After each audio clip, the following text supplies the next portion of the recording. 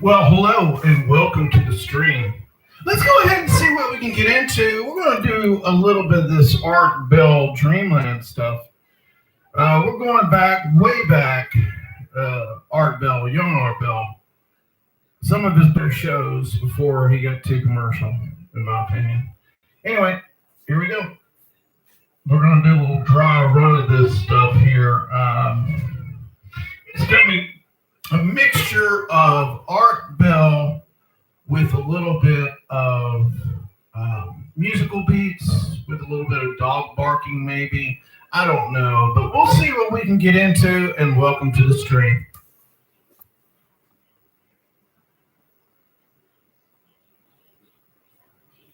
Uh, Usually, they will try to say it's a hoax, it's intrusive somehow or other, it's slipped down from some higher level down to some lower level, which is why in our book, Hidden History of the Human Race, we tend to concentrate on cases that are very well documented and where all these possible counter explanations are dealt with. All right, look, it really sounds like it's worth a read, and you haven't done it, so I will ask you to do it. Plug your book. How do people get a copy of The Hidden History of the Human Race? Well, it's available in bookstores, and if it's not in a bookstore, we have an 800 number, 1-800-443-3361, that you can call during business hours during the week and order the book that way. Let me give the number again, 1-800, how much is the book? $22.95. And it's a hardback, very nice book, I've got it here. 1-800-443-3361, and increasingly it sounds like it's well worth a read. I'd like to say I've read it already, Michael, but I will now dive into it. You've intrigued me. On the wildcard line, you're on the air with Michael Cremo. Hi. Hi there, Mr. Cremo. You mentioned technology, or we were talking about technology a couple minutes ago. Do you have any detailed information or any kind of information about what different kinds of technologies were used by man at his more advanced stage as he was planted on the planet? From the reports that you get from many ancient writings, it would appear they had some very advanced technology. From the ancient Sanskrit writings in India, you find what are called vimanas, or spaceships of various kinds. We've actually got reports in different coal mines of polished stone walls being found in coal mines 2 miles deep underneath the ground. So from varieties of sources, whether we're talking about archaeology or ancient writings, it would appear that civilizations in the very, very distant past may have had technology superior to those of today even. Okay, and those technologies, would you know if they were more tied in with the natural forces of the earth rather than an artificial type of technology? All right. Enjoy the stream. In other words, were they in tune with the planet in some way that we were not, or presently are not, Michael? Yeah, so even if you go back a little bit in recorded history to the times of the Greeks and the Romans and personalities like that, you'll find that many times they got their technology from higher beings. They didn't build factories on this planet to build them, but they would communicate with higher beings and receive technologies, more advanced technologies from them. So that kind of technology exchange has a long history on our planet. It may still be going on today for all we know. Last question for you, Michael. Do you think there's any indication that these extraterrestrial intelligences have guided or interfered with human history? Are you familiar with a book called The Gods of Eden by William Bratton? that is a very common hypothesis. I think you'll also find it in Zachariah Sitchin and others. Yes. Where I might disagree with some of these accounts is that it's been going on much longer than they would suppose. In many cases, they tend to accept the standard idea of human evolution as it's printed in the textbooks, and then say at some fairly recent point in time you have some alien intervention that resulted in our human species as we know it today with our advanced civilization. Could you give me a couple of examples of where you think they may have interfered, in effect, with human history? Oh, if you look at the whole history of the human race, you'll see many accounts of divine intervention. Practically, the origin of every religion on this planet is attributed to some kind of intervention from some extraterrestrial source. All right, well then, here's a hell of a question for you, Michael. Okay. If everything went to hell in a handbasket in Russia, which frankly is very unstable right now, with, as you know, at least 30,000 deliverable nuclear weapons, and somebody over there went out of their mind and did the unthinkable and launched their weapons against us. If there would ever be a moment for intervention, that would be it. Would you think the launch and the war would be successful? In other words, in ending the human race, or would there be intervention? It's a very good question, Art. Yes. And I think this is something that comes up all of the time. I think there's something pretty much of a cosmic paranoia when we're confronted either with the type of event that you described or the fears of what different kinds of alien beings might do. Michael, any But I would say this is where the cosmic hierarchy comes into being. Right, well, let me add to it, Michael. Any species-threatening event, let's say that Ebola Zaire became airborne and it threatened to end the species. Same question, would there be intervention prior to a species-threatening event? In the case of any particular event, I couldn't say, but in general, in the ultimate sense, the forces in the cosmic hierarchy are at the top, good, they're well-wishers to us, and in the end, in the final analysis, the powers of good that are watching over this whole hierarchy will prevail. And I think even now they are limiting the influence of elements in the hierarchy that may not be so benign. And I think this is something we can all take comfort in. All right, Wildcard Line, you're on the air with Michael Cremo. Hi. Hello, Art Bell. This is Roy from Everett, Washington. Yes, sir.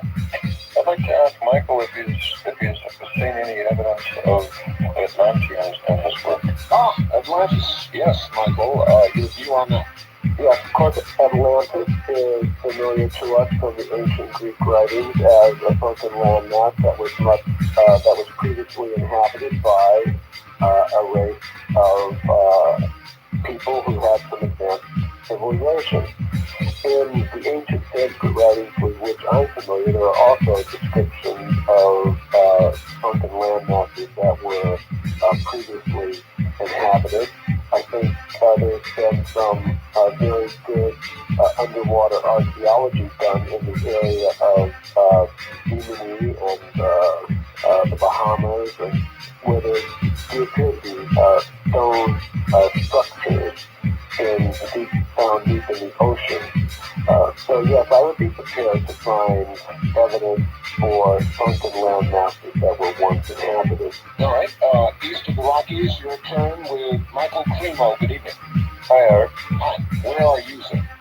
I'm in Oshkosh, Wisconsin. Oshkosh. All right. Welcome to the show. My name's Renzo. Yes. How you doing? Fine. Well, Michael, I was wondering. Well, actually, I think that people feel that Bigfoot is connected to aliens because he's so hard to find.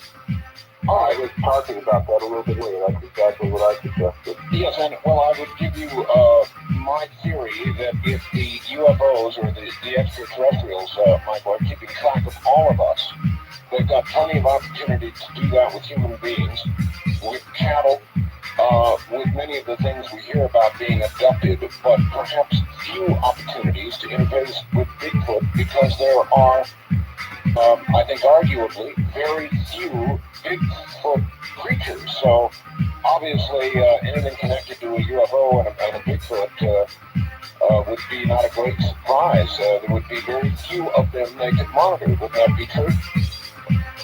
They appear to be rare, although you do get sightings around the world in varieties of locations, and even on the east coast of the United States. Well, I'm sure you do, but I mean, how many have you seen?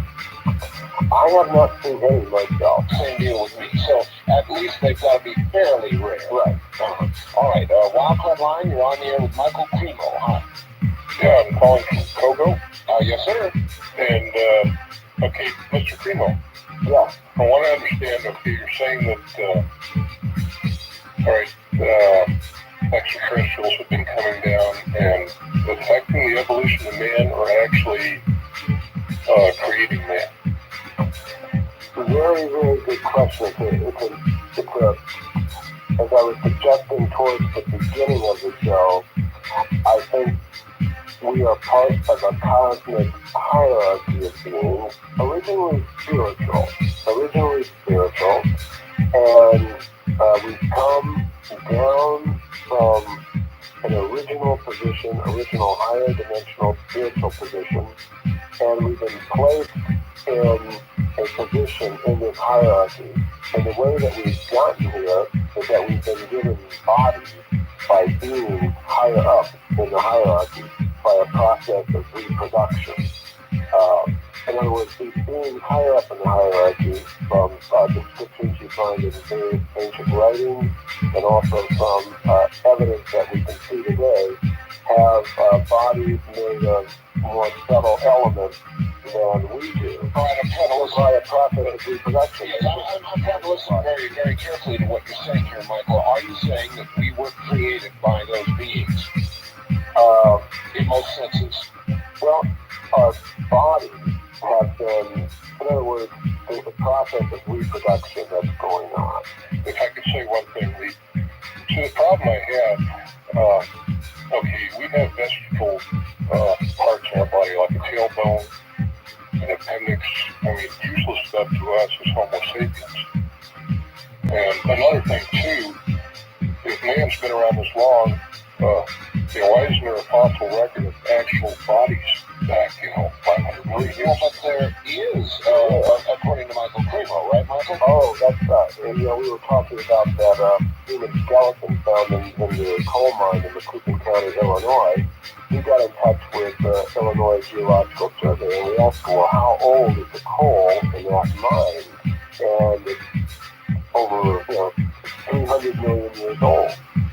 So we do have skeletons going back that far. And as far as the similarities with other creatures, that might just be a good design process.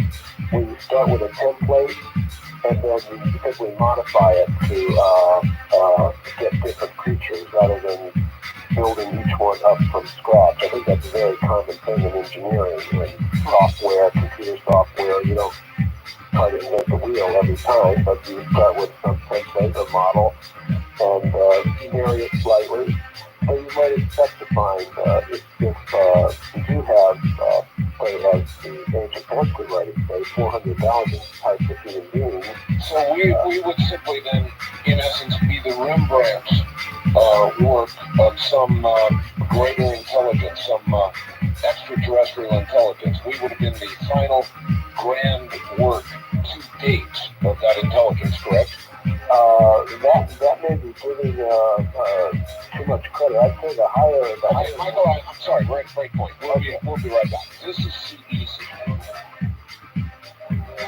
Well, on May 13th, we're going on vacation.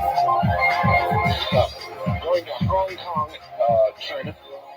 into Red China if you'd like to come along on that side trip, then Bangkok, and then back home. The whole thing will last about 8 days.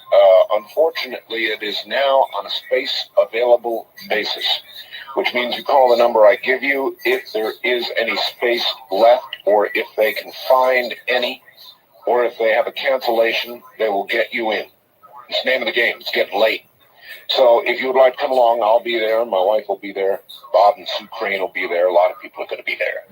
If you'd like to come along, call 1-800-633-2732. That number is good at, I think about 8 o'clock in the morning Pacific Coast time. 1-800-633-2732. My guest is Michael Cremo. His book and his theory, The Hidden History of the Human Race, actually, he represents it really as more than that, because he says he has evidence of man being far, far older than anybody else can guess. And we'll get millions of years, or even hundreds of millions of years, or even billions of years, and we'll get back to him in just a moment. The human race has been around for over several million or billion years. Would it be out of the realm of possibility that we achieved advanced space travel before? And if so, why would we not leave the planet in time of disaster and later return to rebuild and bring that same technology? Therefore, we should be more advanced. Roger. In Sparks, Nevada. He's saying, why haven't we been back? In other words, if there was an earlier civilization that achieved space travel and went somewhere else, why have we not been back? Well, I'd say that, Roger, this has to do with the whole idea of cyclical time. As a matter of fact, from what we can see, and this appears to be even true geologically speaking, is that the Earth has in fact been through a series of devastations. We find this mentioned in many ancient writings, including the ancient Sanskrit writings of India. There are periodic devastations where advanced civilizations are wiped out. And then after that, there has to be a process, again, an extraterrestrial process of bringing the humans and civilization back to this planet again. And it just may be that right at the moment we're in a downswing in one of these vast cosmic time cycles where the level of civilization tends to be going down rather than up. Well, let me sort of back that up, Michael. I do a daily talk show that deals with events going on a daily basis, politics, human behavior, and all the rest of it. And many times I have observed, and I feel many times. Now, I realize my observation span is very short. We're all mortal, and we don't have a lot of time to look at the bigger picture. But a lot of times, Michael, it seems as though our social behavior is deteriorating, as though socially we are devolving, not evolving. Would you comment? According to the ancient Sanskrit writings, we are in what is called the Kali Yuga, which is, in this cycle of time, a period in which human behavior is predicted to devolve. So I wouldn't be surprised. I've noticed some of the same things that you have in terms of these social trends over even short periods of time. Well, I'm not sure that we have a long enough span to really make a valid observation. It's kind of shooting from the hip, but it does look that way at times, Michael, as though we are devolving. West of the Rockies, you're on the air with Michael Cremo. Hi. Hi, this is Steve from Seattle. Yes, Steve. And I was just wondering if the human race was supposed to be around for millions of years, that wouldn't we be more advanced now than we are? It's a very good point. And, Michael, to add to what he just said, why has most of the technological development come so quickly here in the last 50 years, let's say? Okay, so Steve, I think we have, become conditioned to what I would call the linear progressive time sense. Yes, of course. Where we think that everything goes from the simple to the more complex without a break. In other words, if it was older, it must be simpler, and if it's newer, it's more advanced. And in the future, things are going to become more and more advanced. This idea of cyclical time that I was talking about may be a more accurate reflection of what happens over the long term in human history.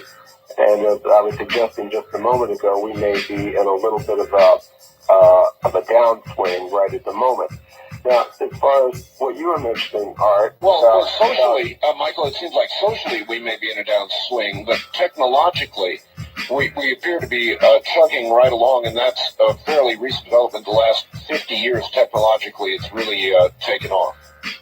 Well, one way to look at this is that previously, a lot of the things that we do now with machines were previously done directly by people. In other words, they had the ability to see things at a distance. Now, some people appear to have that even today as one of the extrasensory, powers. Now, we may be duplicating that now that people are no longer able to exercise these powers through their physical organisms. We may be trying to duplicate them through technology. And that may not be an improvement. It seems as though the powers we have, for example, precognition is a good example. I've had one example of it myself, Michael, an experienced precognition. I definitely knew an event was coming. There's no question about it. Only one in my whole life. I've talked to other people who have had similar events. Is this a talent once held, now only occasionally to rise to the surface, or is it a talent we are now developing for the future? It appears to be, if you look at the broad sweep of human history, even as it's recorded in our history book, that these powers were apparently much more common in previous ages. And if you look towards the beings that are a little bit higher up in the cosmic hierarchy in human beings, they seem to have these powers to a degree that we can only imagine. So it would appear that now we are in a condition where these powers, which are natural on one level, have become weakened, but they could be developed again. Okay, Wildcard Line, you're on the air with Michael Cremo. Good evening. Hello. Hello. This is Roy in Everett. Everett, Washington. Hi, Roy. That's right. I'd like to ask Michael Cremo if he believes that the mammals of the sea were brought from outer space. All right. The mammals of the sea. Roy, I think all the living things on this planet have an extraterrestrial origin, ultimately. And this is an idea that the ancient Greeks had as well. For example, you had Plato talking about forms, ideal forms of all creatures originally existing on some higher dimension, and they're projected somehow down to this dimension and given physical form. Let me throw a little. So I think we've got to look off of this planet for the origin of all the species, whether we're talking about the mammals in the oceans or the ones walking around on the land, and I think there are all kinds of extraterrestrial contacts that have taken place. Okay, let me throw a little monkey wrench maybe in all of this. Okay, Michael, how would you account for new species? Not only do some species, according to scientists, become extinct, but there are new species that appear on the planet. Now, are these carried down by our extraterrestrial friends, or are they just a product of nature and the evolution of mammals and all matter on this earth. In other words, how did these new species get here?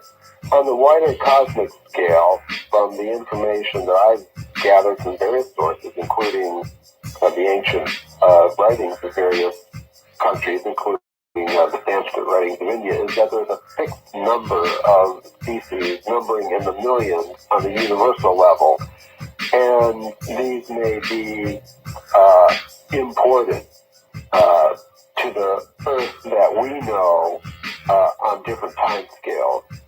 In other words, somewhere, all of the species are always existing, but at any particular time and place, only some of them may be visible to us. And through what means do they arrive here? Sometimes by extraterrestrial means, sometimes by, you might call it, intradimensional means. It gets into a whole area. We may not even be able to penetrate all the regions of this Earth. That is something that we've heard down through history. For example, the Hopi Indians, they come up from 4 different levels below the Earth. In other words, there's some subterranean regions there that normally human beings and animals can't penetrate. So there may be dimensions even to the Earth that we're not able to penetrate, and perhaps some of these creatures enter and leave the world of our experience from these nearby regions. Dimensional portals. Right. Mm-hmm. All right, east of the Rockies, you're on the air with Michael Cremo. Hello. Hi, my name is Nick. Yes, I'm Nick. in Rockton, Illinois. Yes, Nick. Well, Michael, I tend to disagree with you. I think it's obvious that evolution happened by itself. Look at dogs and cats, and what's a hyena? You know what I'm saying? There's no animal, there's no plant. I would say that plants and animals evolved from one being that I would call God. And Well, I we love might your show. have a disagreement if we see what the process is. If you're talking about, because I would agree with you that there's God at the top of the hierarchy, and there's a process of descent with modification by which, from one generation to another, all the creatures that we're familiar with on this earth, including ourselves, have been produced. Now, but that's not the kind of evolution that you'll find described in Bible. the text, the Darwinian textbooks, or Darwinian or the Bible. So it argues with both. And I take it, caller, you're uncomfortable with that. Well, I'm looking at the sex contract right now by Helen E. Fisher. Have you read that? I haven't. If you could tell me about it, I'd like to hear it. Well, it's very informative. I like it a lot. It's kind of feminist view of how evolution went, but it's about sex as it went and how we evolved. But it basically, what I think is that if you look at chimpanzees and gorillas and orangutans, in the regions they are today, you would see that the orangutans are near Asians, and the chimpanzees tend to be more like white people, and gorillas more like black people. And if you look at, say, Asians today and Indians, American Indians, and then look at Eskimos. Well, I've never heard it quite suggested that way. That's very interesting. How would you respond to that, Michael, that there appears to be that connection to some of the major racial variations on the earth today? Well, first of all, I don't accept that we have come from monkeys or orangutans or gorillas. The fossil evidence, the actual physical evidence that we document in our book, The Hidden History of the Human Race, shows that simply we've coexisted with these creatures for millions and millions of years. There's no physical evidence at all that we've evolved from them. So right from the start, I would have to respectfully disagree with the hypothesis being presented.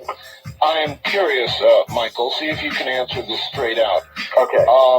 Do you find more fanatical resistance to your hypothetical, or I guess you could even suggest the evidence of the evolution of the human being?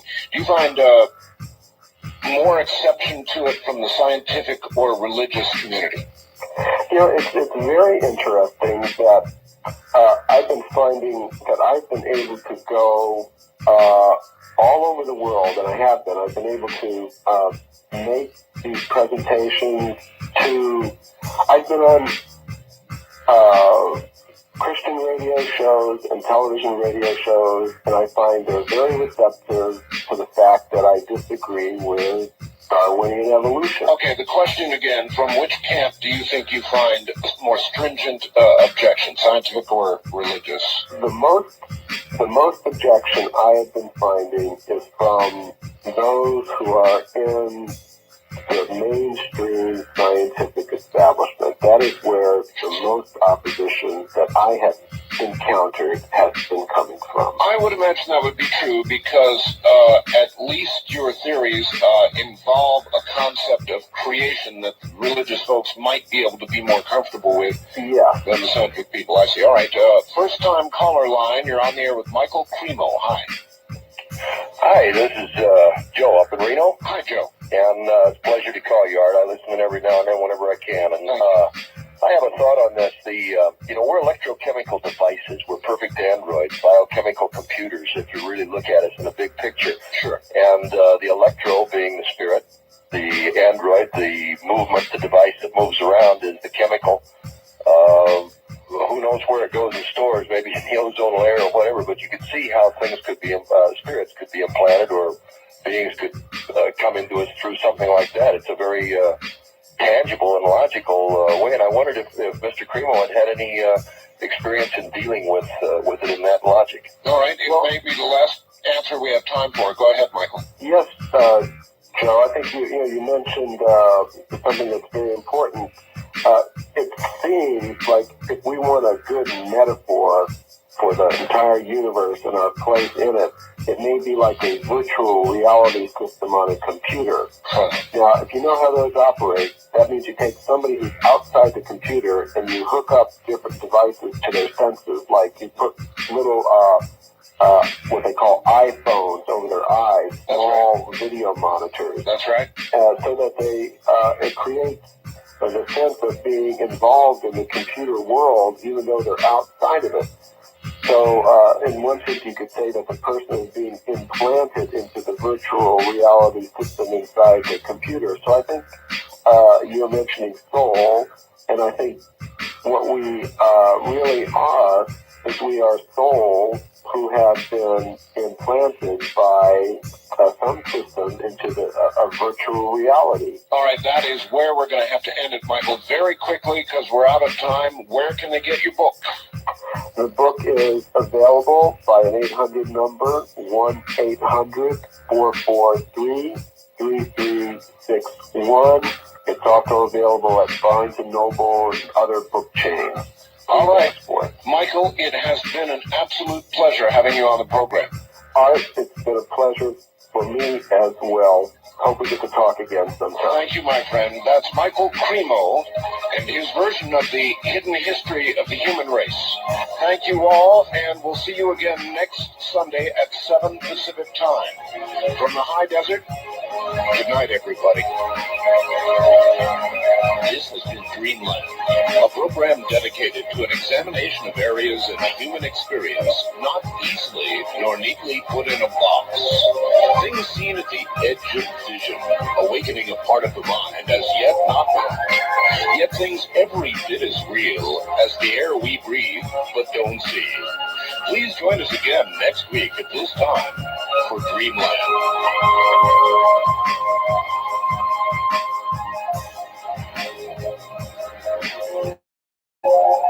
Welcome to Dreamland, a program dedicated to an examination of areas in the human experience not easily nor neatly put in a box. Things seen at the Ed Vision, awakening a part of the mind as yet not mapped, and yet things every bit as real as the air breathe, but don't see. This is Dreamland. Sunday evening, and indeed, this is Dreamland. Good evening, everybody. I am Art Bell, and we've got, I think, a very interesting show this evening. As usual, Linda Howe, she tells me she's got quite a report for you this evening. Linda Howe, generally regarded across the world as the preeminent expert, I guess, in crop circles, animal mutilations, and their connection to UFOs. So we'll do that, and then we'll follow it with John Rhodes. John Rhodes has been investigating the human-reptilian connection. And aside from knowing some individuals that I might put in that class, or at least descended from that class, I don't know very much about the subject. He will also talk to us about underground bases a little bit. Now, that would certainly make sense if you're talking about the reptilian connection, I guess. At any rate, we will explore all of that this evening, so I'm looking very much forward to it. And in just one moment, Linda Howe, Philadelphia, our expert on crop circles and animal mutilations, and she's been looking into it for years. She began doing regular journalistic I love some Linda Moulton Howe. She's a beast. And moved Linda from Moulton that Howe. into the area Oh, man, that she she's is a now beast. such an expert in, Boy, she's a which in my wingback, mind too. has She can always talk. added greatly to her credibility. Here is Linda Howe. Linda, hi. Hi, Art. Well, One of the mysteries long associated with the animal mutilation phenomenon right. has been the Bigfoot or Sasquatch creature. We've never talked about it. Well, I think it's time because there's been a long history of association between these appearances of these large animals and other phenomena. In the 1970s, in Colorado, Montana, Washington State, Oregon, Pennsylvania, South Dakota, and other parts of the United States, ranchers and others reported seeing 8 to 12 foot tall, hairy, brownish red creatures that were breaking down pasture fences in areas where mutilated animals had been found. In one famous Cascade County, Montana case, a rancher was out hunting with his .30-06 rifle.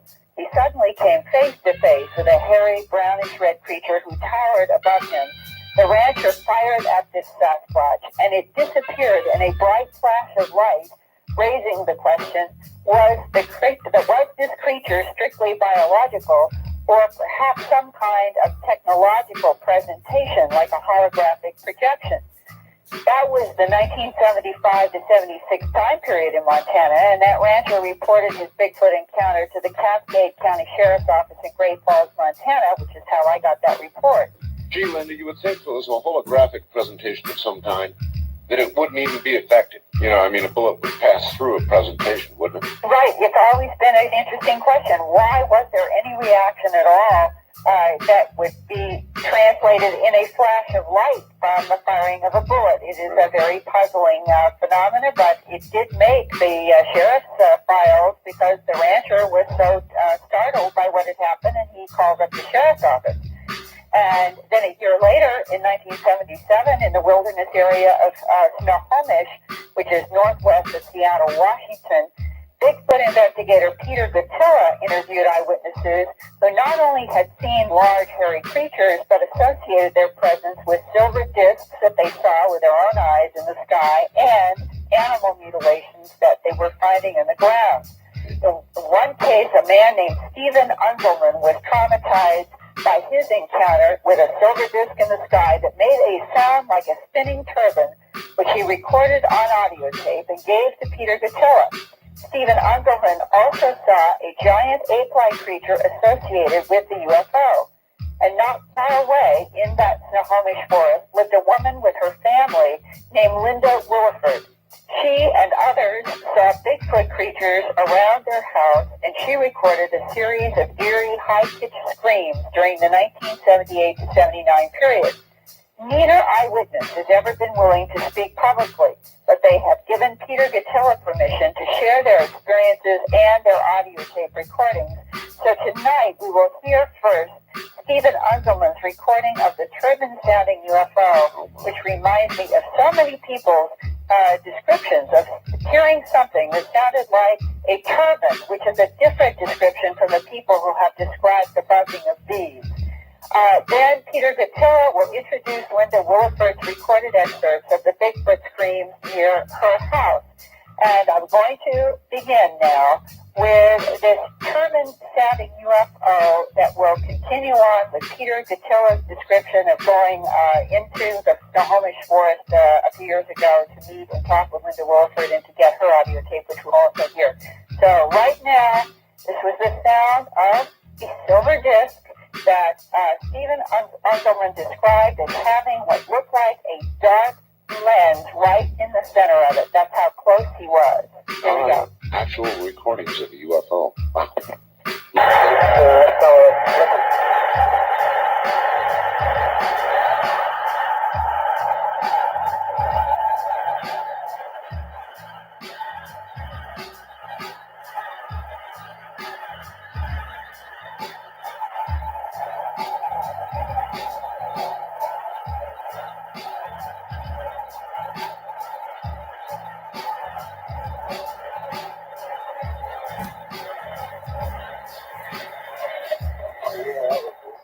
There have been all sorts of UFO sightings in the area, and the whirring noise that was heard in the valley was heard right up to that time. Steve Unselman recorded. Right, Steve Unselman recorded it. His situation was interesting. He was alone, and all sorts of things were going on at the time around him, and he had absolutely no support from anyone, although his neighbors reported it, including Williford. Linda Williford told me at once when I got there that her folks had come to visit, and while they were driving out of there in the pitch of night, this loud whirring noise followed their car. It scared the wind out of them.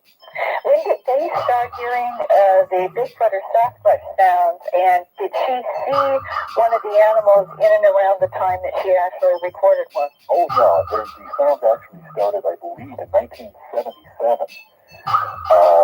Mrs. Williford was fairly isolated there. Her husband worked nights. She was left alone frequently. As a matter of fact, on the full recording, you could hear her frantically dialing the telephone. And because she was trying to get connected to her neighbors across the valley to ask them if they heard anything and just to get a friendly voice. But her husband worked nights, and she was left alone there often. One night, she finally had it.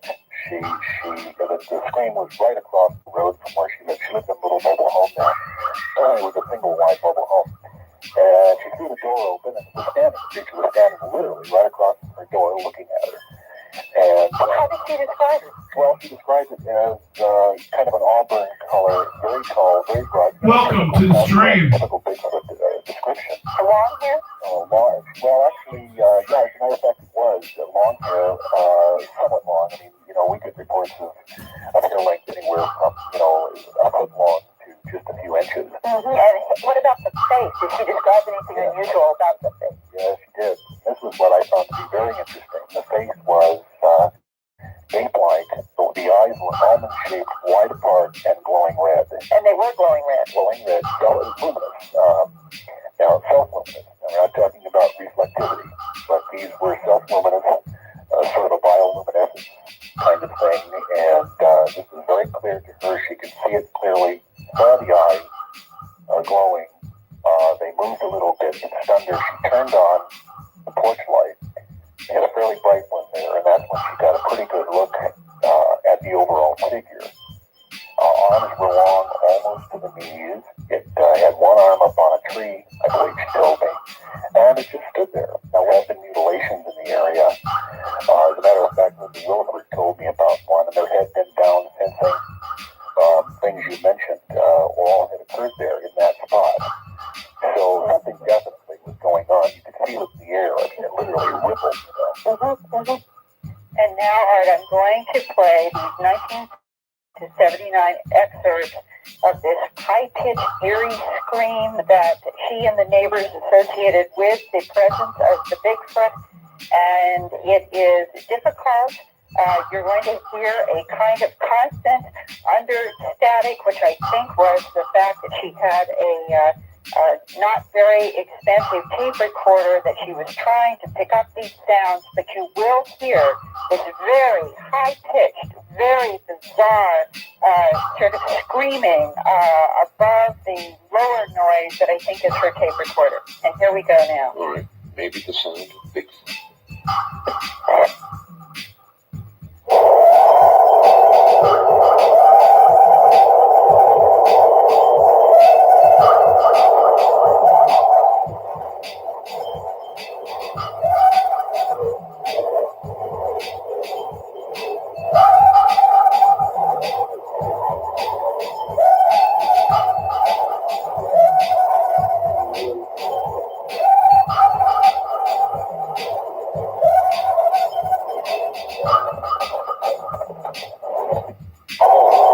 Smokes. Yeah. Jeez. Now that one gave me the willies. Yes. Did that translate out pretty well? Oh, yes. That translated just fine. Whatever that was, Linda, I don't want to be anywhere near it. Well, I'll tell you, when I was working on the first documentary I did, A Strange Harvest, and was traveling with a crew in Wyoming, New Mexico, and Colorado back in 79 to 80, I interviewed a rancher who told me that he'd had 3, 4, maybe it was 6 mutilations in the same area in a ranch in eastern Colorado, and said that he had, with his own eyes, had seen a tall, huge, he said it had to have been 8 to 9 foot tall, hairy creature come out of the woods and crash right through his fence. It was a wood kind of pole, right pole pine fence. And that he said it made a sound that he described as the combination between a woman screaming and a baby crying. And I've always remembered that description. Now, what we heard, I would say, was more of a high-pitched, you might compare it to some kind of a musical scream. I don't know, but I'm very curious if any of our Dreamland listeners anywhere in the country have ever heard anything like this recording or any description that they have associated and never told anyone. Hey, if you're able to, can you rewind that thing a little Yeah, I can rewind it. We can play it again. Give me a little more of that. That's what I call blood curdling. Yeah, no, it is. I think it is too. Now let me see if It's one of those kinds of things that you know that if you met whatever was making that sound, you're going to die. Well, and that's the interesting thing is that Gutera actually encountered, and maybe one of these nights on Dreamland, I'll play that because it's a long story, how he actually came face to face in the dark with what he considered to be about a 12-foot long creature, a high creature, and there seemed to be some kind of a force field that he could not walk through. It's a whole other story, but he's never felt harm. And the other people said they've not been harmed, but they've been associated with animal mutilations. It's very strange. Well, here we go again. Okay, let me hear this one more time. Here we go.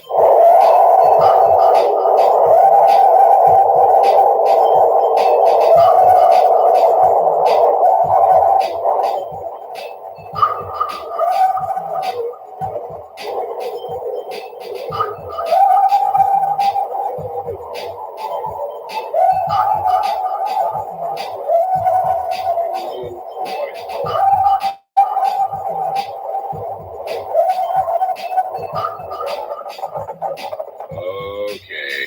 Well, Amazing sound, isn't it? I don't like that sound, Linda. I think that's terrible. Well, it would be killing in the dark of a forest.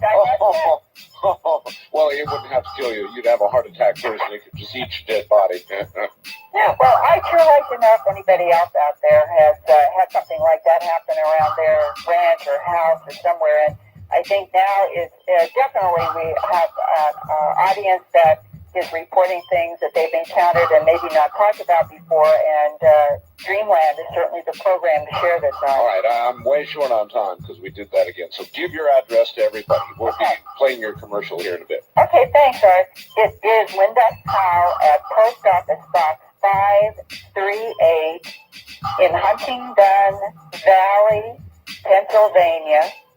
Zip code 19006.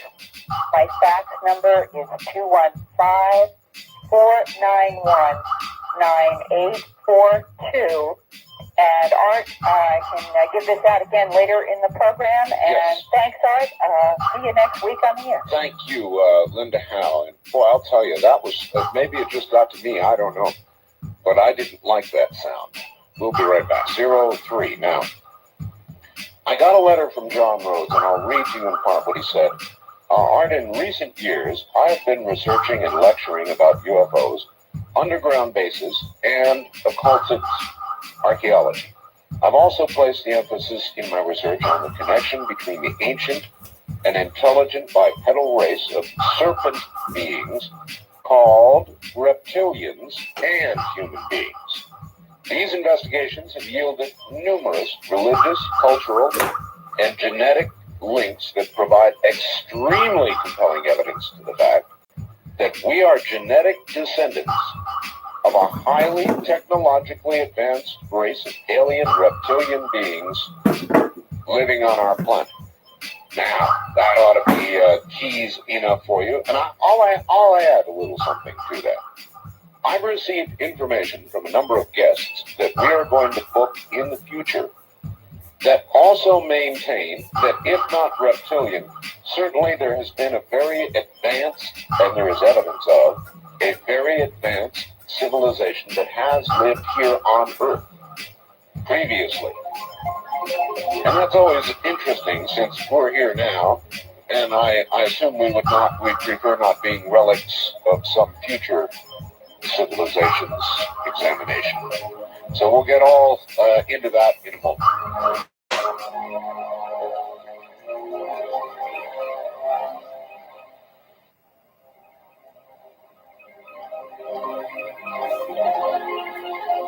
From the Kingdom of Nod, you're hearing Greenland with Art Bell. To participate in the program, call toll-free 1-800-618-8255. 1-800-618-8255. First-time callers, area code 702-727-1222. Or the wildcard line at 702-727-1295. This is the CBC Radio Network. It is indeed, in one moment, the human-reptilian connection. And I think most of us would like to hope there isn't one. Many of you people who know about being health-conscious humans know about antioxidants. Some of you, I suppose, don't. Vitamin C is an antioxidant, and that is good. UCLA scientists found that antioxidant vitamin C can help avoid cancer, strokes, heart attacks, increase life expectancy, an average of 5 years. Now, there are some new antioxidants on the market. They are 20 times the power of vitamin C. They're called pycnogenol's. Now, you That's might right, ask in Art. the first place, Take why that do I care vitamin C, about honey. antioxidants? Well, simple. You're getting bombarded with all kinds of bad stuff called free radicals. And actually, I would sum it up by saying they make you old. Stiff joints, premature wrinkling, degenerative disease like arthritis, circulatory disorders, diabetes, and heart disease. Antioxidants fight them. Something 20 times the power of vitamin C, well, I shouldn't have to say more. The brown spots on my hand are disappearing. Almost gone, actually. If you would like to try Pycnogenol's, call Natural Health, please, at 1-800-856-1119. That's 1-800-856-1119. And now, coming from not very far away, actually, Henderson, Nevada, here is John Rhodes. John, welcome to the program. Thanks, Art. It's good to have you. It's good to have you too. And by the way, happy birthday. I got wind that it was your birthday on Saturday. It was, indeed. Oh, it's a wonderful birthday, John. Great. Wonderful. John, I don't know where to start. Tell us a little, if you would, about yourself, I guess, first. Okay. Who is John Rhodes? John Rhodes is a gentleman of about 34 years of age. When I was younger, I lived most of my life overseas. My parents were, one was a swimmer, my mother, and my father was a pilot that used to work for Air America, which was an old CIA operative. That's right. And I had the opportunity as a child to live a lot of different places overseas, including Vietnam when I was 6, 7, and 8, and over in the Middle East in Beirut, Lebanon. And then I came back to the United States here, of course, completed my education. And it wasn't until about 5 or 6 years ago I started getting interested in what was going on as far as the UFO field and unexplained phenomena, because I felt that there was just something that wasn't right as far as the reality in which we were living. Well, you heard me say, I'm sure a little while ago, I've had a lot of guest information lately from people who have been studying for some time the possibility that a civilization existed here on Earth long before we ever did. And that though there are artifacts, they are few, and most of the evidence of their existence has been erased. Does that fit in with what you believe? That fits in. They've either purposely been erased, in my opinion, or else they've been erased due to natural geological changes, including being sunken into the earth underground. And I think most recently we started as human beings being aware of the actuality of these civilizations, not only by seeing things above the surface, such as the Great Pyramids and the unexplained pyramids of Mexico and Central America and South America, all those beautiful pieces of architecture left behind that really we sit here in awe with, even with today's engineering skill. But when we started, I think, getting into looking underground as far as geological exploration for oil and also subsurface use of space for storage for oil fields and gasoline and food, etc., that we started finding a lot of things underground that left even more of a mystery. Again, I've got to stop you for a second, John. It's really interesting that you should be saying that, because there is a project ongoing now in Alaska called HAARP. Right. I'm sure you've heard of it. Yes, I have. And it's supposedly got a dual purpose, and one is to heat up the ionosphere to see what will happen. I'm not sure about that one. And the other purpose, supposedly, is to try and map underground tunnels and caves. And I thought, underground tunnels and caves. Now, why are we wanting to look underground? What do we think is underground that we don't know about? Apparently, there seems to be more underground that's worth looking at than above our heads in space with the NASA program. I've read about HAARP, and I've also looked into the shuttle day experiments in which they were using ground probing radar. They said to help study the Rwandan ape because of the war in Rwanda. Right. And that just kind of hit me as kind of funny. And I think that because of today's technology, with the ability to burrow underground with thermonuclear boring machines that have been patented in the U.S. patent book by Los Alamos Laboratories, I know before you had a really great researcher on the air, Richard Sauter, and right. He's done a lot of studies on this and brought a lot of information forward to the public, declaring that the United States and other countries by now have very easily been able to penetrate the Earth with these thermonuclear boring machines that literally vitrify the rock, and what's left over is about 25% of mass. And since it's molten lava, they compress it towards the tunnel walls, and it permeates through the tunnel walls, creating a self-lined tunnel. This is great when you look back at a lot of the old stories of people in caves and caverns, even when you're talking about books like Edadorfa and other stories like Smoky Gog, in which people talk about the Hollow Earth. These stories were coming out long before we were even aware of the technology about glass-lined tunnels, and that's exactly what the technology is available today, is to leave glass-lined tunnels behind. And these people were reporting them way back in the last century. But these are tunnels, John, that we would have created, so we would therefore, for the most part, know they are there, certainly at high government levels. The implication of HAARP is that we're looking for stuff that we don't know is there. Right. Well, if it's very simple in terms, in engineering terms, due to the technology to be able to burrow underground, then that leaves us a whole new issue. Not only would NORAD have to worry about missiles coming from overhead from the north, and also be able to look out for any kind of missile attack from above, now we've got a whole new issue about how do we prevent other countries or other species from burrowing under the ground into our continent, to North American countries, and coming near sensitive facilities or near sensitive government buildings. There's an awful thought. So, you know, that you're right. I mean, it would have national security implications. And now I suddenly understand, even the alien question or the reptilian question aside, there would be national security reasons. Suddenly it dawned on me. All the billions of dollars they had spent so far, now they've just figured out that they've only done 50% of their job. So there had to be this large launch into being able to see who and what is underground at what depth and who they are. If, as I believe, there are other alien species coexisting here on this planet with us, they want to make sure not that these species are telling them where they are, but they want to be able to make sure of being able to verify themselves exactly who is where. And also when you start looking at the fact that in 1988 they created a National Cave Resources Act, which prevents people from going into a cave. That's right. With a $10,000 fine and 1 year in prison for each entry. That's right.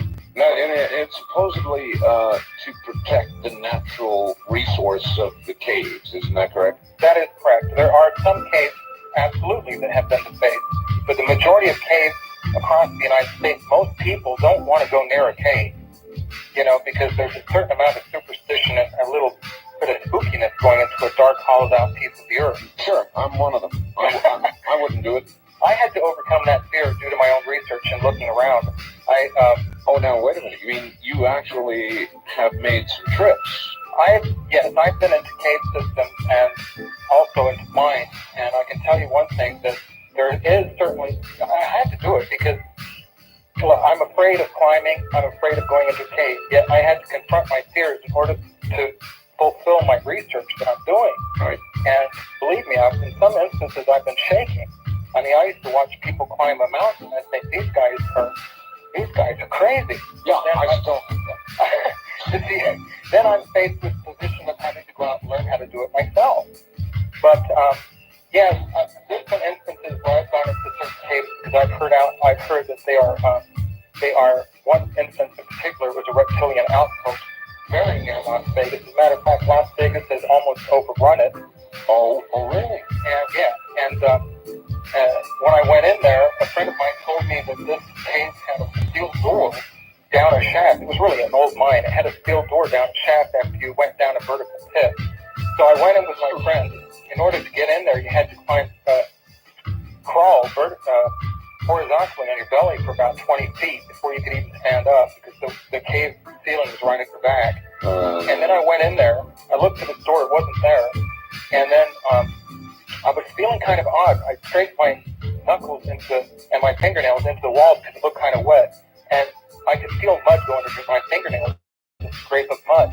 But when I retrieved backwards, I thought, well, I have to take a picture because this door is here, and I want to be able to show my friend who told me about this. And when I took the picture, I saw a streak of white come up. And I looked down at my hands. After I turned my flashlight back on, I looked down at my hands, and there was no mud underneath my fingernails, nor was there any mud on my hands. And when I got the actual photograph developed, there was a streak of light going from the bottom left to the top right, with a huge wall of light underneath it, diffused onto the right-hand side. I have a feeling, and I'm not any technical expert in this area, and it's just my opinion, but I have a feeling that there was holograph that worked there. And with the flash of the camera, it was trying to adjust for that instantaneous change of light level, and it couldn't quite do it. And this is one of the recent photographs I have of anomalous activities underground. What? By the way, I would give my eye teeth to get hold of one of those photographs, John. Well, I'll send you a copy. Oh, you will? Oh, sure. All right. You know, I'll tell you, John, I'm right in the middle of writing a book, and I'd be glad to give you credit. So if you want to include permission to publish it, I'll stick it in there. I don't think there'll be a problem. All right. Wonderful. I mean, I really love being able to get these photographs out, and Absolutely. I've got a bulletin board system, by the way, where we do that. We take special photographs like the one you're talking about and make them available, so I'll do that as well. Boy, that's fascinating. I don't know if I could have overcome my fear, and I sure don't know that I could crawl through a space just barely big enough for me to crawl through. I wouldn't like that at all. Earth above, earth below, earth to each side. There's something about that that would be very claustrophobic. It is a little bit of something to overcome. But one thing is that I've realized through doing all the research that I have is that the the old phrase from, I think it's out of the Bible that says, as above, so below, really does encounter pretty much the question of the UFO phenomenon.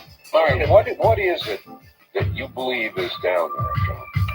Well, when I started thinking about the one question that really started narrowing me into my field of research which was primarily getting into the reptilian area, which is I started questioning as to why is it that the majority of contactees who meet the North and who meet these other wonderful beings from craft are told that they have some sort of a non-interference clause where they're not allowed to interfere with it. Yet at the same time, through that contact, there was a sense of interference, but not on the scale of which the grays, the grays were 4.5 foot tall, standard gray, which is the alien with the large black eyes and the thin extremities and large head. Why is it that they, along with less frequent but still, report contact with them and the reptilian beings who have been reportedly been the ones giving them orders or commanding them? Why is it that these two particular species have repeatedly been talked about in the field? What gives them the right where others do not have the right to interfere with us, even when they're talking about doing the experiments with people on craft, as they do? And that started making me look more into our own historical perspective as to what is there left, what's really left of our own history that hasn't already been hidden or just naturally lost that could explain to us the existence of these beings. Number one is, when you look at the gray, the oldest reference I can find to anything that's like a gray is that the Hopi Indians refer to these grays as ant people. And from our own visual perspective now, we can see why they would maybe refer to them as ant people. Say, for instance, what if this being came from underground, or you had knowledge that they lived underground? They have large eyes, as do ants, stem extremities, as do ants, large cranium, as do ants. And of course, now we can understand that they might have just said, well, this is an ant person, Or it would be their easy reference, yes. Exactly. Sure. And you're right about the features. When you consider an ant, those similarities are quite striking. John, hold on just a second. We'll be right back to you. My guest is John Rhodes, and now I'm beginning to make a bit of the connection myself. How about you? I couldn't quite understand the human-reptilian connection, but I'm beginning to get there, I think. First of all, I started noticing that I believe that they are a species that are off the original trunk, or the tree of life, the first genetic creation that took part on this planet. And this may or may not be so, but this is, from what I've been able to gather, this is my perspective. And we are further genetic chains or genetic branches off that original trunk. In a process, John, of evolution or creation or both? Or do I think it's both. I think originally it was divine creation, and then shortly after that there was intervention of source. And when I started, what really clued me in on this is starting to look at the antiquity of the serpent and serpent worship around the world. There is no animal on earth that has been revered so highly and taken both ends of the spectrum, whether it's negative or positive, in the influence of man and his religion, than that of the serpent or the snake. That's true. You can also include in that category dragons, lizards, and any of the reptilian species, but primarily the serpent, the snake, and or the dragon. John, are there not some religions, it strikes me back in the Appalachian Mountains, particularly Christian religions, serious thumper religions, where they use a snake as a demonstration of how they can overcome, and I hesitate to use the word evil. I don't know if evil is right, but overcome something or another, and they use them in religion. Yeah, they dance with the snakes and they tempt them almost fight them. That's right, as though you cannot harm me. Right. And yes. through their own faith in God, they think that once they are bitten, that they'll survive. And in fact, when many people, when they're bitten, do in fact swell up, because of the venom. Right. But yes, the serpent actually exemplifies both the positive and negative religious implications. We look at, first of all, that the Japanese and the Chinese revere the serpent or the snake and the dragon as being something very benevolent. While at the same time, we're told through our own religion that the being who stood in the Garden of Eden, and remember, it was the only reference in the Holy Bible that we could even talk to animals, was that of a reptilian. And this reptilian was smart enough to start teaching us. And when you look at the connections between the Sumerian text talking about Enlil or Eve having been a divine being from an extraterrestrial being who was involved with the genetic manipulation of man, and supposedly he lived in a place called Snake Marsh, and he was the one that had taken a branch of the mammalian man and mixed it with some of the reptilian beings. And the place where he lived, of course, was Snake Marsh, like I said, but you could think of a place where snakes live as a den. And then we come back to looking at the biblical explanation in Genesis, where they talk about the reptilian being in a place called Eden and giving man knowledge. Eden. Right, Eden. And these types of little pieces of information are all over the place, and it's just a matter of being able to make the connection. I believe that one reason that it's really interesting to note that amongst many of the religious cultures of the world, it's a common rule or law, religious law, that they are not allowed to draw or make anything of that which is in heaven. All right, John, we've got to pause here at the top of the hour. Okay. We'll be back. Relax for a few moments. Eden, that's quite a jump, huh? A little emphasis, but big meaning. We'll be right back.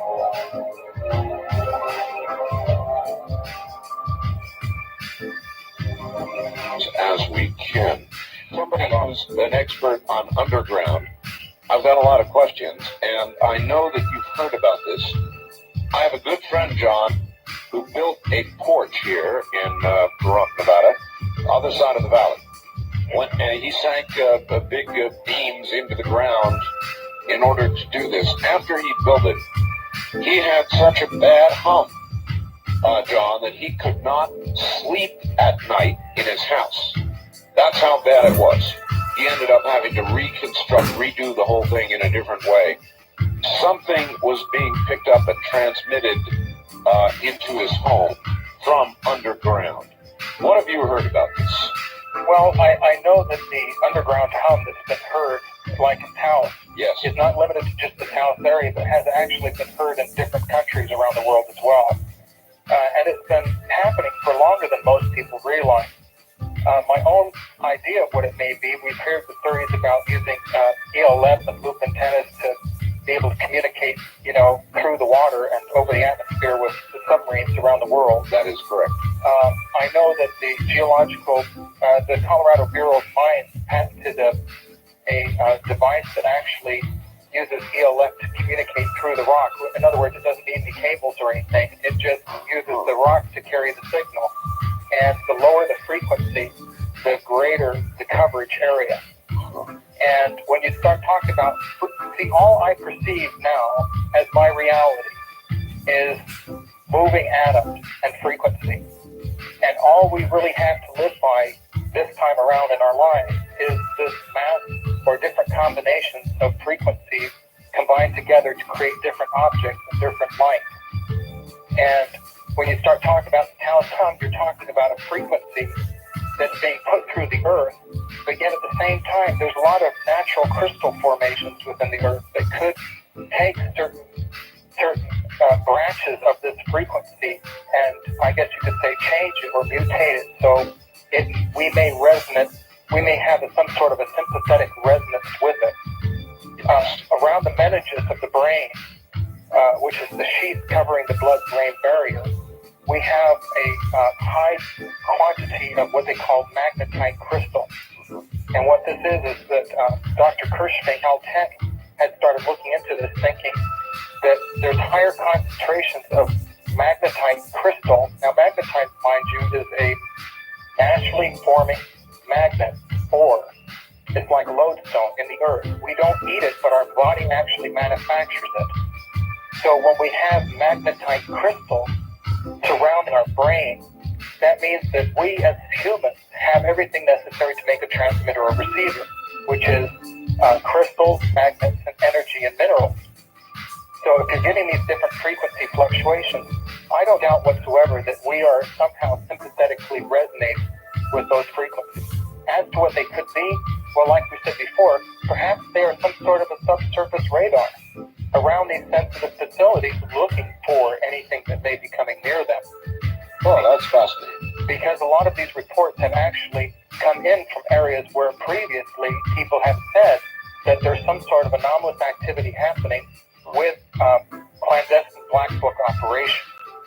So that's one possibility. The other is, of course, the communication.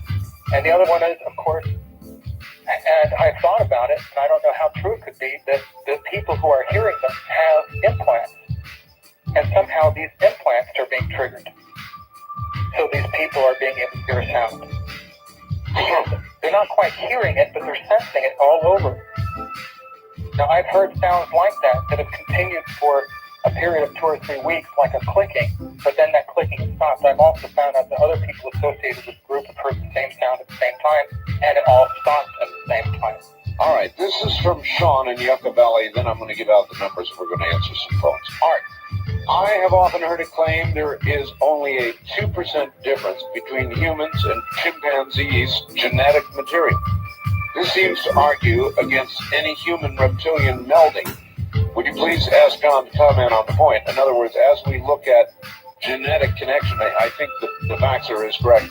There's a very close relationship to chimpanzees. Oh, absolutely. But genetically, not so close to reptilians. Well, like I said, the connection is definitely there to reptilians. I'm not saying the primary connection or the most evidentiary one is, or the most dominant connection is. I do believe, like the caller had called in or faxed in, that yes, there is a high degree of connection with regular mammals, like the primitive apes. However, it appears to be that the most dormant form of a connection that we have, coming from the archaic part of the brain, is that of a reptilian. So, which came first, the chicken or the egg? Which came first, the monkey or the reptile? So, when you're talking about, I guess you could say, Paul McLean says that he's been able to excise like laboratory rats parts of their brain, or laboratory animals parts of their R complex.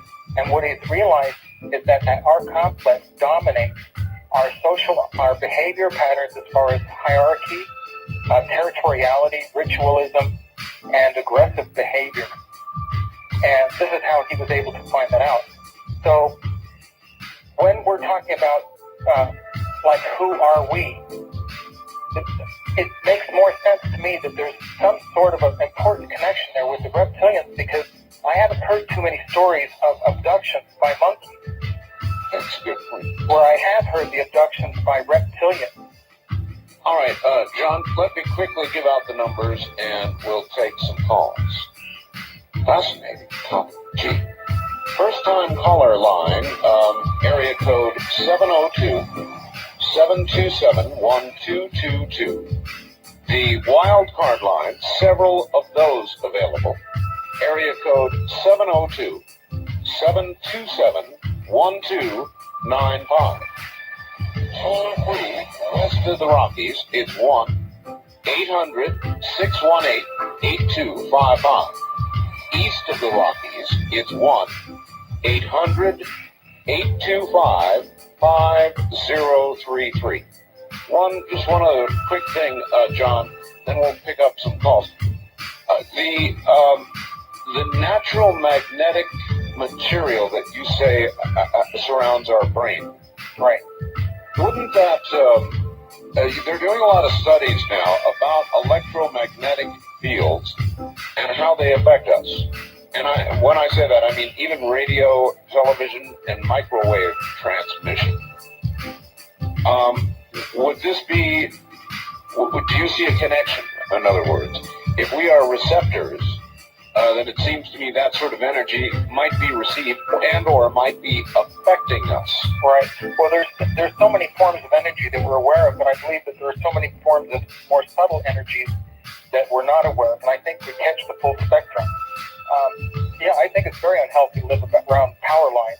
As a matter of fact, they say that when people go into caves or cave systems or underground, there's a natural insulation there provided for them, so they're no longer walking on the surface as just regular human antennas. That would be true. You just have to stick up a good antenna. You can figure out that, my God, there's thousands of frequencies shooting straight through us all the time.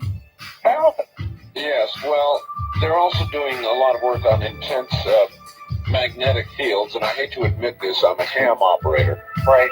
And I've been doing so since I've been about 12 years old, so I've been getting exposed to close-in, large electromagnetic fields, RF, all my life. And frankly, and I'm sorry to have to report it, but they've done a lot of reports indicating that amateur radio operators and people exposed to a lot of RF do tend to have a higher cancer rate. So there may be something to all this. But then again, just to comfort you, I know that the mind is so much more powerful than we've ever been allowed to previously conceive that it is or believe that it is. Well, thanks for the comfort, John. East of the Rockies, you're on the air with John Rhodes. Hi. Hi. Where are you? I'm calling from Oklahoma City. Okay. I've been listening to your show, and I just caught in on the latter part of your show this evening. One of the things I had in class when we were talking about reptilian is I have a large amount of paperwork and work that's been gathered for the past 10 years from a friend of mine who believes she's an alien or a part alien. And she's given me her work, and it has hundreds of drawings and cryptic writing. And I'd like to know whom I can get in touch with to share this work today. Well, cryptic writings, aliens, does it seem to relate to some sort of reptilian connection? To some degree, in some parts of her notes it does. It does. I went and bought a particular book on cryptic writings from past centuries, trying to decipher some of the information. All right. Listen on the air. John, it's a good opportunity. If somebody like that or anybody else wants to get hold of you, or maybe, have you written a book, John? Well, no, the book's in the works. I've just made a recent, we'll get into a little bit more if you want. All right, then let me try this out of you. If they want to get hold of you and get you information. Okay, this is what you do. First of all, if it's something that you're really, really frightened that somebody interfering or intercepting, the way to do this is to take it and fully register it and heavily insure it. This way, if it's ever missing in the mail accidentally, then you stand to make a little bit of money from it. Sure. Okay, now, I've had so many things missing through the mail. This is the only way I really, truly get things where I want them to go. I figure if they're going to end up missing, I might as well make a little living at it. Now, I'll give you an address, and the address is John Rhodes, RHODES, right? And it's Post Office Box 50381, Henderson, that's HENDERSON, Nevada, 89016-0381. Now, I also have a voicemail system set up. Do it again, though. Okay. It's John Rhodes, right? Post Office Box 50381, Henderson, Nevada, 89016-0381.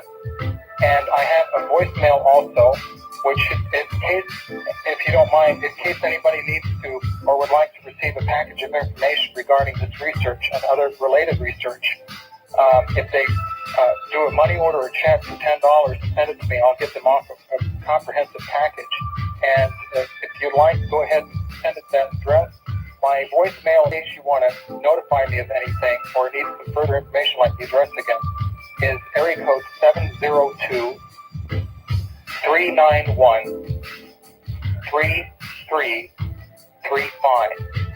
That's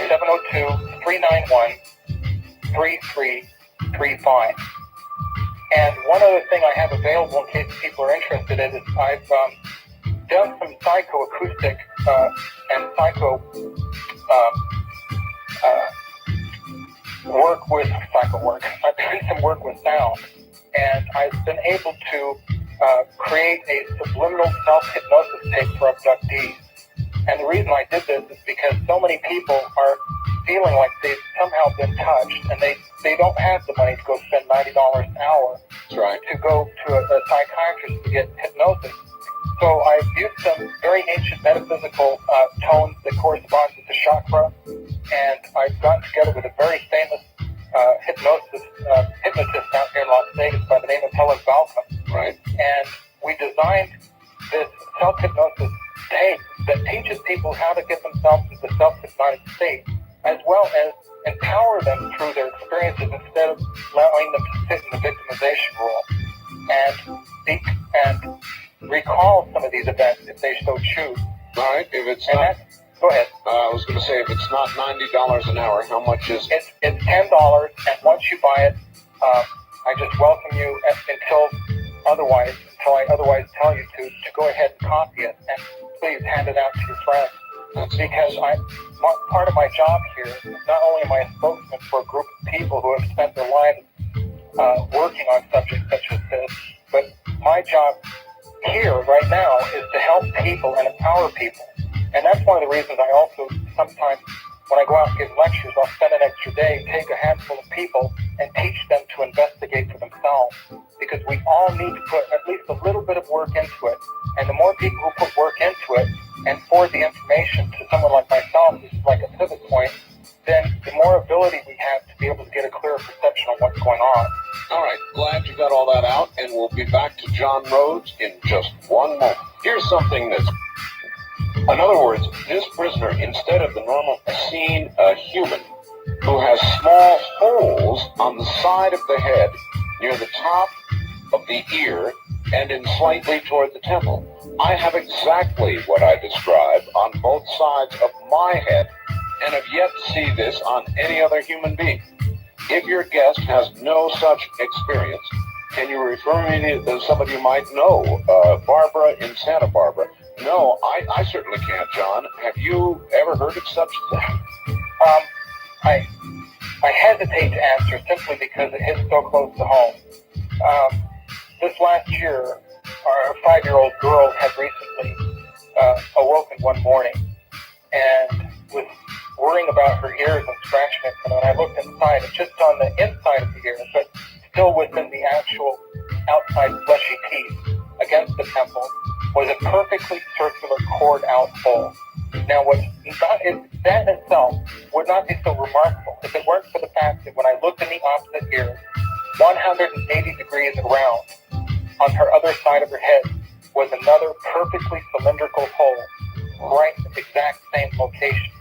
So, yes, I haven't heard very many other people talk about it, but it's really strange that your caller should happen to ask that question. What? I mean, that's really odd. Yeah, okay. What would you say to her? I mean, all I could say is that... Do you want her to contact you? Well, yeah, I mean, she's more than welcome to contact me, as well as I invite anybody out there whatsoever who may have information regarding any experiences or any other information regarding the reptilians or reptiles or any sort of contact or abduction to contact me and send me a copy of the information. I'd really appreciate it. That way it would enable me to be able to get a little better perspective on what's going on. Here's a quick, crazy question, because we're about at the top of the hour. A lot of people, when they are abducted, some have actually reported underground experiences. Others have reported that they are in the interior of something. Now, I wonder if it could be, John, that in many times they are not in a craft at all, but in some sort of underground structure. Excellent point. That's an excellent point. And I think the best thing we could do is try and get to that after the top of the hour, because that's the area in all itself. I can tell you that in the very few experiences that I personally have had that I can consciously remember was one in particular in which I was sitting in a craft that was like the interior of a Hopi Indian or Pueblo Indian kiva. All right, hold that thought. We'll be right back to you. I want to remind everybody our bulletin board service is up.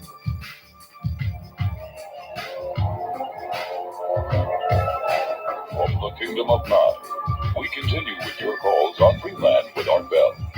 Call Art now toll free at 1-800-618-8255. 1-800-618-TALK. First time callers area code 702-727-1222. 702-727-1222. Or the wildcard line at area code 702-727-1295. 727-1295 in the 702 area code. Now again, here's Art Bell. Now again, here I am, my guest, John Rhodes, the human-reptilian connection, and it sounds kind of strange at first, but as you listen, it begins to sound a little less strange. This, of course, is a program where we examine different sorts of things you don't hear about elsewhere. In a moment, I've got one very good fact and a question for John. Now, you could be sending me a fax if you would like. As a matter of fact, if you have a question for John Rhodes, my fax number is area code 702-727-8499. 702-727-8499. Earthquake in the Sierra Nevadas, between Nevada and California, of about 4.5. And before we continue with what we were doing, John, I want to ask you, this is just the latest in what has seemed like a worldwide swarm of earthquakes. I mean, it seems, John, they've been getting more frequent. Earthquakes are underground affairs. I just... The lower magnitude earthquakes between 1982 and 1993, some of them, like I think it's from 2 to 3, 2 to 2.9, had increased over 8,000% in frequency. So when you start looking at something laid out in a graphic form as telling you how often these earthquakes are happening and how much more they're happening every year, it tends to make one sit back and worry a little bit. Yes, that's what I've been doing. And I've been doing, John, talk radio a long time now. And it is to the point now where I'm reporting 1 or 2 earthquakes a day most times. So you say there's an 8,000%? In some cases it is. The larger magnitude earthquakes have not increased in frequency. They're beginning to, but overall the lower magnitude earthquakes have over a 10-year period or 12-year period. This shows that it's building up for massive energy release because it's got to snap somewhere along the line. When we look at the fact that FEMA, as an organization, 10 out of $11, according to some of the reports in newspapers that were reported, said that FEMA spent 11 out of $12 preparing the United States for Armageddon. I think that, yes, there's a definite worry about nuclear weapons getting into third world countries' hands and terrorist hands, but there's also a very logical precaution that our government would have to take in order to ensure its own survival. And that's one of the reasons that, like, since the 1950s, they've been heavily involved with building very, very deep underground bunkers. Well, all right, here we are underground once again. It seems to me if there were an underground civilization of either creatures related or not related to us, if they had that kind of mobility underground, they might have the ability to manipulate in some way the tectonic pressures and releases and so forth and so on. Is that too speculative? Well, no, I believe that could be utilizing some sort of Reichian or Tesla technology, or even other technologies that we couldn't even put a name to. But from my own perspective, I think that Earth is somewhat of a living organism. And just as a human being goes in to get needles put into their head through acupuncture to relieve certain stresses and strains, I think that it's very possible to do that to the Earth. However, it's only a temporary remedy. The overall problem has to be cured, otherwise the remedy itself won't last. All right, here's a fact. Dear Art, greetings from a fellow Gemini. Your guest is interesting about the reptilian-human connection. Whenever you have a guest about alien species or ancient history, I frequently recall the 5-part, 2-hour movie named V. The movie was on TV, back when I had a TV. It's about an aliens coming to Earth to help us with many of our problems. But as the story progressed, one investigative reporter had a suspicion that all was not as rosy as they put out for one aspect, even though they looked human. The investigative reporter found out that beneath the disguise, they were reptilian who ate mammals, including humans. Have you and or your guests seen the movie? Yes, I have seen the series and the film. I've also seen very many other reptilian forms recently come into the media in order to make us either afraid or love them. In the case such as E.T., we were made to feel very good and secure about the alien that is what we could refer to as like a gray. Yeah, very small and not intimidating. Or even cute. You know, they managed to get E.T. cute. Right, and one scene, as a matter of fact, in that movie, it was even cuddled up with all bears. That's right. Yeah, cute, it loves children, dogs, that kind of thing. But somehow I get the feeling that a lot of, well, for example, the report Linda did before you came on the air, did you hear that sound? Yes, I did. That would not come from something that I would describe as cute. I kind of agree with that, but then at the same time is that, we all have our perspective. I mean, to perhaps another being, that was celestial music, and to us it's not. So, and when you look at the programs like V and such, take for example, I believe that we have been seeing a lot of the grays. The grays, from what I've been able to learn through other researchers, such as what I consider the great researchers like Bill Hamilton, Bruce Walton, and Tom Adams, Cherry Hinkle Powell out in California. From what we've been able to gather as a group is the fact that these 4.5-foot tall grays are an intermixture between genetically hybrid beings. They're used to be intermediaries between the reptilians and the humans, because if the reptilians came out full form, as they could and as they will in the future, it would be much too frightening for us now. So they use something a little less intimidating, which are these grays. With the media, when you looked at programs recently like Stargate. I just saw Stargate. Gosh, what a movie. Okay, now when you start looking at a program like Stargate and realize that here's this being that made its presence known on a planet and had its association with ancient history like the pyramids, and then said, I've come down here and I was part of that which created you. Yes. And you should pay homage to me. The last image we saw when this being was obliterated was that of a reptilian, a standing reptilian. And it comes very fast, but you have to look at it. And that made us, on a very almost subliminal level, think of a reptile as something to be afraid of. Yes. We've heard abductions where humans have been abducted through UFO experience, in which they have been forcibly raped by reptilians. Large, 7-foot tall beings with that are bipedal, bifocal, and have the regular scales and eyes that look like flames. And that statement itself can be taken back to a lot of ancient writings, and that are forcibly raped. And when I started thinking, wait, I don't understand this. If the reptilians are like that, but yet they're trying to make the grays look good, why, if they're going to come out someday, how could that be when we've had just reports of the grays being presented to us as something that's really not? Okay, what do you think the grays are? Are they biological entities? I've heard them described as that, and possibly machines. Well, I believe that they're both. I believe that the original gene or the genetic strain by which the grays originated from, they are just like we are, natural beings, and some of them are good and some of them are bad.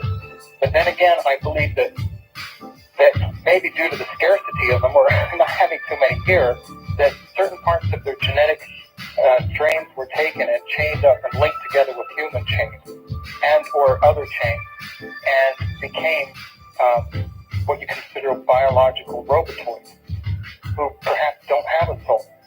But then again, we look at some animals and think that can't have a soul. But I think the main question here is that we've been so conditioned as a human species to be able to take what's visually presented to us and make very quick judgments.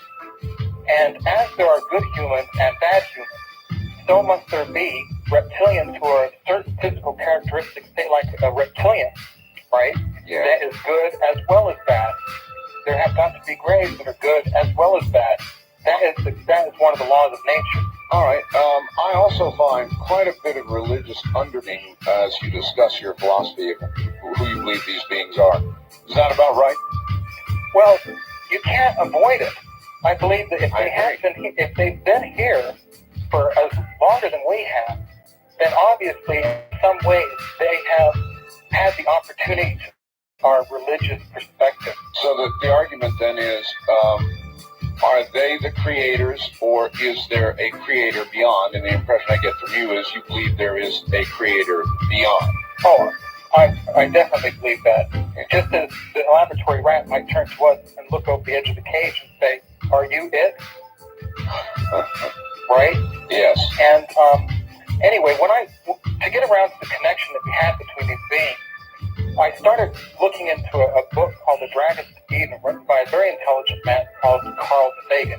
And in Carl Sagan's book, he theorizes on the evolution of human intelligence. And in that book, he refers to a gentleman by the name of Paul MacLean, who's a neuroanatomist. Now, Paul MacLean has said, through his own research and investigation, that the most ancient part of the human brain is called the R complex. And the R stands for reptilian because we share the same configuration of matter with reptiles. And it is the most ancient part of the human brain that rests above the spinal cord. The neocortex and the limbic system are built around it. In other words, they're adaptations to this very ancient part of the brain. Well, if you believe in the regular creation theory, or the evolutionary theory, which we came from a pond as fish, wallowed up on the surface, and we evolved it from there, that would make sense because if we would see the connections with ourselves and reptiles. All right. Well, thankfully, there appears no further connection, for I feel no draw to go out by my porch light where there's lots of bugs, and thrust my tongue out and grab a few of them. A fork tongue, I'm sure. On that note, we'll pause for just a moment. Fork, I hope not. Before I'm about to do a couple of commercials. Here is a deal you cannot refuse. That on top of the fact that the neuroanatomists say that the most ancient part of the human brain, the most central part, the archaic part, is called the R complex because it stands for reptilians shared with reptiles. There's also other striking connections that have been recently brought to my attention. And one of them was that in Omni magazine, September 1994, they had written an article May 1994, called Lizard's Love. And what they discovered is that male iguanas were getting extremely, let's put it this way, they were starting to love their owners, the female owners anyway, the women who owned iguanas. Really? And it would happen during the menstrual cycle. And they discovered that it's because the female humans secrete a pheromone that is absolutely chemically identical to that of a female iguana. Chemically, it's an absolute identical match to a female iguana, and that's why the male iguanas were getting so amorous. And on top of that, you have many other connections, just as So you would say that is sort of a hormonal connection. Right. Right. And then when you start looking about, well, this most ancient part of the brain and all these connections, what does it mean? Well, when the human embryo is in the female womb, it undergoes, probably during the first 7 weeks, certain changes in its formation. As a matter of fact, what happens is genetic history starts replaying itself through the embryonic growth. John, I'm sorry to stop you again, but what about the gigantic difference between our systems? Mammals, warm-blooded, reptilians, cold-blooded. I mean, that really is a big, seemingly gigantic evolutionary difference. Yes, but at the same time, even paleontologists today, some paleontologists are starting to think twice as to whether all the dinosaurs back in the age of the dinosaurs were in fact cold-blooded. Oh, you're right. I've heard that. You're absolutely right. That's been some of the later news. I'm sorry I didn't recall that. Thank you. And according to Dale Russell, who's a scientist, anthropological scientist with the Canadian National Museum of Natural Science in Canada, he says that a dinosaur by the name of Cenonychosaurus equalis, if it had not undergone such a catastrophic change as apparently took place and killed out the dinosaur age, that because of its brain to body mass ratio, which was extremely close to those of primitive mammals, and the fact that it was bipedal, that if it had been allowed to evolve as the dominant species that it was heading towards being, that nowadays it would have resembled that of a walking, talking, what we consider through looking at the abduction report, reptilian being. All right, John, hold it right there. We've got a break at the bottom of the hour and something I've got to get done very quickly, so let me do that. We'll take our break and come right back. My guest is John Rhodes. This subject, fascinating, the human-reptilian connection. Many of you health-conscious folks know about Zero-GMX. Now, back to John Rhodes. John, I know I'm skipping around a lot, but when I have somebody who's an expert on underground, I've got a lot of questions, and I know that you've heard about this. I have a good friend, John, who built a porch here in Pahrump, Nevada, other side of the valley. And he sank the big beams into the ground in order to do this. After he built it, he had such a bad hump, John, that he could not sleep at night in his house. That's how bad it was. He ended up having to redo the whole thing in a different way. Something was being picked up and transmitted into his home from underground. What have you heard about this? Well, I know that the underground hum that's been heard, like in Taos, Yes. is not limited to just the Taos area, but has actually been heard in different countries around the world as well. And it's been happening for longer than most people realize. My own idea of what it may be, we've heard the theories about using ELF and loop antennas to be able to communicate, through the water and over the atmosphere with the submarines around the world. That is correct. I know that the Colorado Bureau of Mines patented a device that actually uses ELF to communicate through the rock. In other words, it doesn't need any cables or anything. It just uses the rock to carry the signal. And the lower the frequency, the greater the coverage area. And when you start talking about, all I perceive now as my reality is moving atoms and frequency. And all we really have to live by this time around in our lives is this mass or different combinations of frequencies combined together to create different objects and different lights. And when you start talking about the Taos hum, you're talking about a frequency that's being put through the earth.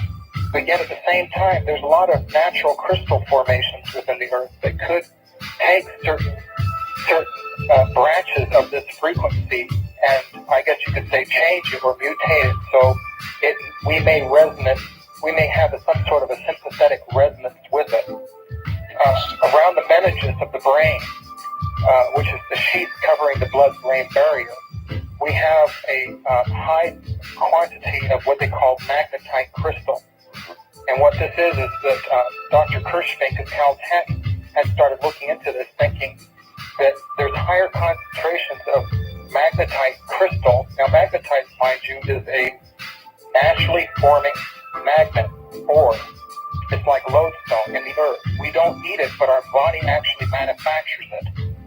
So when we have magnetite crystal surrounding our brain, that means that we as humans have everything necessary to make a transmitter or receiver, which is crystals, magnets, and energy and minerals. So if you're getting these different frequency fluctuations, I don't doubt whatsoever that we are somehow sympathetically resonating with those frequencies.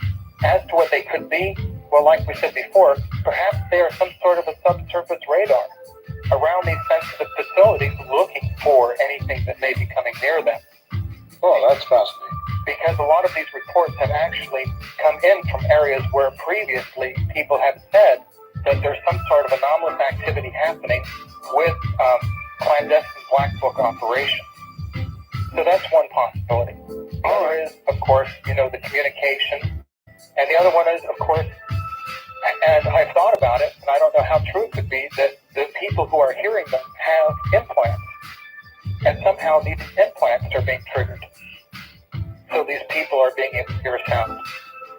Because they're not quite hearing it, but they're sensing it all over.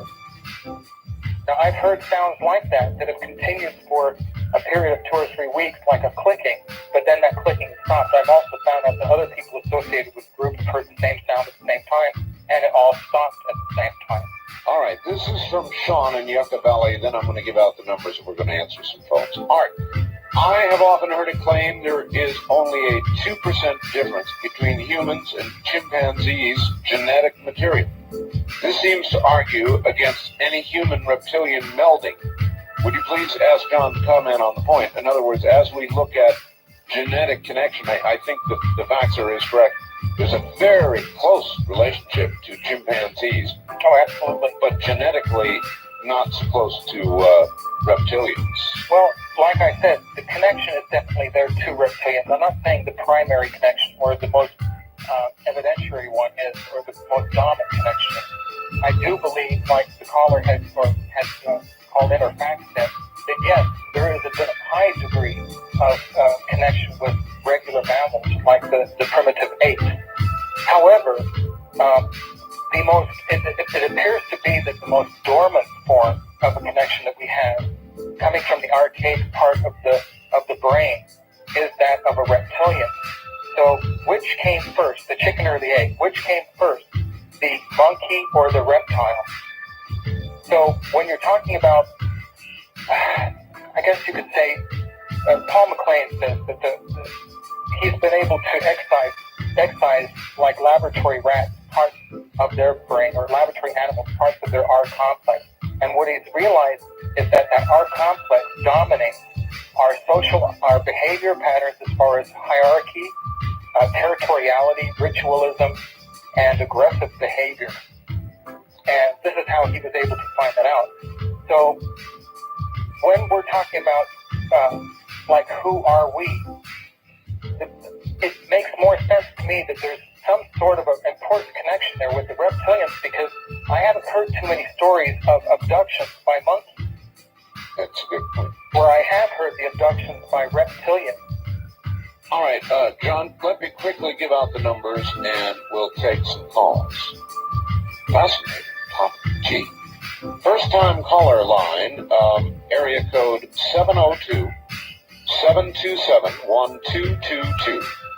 The wild card line, several of those available.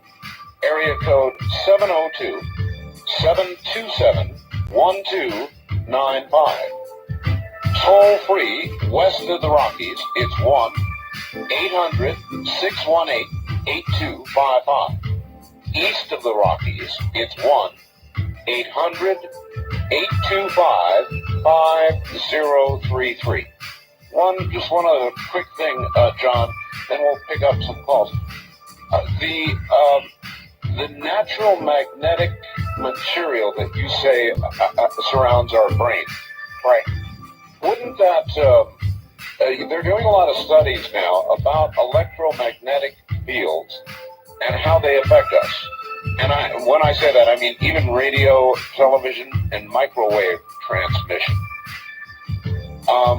Would this be, do you see a connection, in other words? If we are receptors, then it seems to me that sort of energy might be received and or might be affecting us. Right. Well, there's so many forms of energy that we're aware of, but I believe that there are so many forms of more subtle energies that we're not aware of, and I think we catch the full spectrum.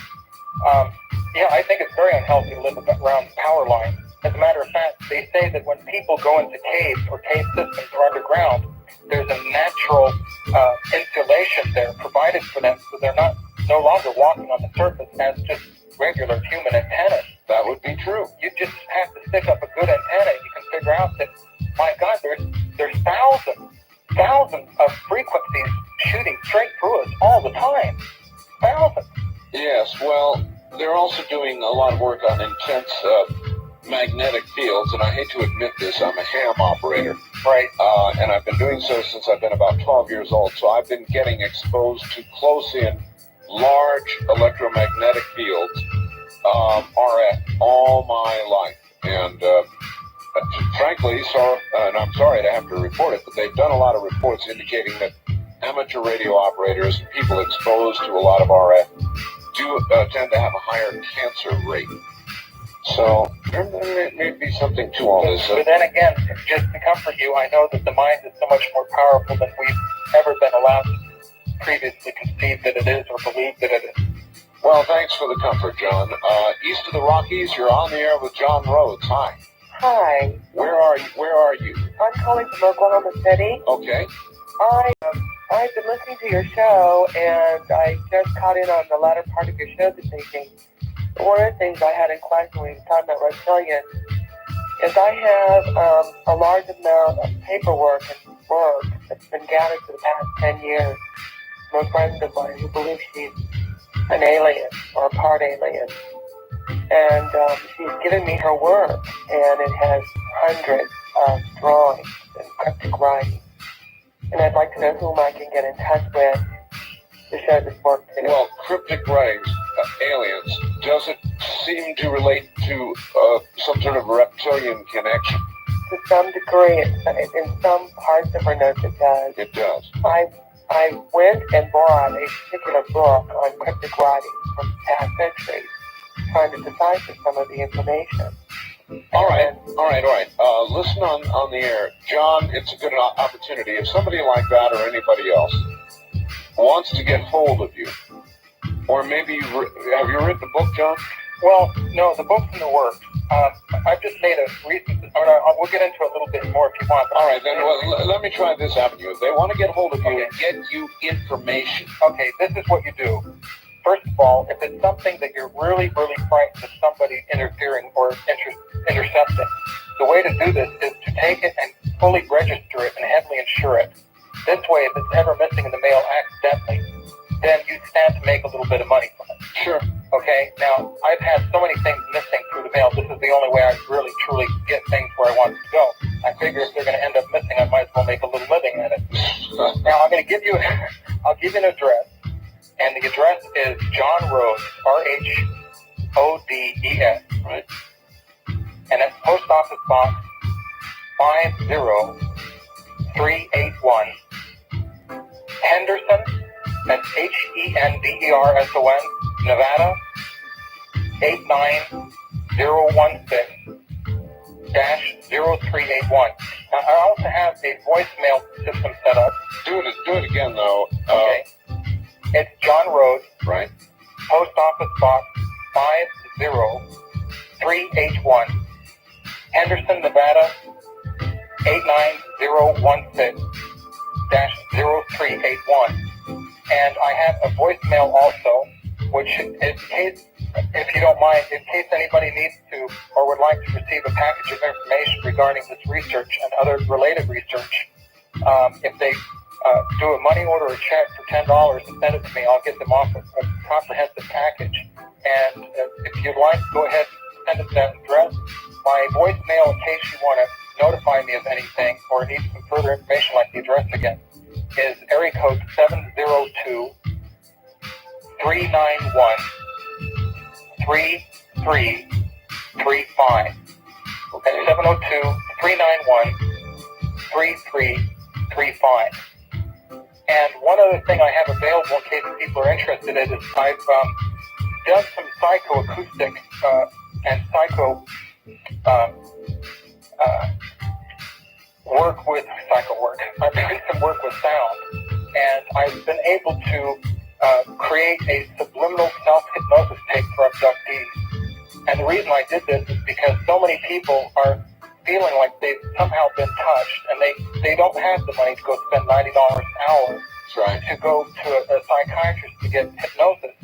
So I used some very ancient metaphysical tones that correspond with the chakra, and I got together with a very famous hypnotist out here in Las Vegas by the name of Helen Balcom. Right. And we designed this self-hypnosis tape that teaches people how to get themselves to the self-hypnotized state, as well as empower them through their experiences instead of allowing them to sit in the victimization role and speak and recall some of these events if they so choose.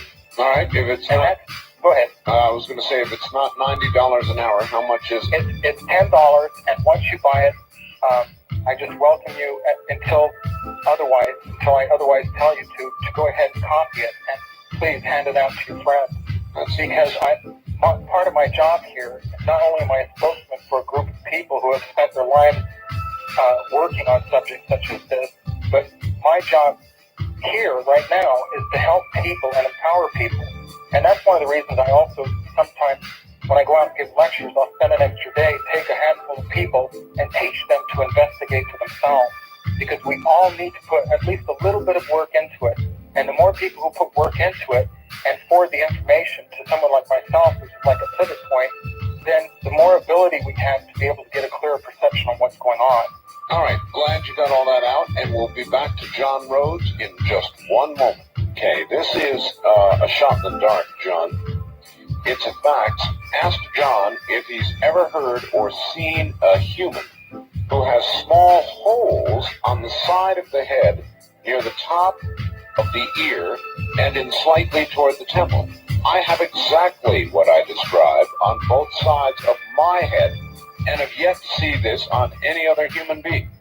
If your guest has no such experience, can you refer me to somebody you might know? Barbara in Santa Barbara. No, I certainly can't, John. Have you ever heard of such a thing? I hesitate to answer simply because it hits so close to home.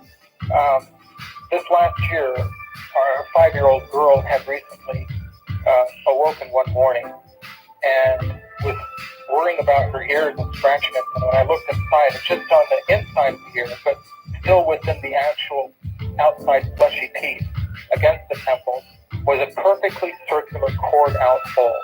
Now, that itself would not be so remarkable if it weren't for the fact that when I looked in the opposite ear, 180 degrees around, on her other side of her head, was another perfectly cylindrical hole, right in the exact same location. So, yes, I've heard very many other people talk about it, but it's really strange that your caller should happen to ask that question. What? I mean, that's really odd. Yeah, okay. What would you say to her? I mean, all I could say is that...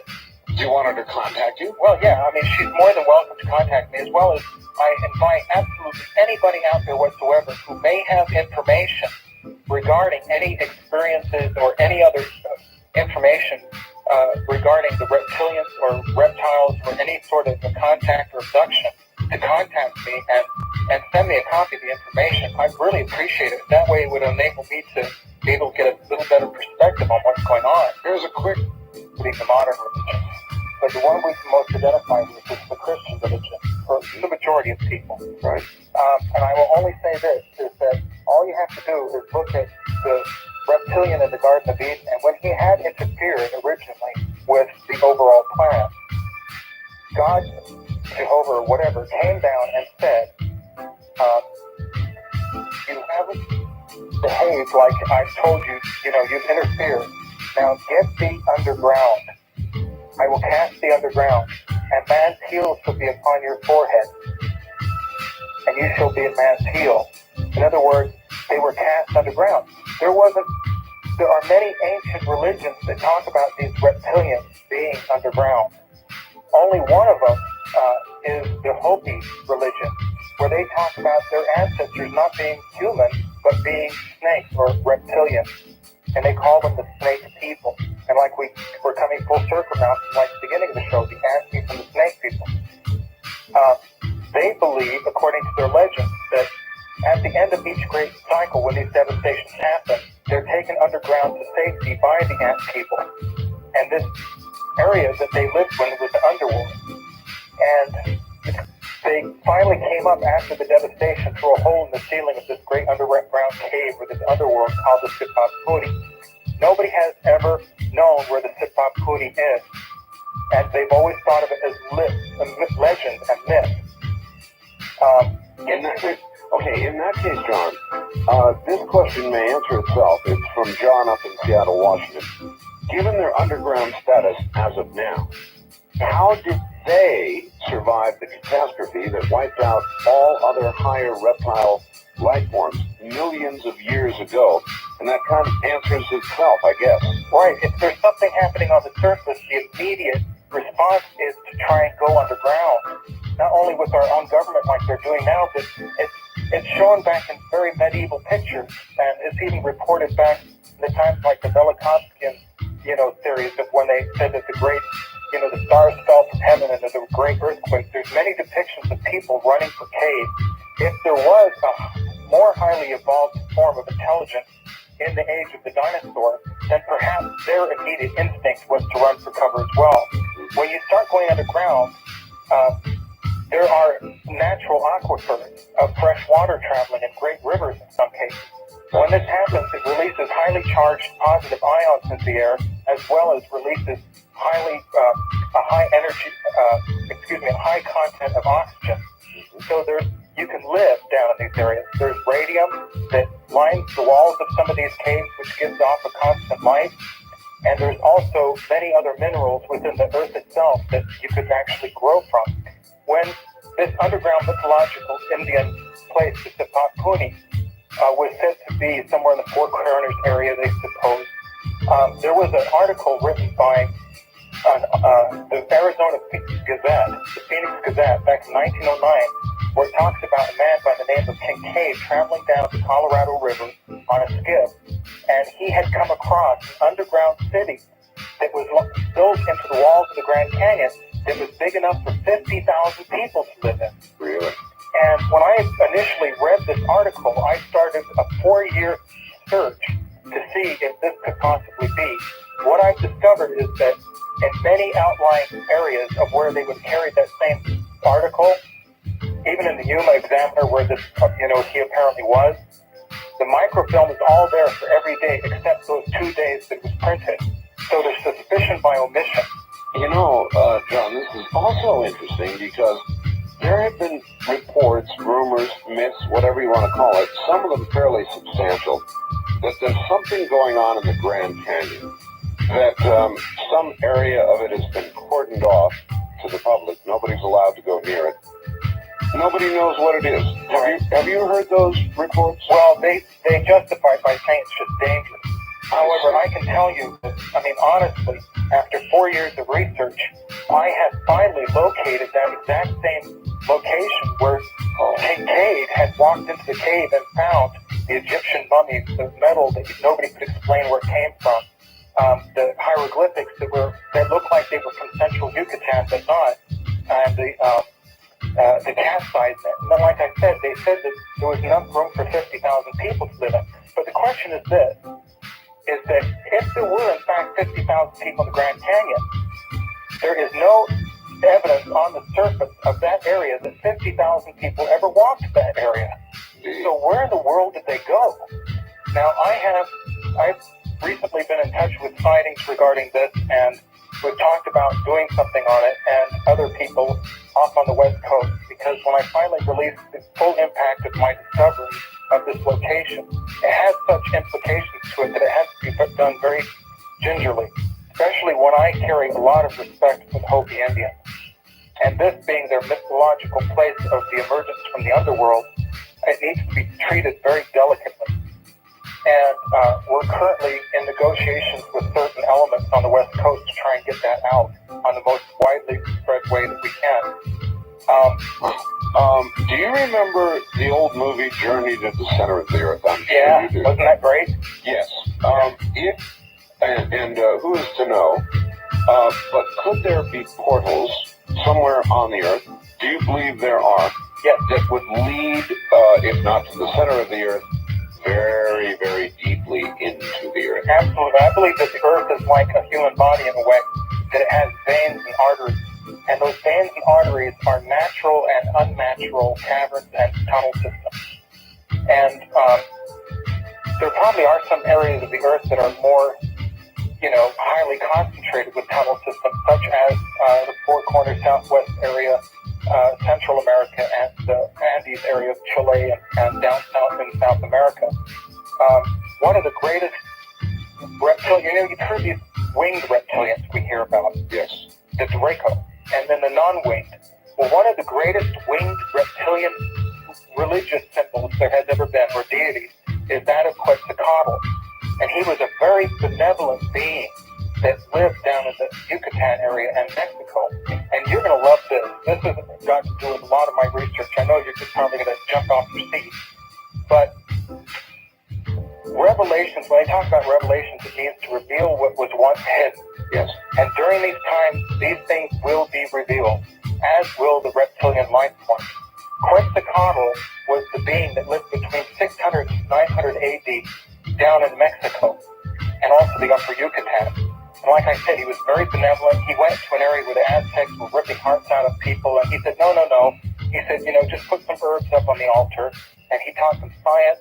He was the one that the Mayans and the Aztecs attribute to teaching them the Mayan calendar. And we know the scientific, significance of that. Oh, yes. The astronomical calendar.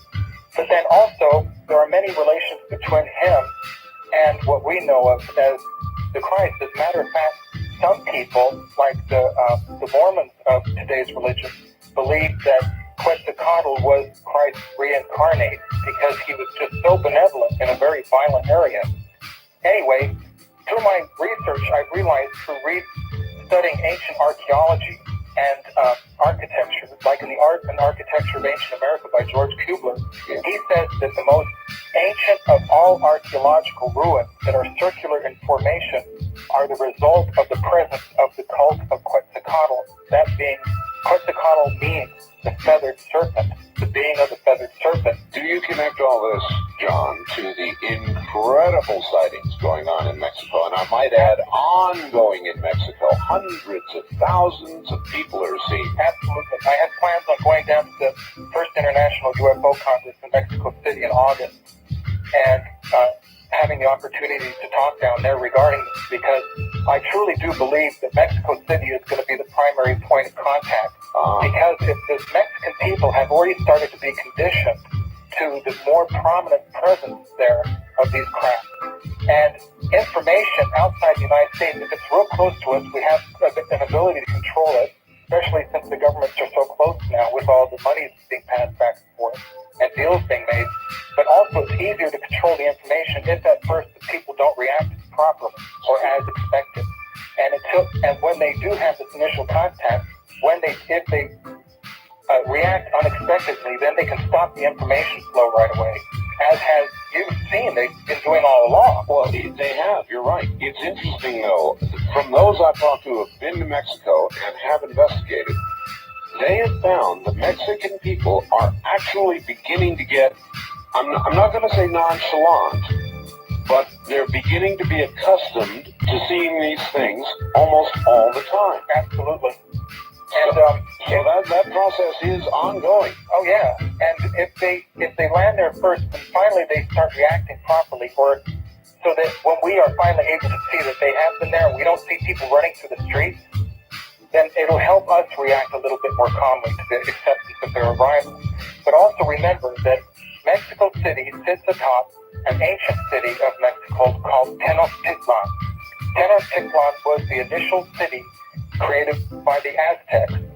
And of course, the ancient god of the Aztecs was Quetzalcoatl. Now, when Quetzalcoatl was done, this winged serpent being was done with all his divine work down there, he said, when he left, I will return one day and I will redeem my people, which is exactly the same promise as you've heard other religious deities throughout all Earth say. Of course.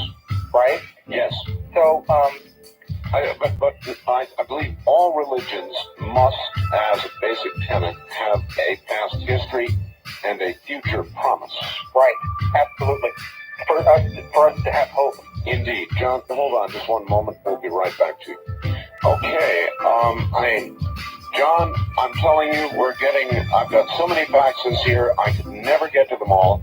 Here is one that says, reptilian experience by a 10-year-old. The following abduction experience by my 10-year-old son had grays showing my son reptilians. Now, there's much too much. This is from Maui, Hawaii, and there's much too much for me to go into here. But with all of this contact and all of this interest, John, I'm going to ask that you again, please give out the telephone number and address, would you? Absolutely. I welcome anybody to send material to me and or just send that $10 and I'll money order a check and I'll send them a package of material.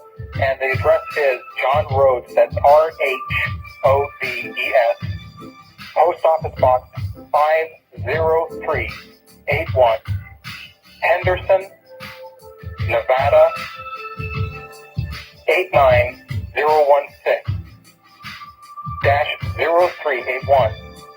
And in case you didn't get the address, you can call the voicemail system. It has the address on it again for you, which is 702-391-3335. And just to let everybody know, I'm not one of these researchers out there that's untouchable or that you can't talk to. I more than welcome people to get me information or to share their experiences with me if they feel that there's something that they can contribute to expanding my idea of what's going on. And time allowing, I'll try and get back in touch with you. And then, of course, we have to pay the $10, and then just add $2 in shipping and handling in there if you want to start finding out for yourself and you'd rather keep that experience a little more quiet. All right. Self-hypnosis tape. All right. East of the Rockies, you're on the air with John Rhodes. Hi. Good evening, gentlemen. Hi. Recently, about a year or so ago, in Northern California, extremely Northern California. Where are you, sir? I am calling from the Ozarks. Okay. But in extreme Northern California, actually Fort Smith area, there was a lot of land, off-road land, rugged terrain, that was made off limits to the public. And for one reason or another, I think one government agency made it off limits to protect another one for whatever they were doing. And the reason for this is what appeared to be forest rangers that were heavily armed with shoulder-strap machine guns. Now, it made no sense at all, and I know they weren't looking for marijuana. Well, that's not the reason cordon it off. That is the amount of security to accomplish it. What do you think they were cordoning off? I have no idea, but I know that they were not they were keeping it close under tabs. Well, I mean, why in the world would they have shoulder-strap machine guns in the first place? And this, like I said, in extreme Northern California, up near the Oregon border. All right. Well, I've got a fax here also, John, about Mount Shasta. There are a lot of stories about Mount Shasta. Yes. And are you familiar with the term Lemurians? Yes, I am. Is this a group who supposedly lives in or under Mount Shasta? Well, from what I've been able to discover through my research and through the research of other people like Cherry Hinkle and Hal, like the other names I mentioned before, that it appears that Mount Shasta is a shared facility, like a neutral base, like almost a Switzerland, for many different races and beings. And that's why there's such a variety of different reports coming out of there of various different looking beings. As far as Lemuria and Mu and Atlantis, I do believe that, I do believe that there were past continents and other past civilizations that were destroyed through their own cataclysm, and some of them did escape through the tunnel system. And the tunnel system crisscrossed the world, not just here. All right, fascinating. Hold on, John.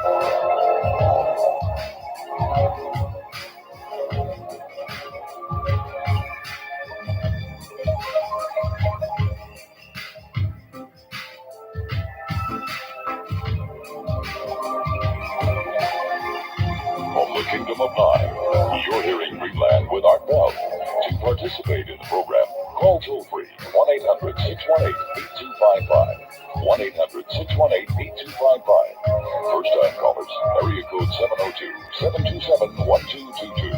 Or the Wildcat line at 702-727-1295. This is the CBC Radio Network. Boy, it sure is. A lot of interest around what John Rhodes is discussing, the human-reptilian connection. Underground tunnels, bases, perhaps even civilizations. Back to it in a moment. Anybody who knows anything about health, those who actually study it, know the benefit of vitamin C. UCLA scientists found that vitamin C and the antioxidant value in it can help avoid cancer, strokes, heart attacks, and increase life expectancy, an average of 5 years now.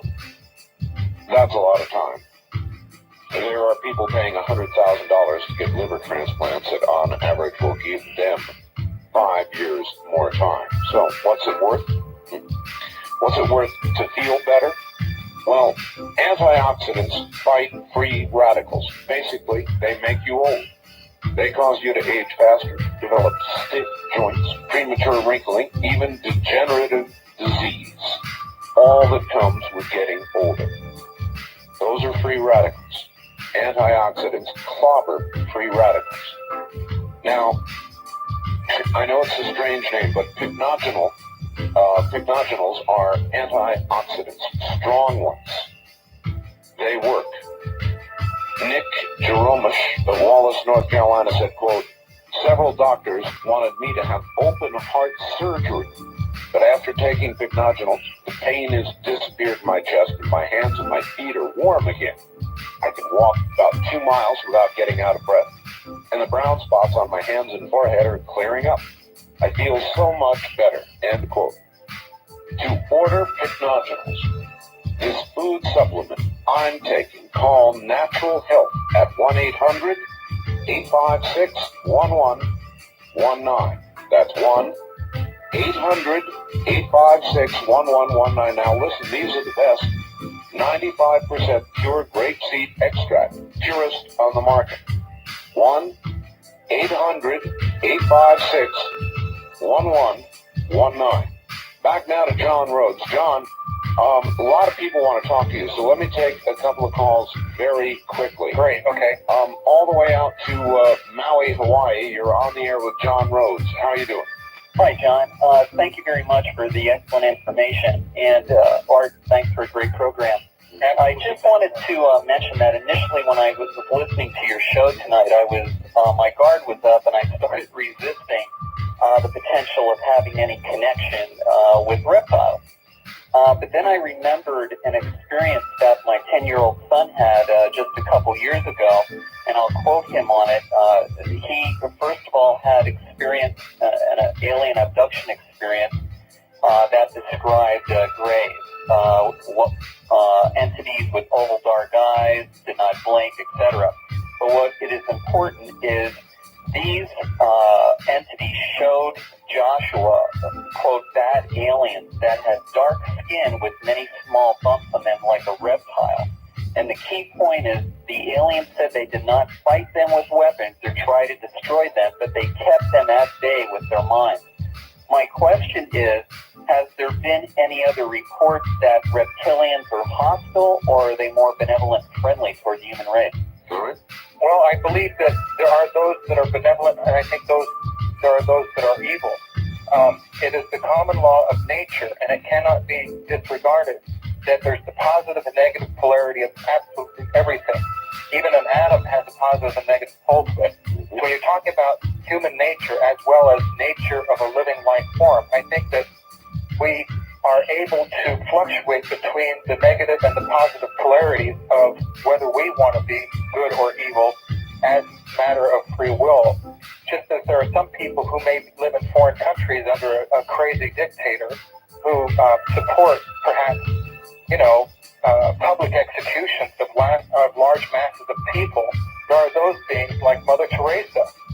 And I think you bring up a very good point, and that point is this great deceit that we come into that everybody's worried about, is that we have to look within ourselves and know within ourselves exactly who or what we're looking at.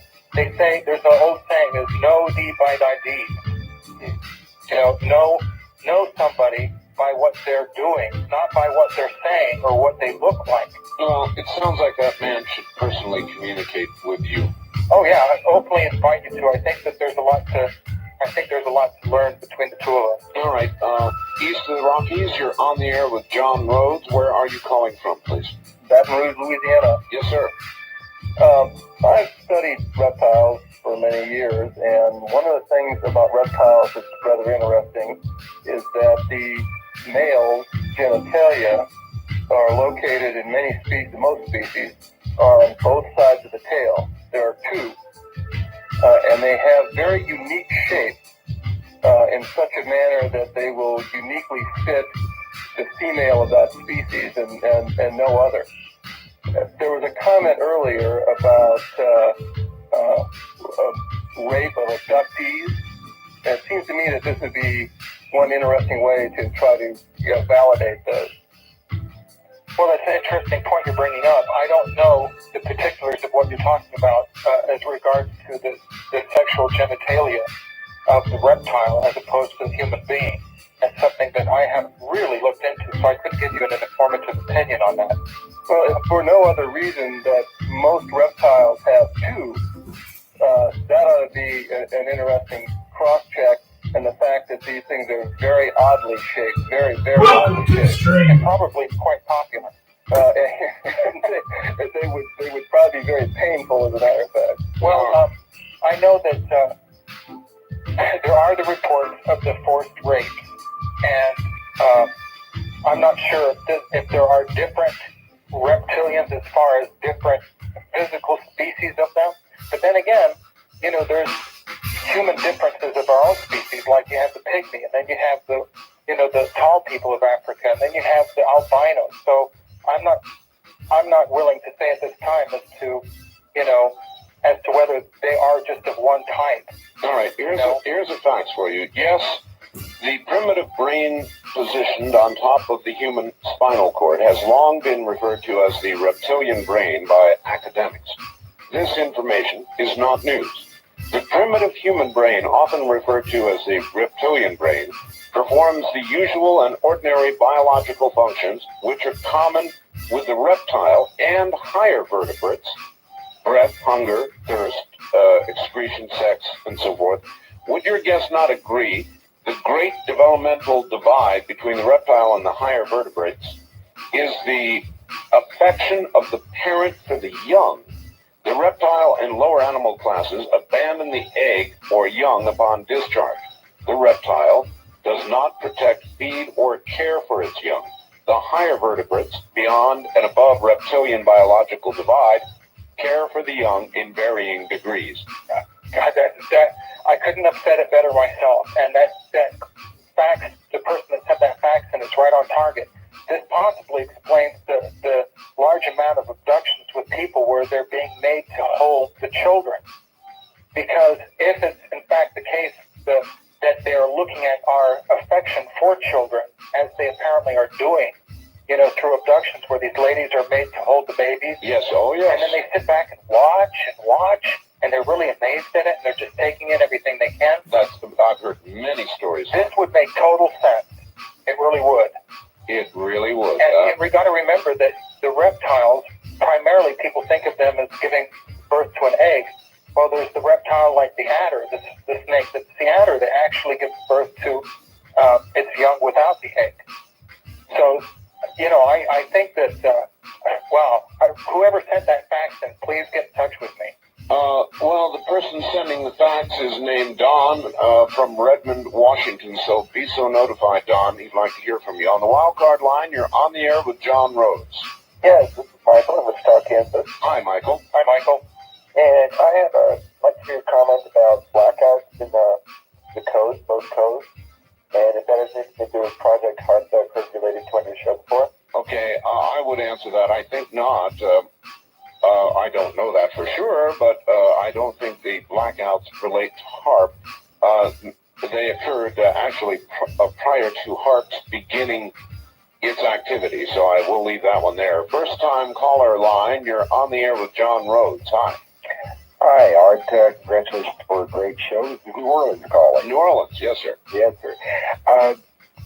Art, several weeks ago you had a UFO guest on that talked about UFOs, and he brought up a particular incident where the United States military had surrounded a downed craft, went on board, discovered that the occupants were reptilian-type occupants on board, and women apparently in a alcove of this spaceship discovered human remains, human bones, and I was wondering if your guest had any knowledge of that incident or any similar incident.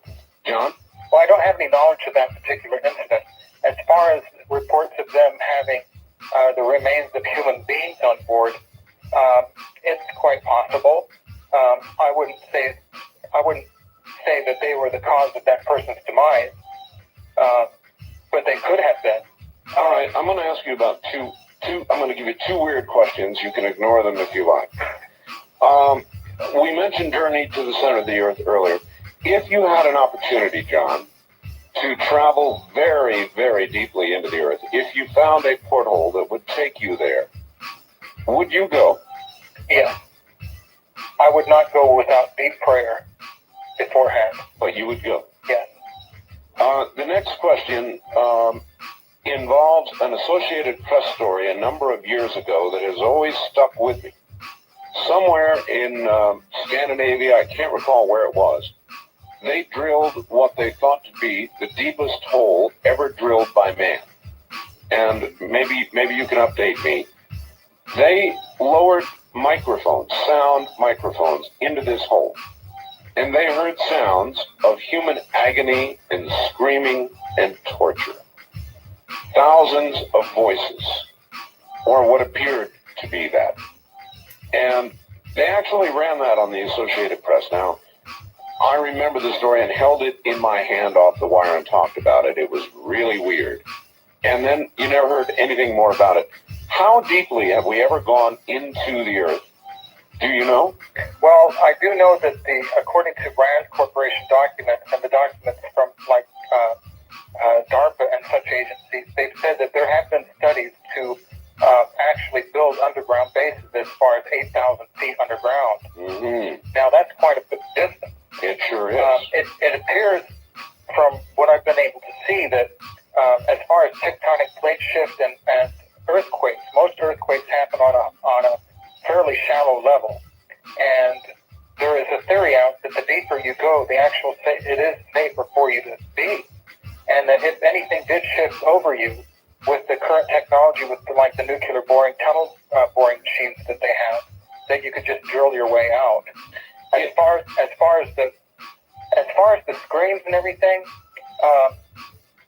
had you ever heard that report? Yeah, I heard the report. I mean, did they drill through the ceiling of hell? Well, that's the obvious implication. Right? And it could be maybe that everybody was imagining that that's what they were going to do. Hmm.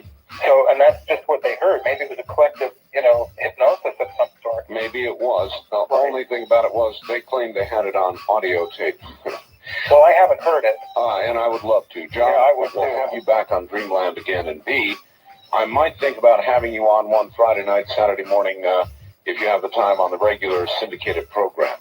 That's the marathon program you have? You call it the marathon program. Yeah, it's great. 5 hours a night, that's right. Yeah, it's great. It is great. It's a lot of fun. And if you ever do you ever stay up late?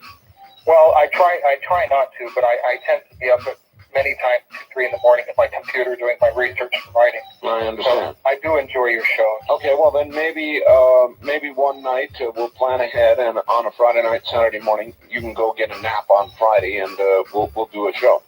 I think that could be possible.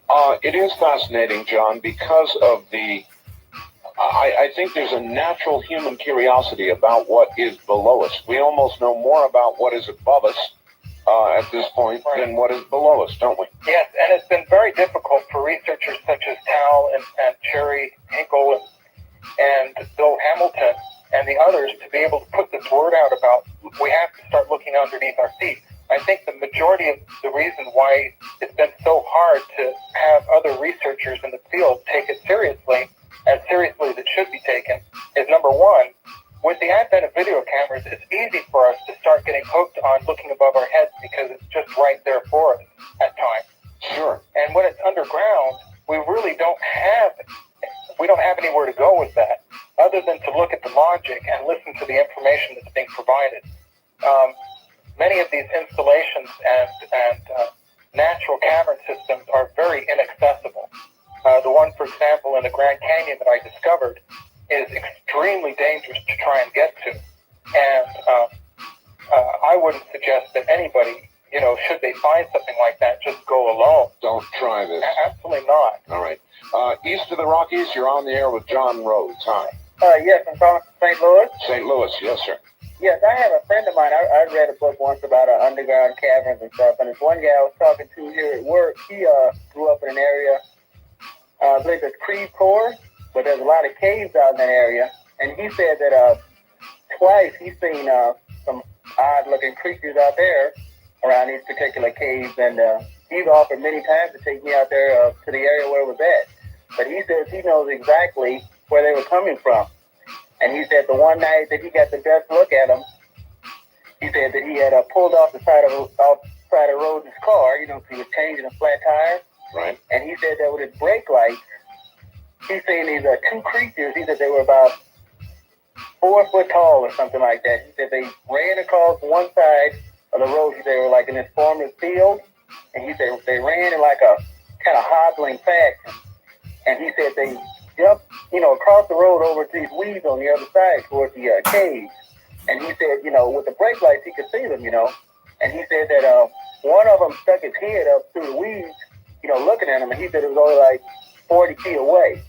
And he said it had a large head and had large black eyes. So he said he jumped up and took off running, and left the car there, I think I would too. Yeah, have the tow truck driver go get it. That's right. That's right. But he's offered many times to take me, to the area where he said they're at. And also, I know another guy. Sounds like you have not yet taken him up on that. No, I didn't. All right. Well, I don't blame you, sir. We don't have much time. We've got to run. John, given an opportunity to actually be abducted by some of the creatures that you suspect exist, or not be abducted, would you be curious enough to say, okay, take me, I'm out of here? Or would you be more tempted to run like hell? I think it's one thing talking about an alien species. It's another thing looking at one eye to eye. You betcha. I mean, a lot of us don't understand that.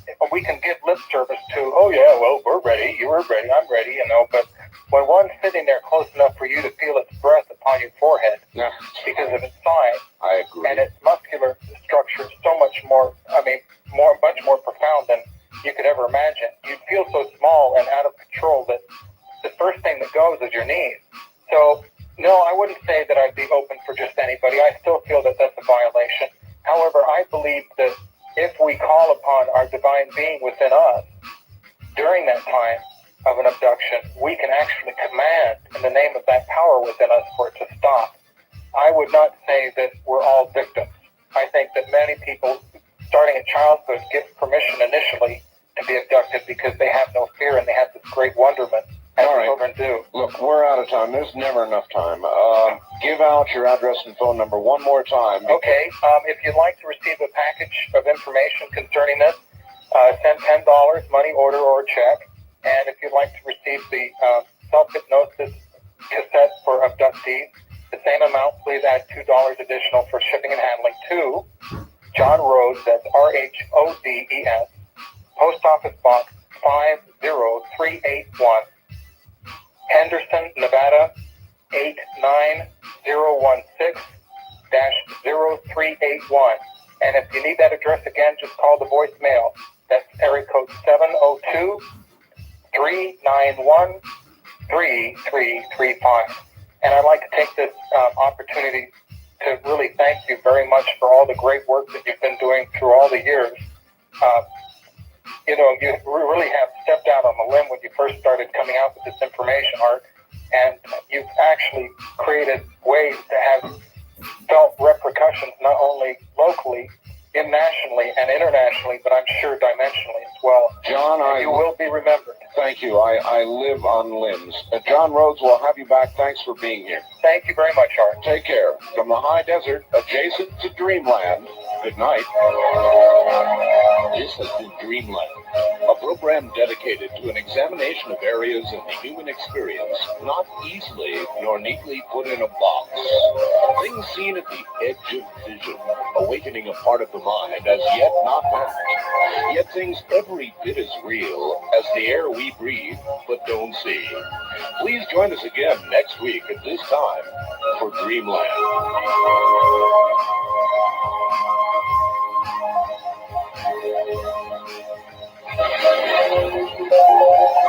Welcome to Dreamland, a program dedicated to an examination of areas in the human experience not easily nor neatly put in a box.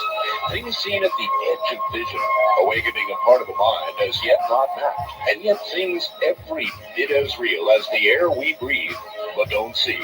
This is Dreamland. Good evening. It is another Dreamland, and as promised, Gordon Michael Scallion in just a moment. A lot of people have been waiting for his appearance this evening on one of them. Now, I want to preface this entire program with a bit of a warning. If predictions of natural disaster, earth changes, earthquakes, big time in the news recently, bother you, I would recommend that you tune out now. If you have small children in the room, I recommend you spirit them away. Because some of this material is no doubt going to be disturbing in view of the recent earth changes that have occurred. So in just one moment, Gordon Michael Scallion, we're going to take care of a little bit of business here. First, WIBX AM in Utica, New York. Welcome to the network. Dreamland topping now, I think, 92 stations as we continue to grow at just an incredible rate. So that's WIBX in Utica, New York. I think you're going to enjoy this program. And it will take you a little while to figure it out, so just sit back, relax, and prepare yourself. Gordon Michael Scallion is the author of The Future Map of the United States, 1998 to 2001. He is an internationally known and respected futurist and a spiritual visionary, now considered by many to be one of the most accurate intuitives of our time. Educated originally in electronics, Mr. Scallion experienced a health crisis, we'll ask him about that, and subsequent spiritual awakening in 1979 that left him with a gift of prophecy. Some of his more notable published prophecies are the April 22nd, 1992 Los Angeles, California quake, the June 28th Landers and Big Bear, California quakes, the January 17th Northridge quake, as well as three of the most significant natural disasters of our times: Hurricane Andrew, the blizzard of 93, and the Mississippi floods of 93. He has appeared on the Fox television programs Sightings and Encounters, and the NBC television special Ancient Prophecies. He will also be featured, or was, in Ancient Prophecies 2. That was a 2-hour prime-time follow-up special. Mr. Scallion's prophecy stated monthly in his newsletter, The Earth Changes Report, and we will be telling you how to get it. So, in just one moment, and after these commercial messages, Gordon Michael Scallion. Many changes, almost earth changes, have occurred in Mexico, and I guess most of you know about it. To imagine that a currency devaluation could never occur here in the United States is naive. It could eventually occur. Lots of things could happen. Gordon Michael Scallion to the telephones. Mr. Scallion, welcome.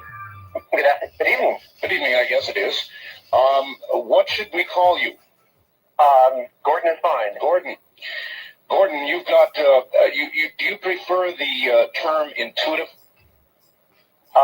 Intuitive is a term that I'm comfortable with, or futurist. Okay, futurist or intuitive, they're both good. Now, there was a brief reference in the little thing I read, the bio at the beginning, to how all this occurred to you. Can you give us a brief history? In the 70s, I was living in Florida, and my real world job at that time was electronics. And in 1979, while I was with a client, I lost my voice. It would be like someone had turned a switch. You mean it just stopped? Just stopped right in the middle of a presentation that was about $250,000 presentation. Oh my. And the client thought I was having a stroke. I didn't know what I was having. And so I was then taken to a hospital. I wasn't in pain. It was more of fear and just being very, very frightened, not knowing what was wrong.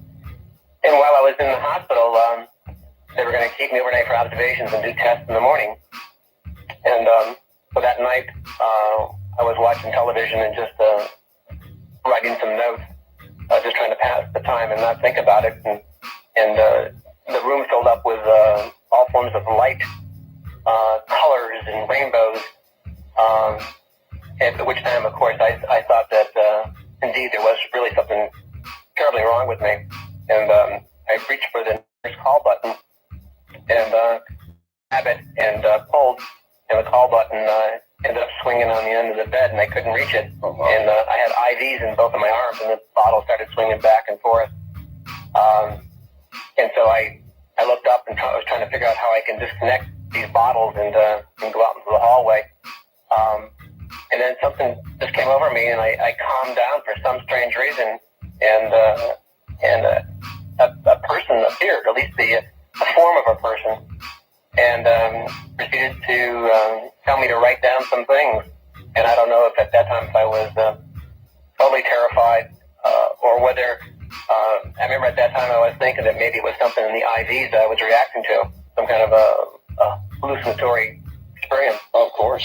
So I wrote down what she had said, and about 20 minutes later, the nurse came through the calls, and I asked her if there was any kind of equipment being used in the hallway or if there was anything going on. I'm really afraid to even tell her what had happened. So I stayed up a good part of that night. I did not sleep. The next morning, the nurse came in, the doctor came in, asked me how I was, and I was able to speak. I responded. And so he ran through some tests and suggested that I might want to see a different kind of a doctor. And that doctor, of course, was a psychiatrist. He thought that maybe I was going through some stress, at which time I was living on a 30-foot sailboat. I didn't think I was. So after the test, I left the hospital, went outside, and I remember there was an Irish setter dog sitting, waiting for his master, I assume. And I could see all these rainbow colors on this dog. And then I looked at people, and I can also see these various colors and the trees. And so I just shook my head, and I went back inside, and I said, look, my voice is okay now, but there's something wrong with my eyes. Gordon, just back up for a second. What did the psychiatrist say to you? What was his conclusion? I went to him the next day, the day after I got out, and he suggested that I go through at least a battery of three exams, and then he also thought that I might want to do some other things. And so after the first exam, he said, I really don't see anything that would indicate deep stress in your life. And he said, but I really think you should get a drug test and stuff like that. He said, I know you don't take drugs, but I really think you should do that to see if there's something that, maybe on your boat because of the fumes or something. Sure.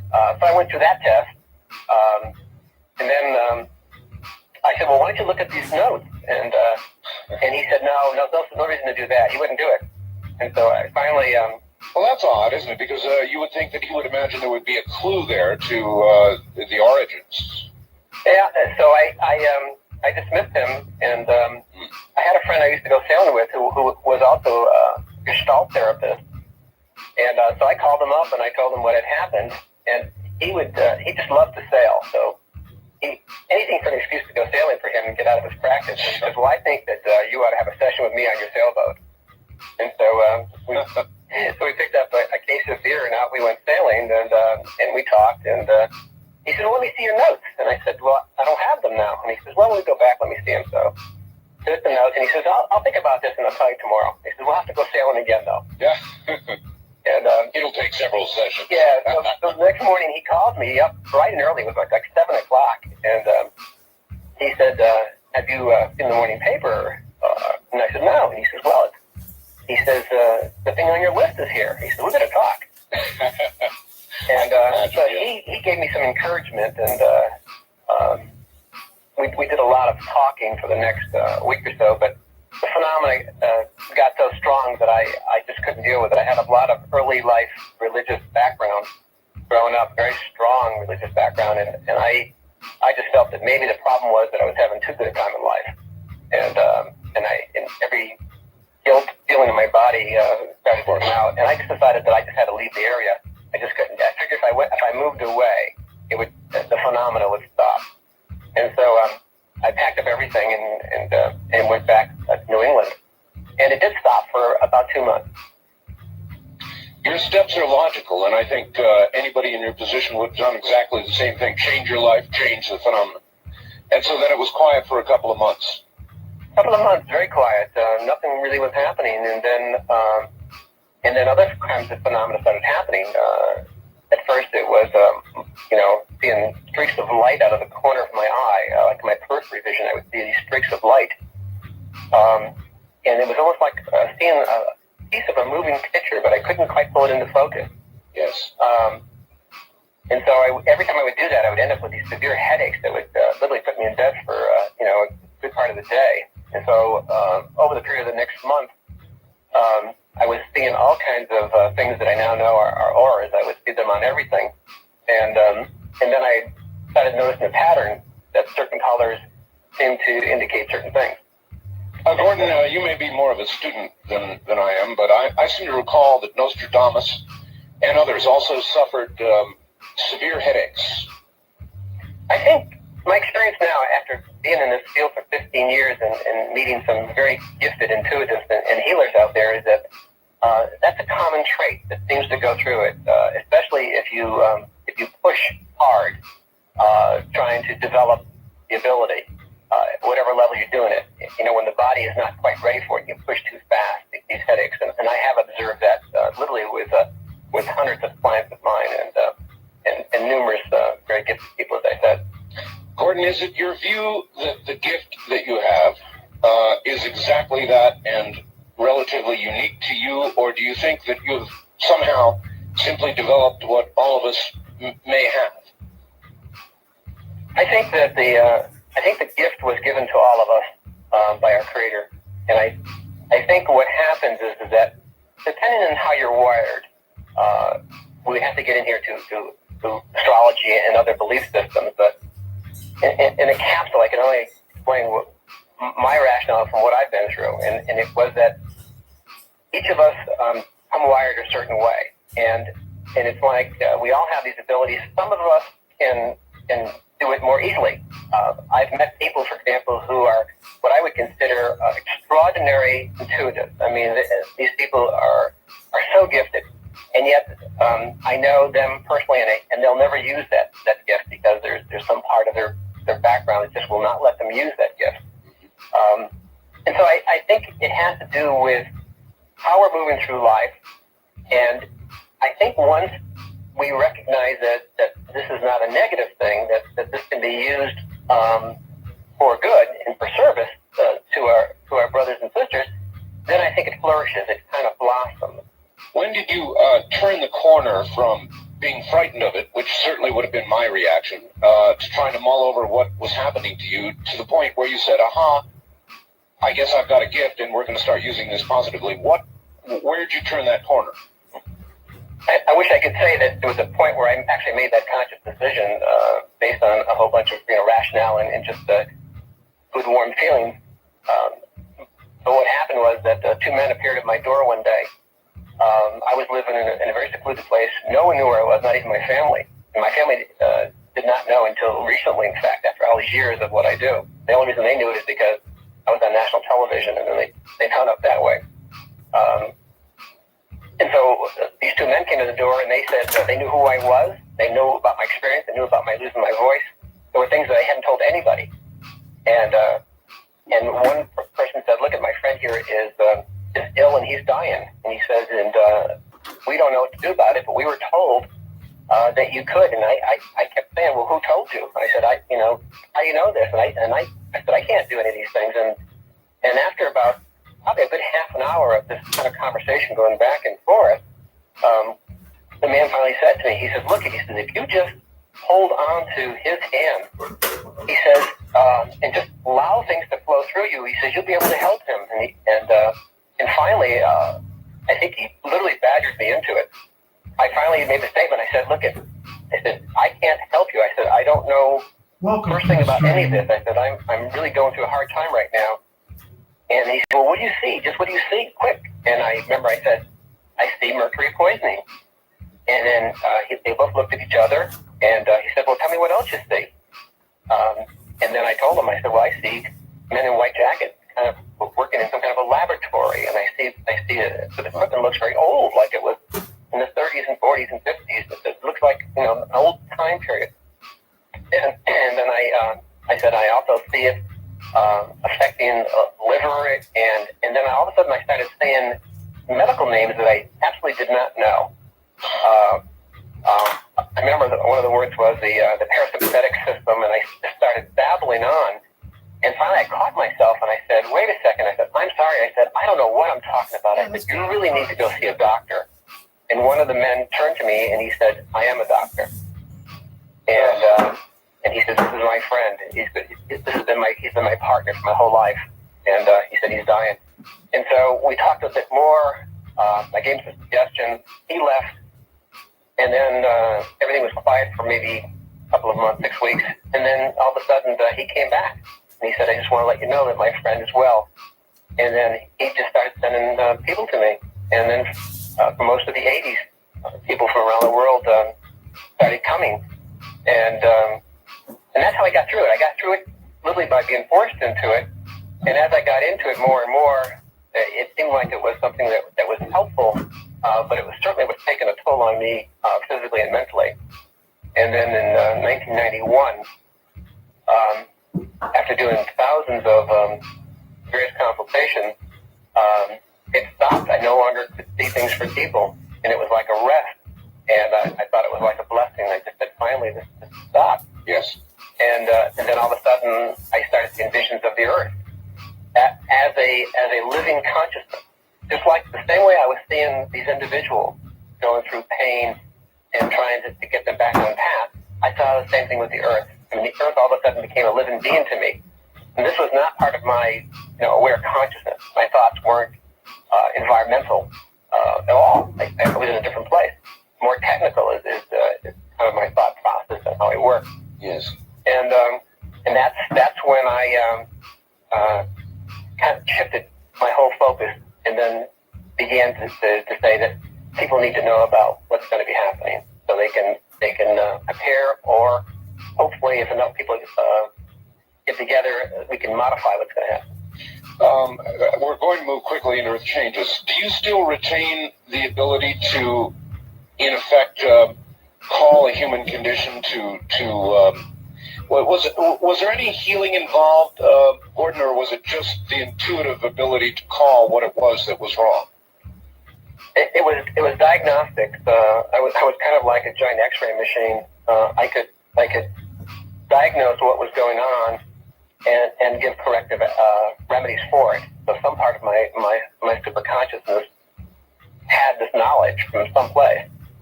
And but as far as the actual healing, that's not something that I've ever done or that I'm aware of. I mean, many people have said to me, and I literally had hundreds of letters of people saying that I had shook their hand or something, but that is not something that I consciously am aware of. Yes. So you don't claim it? No, I do not. Okay, good.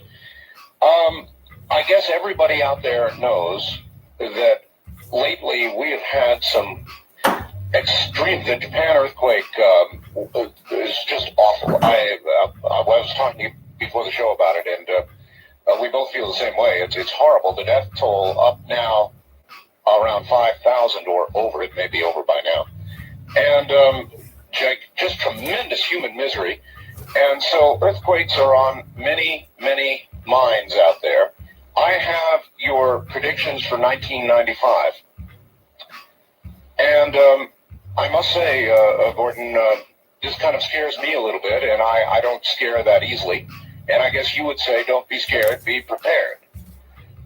So we're going to talk a little bit, if we can, out at the bottom of the hour here, about what you believe is coming, and about how you feel about all of this. There must be a terrible, weighty feeling of responsibility to be able to diagnose people's ills, or even more so now, being able to predict Earth changes. It must be a crushing responsibility. Have you learned to deal with it? No, I haven't. No.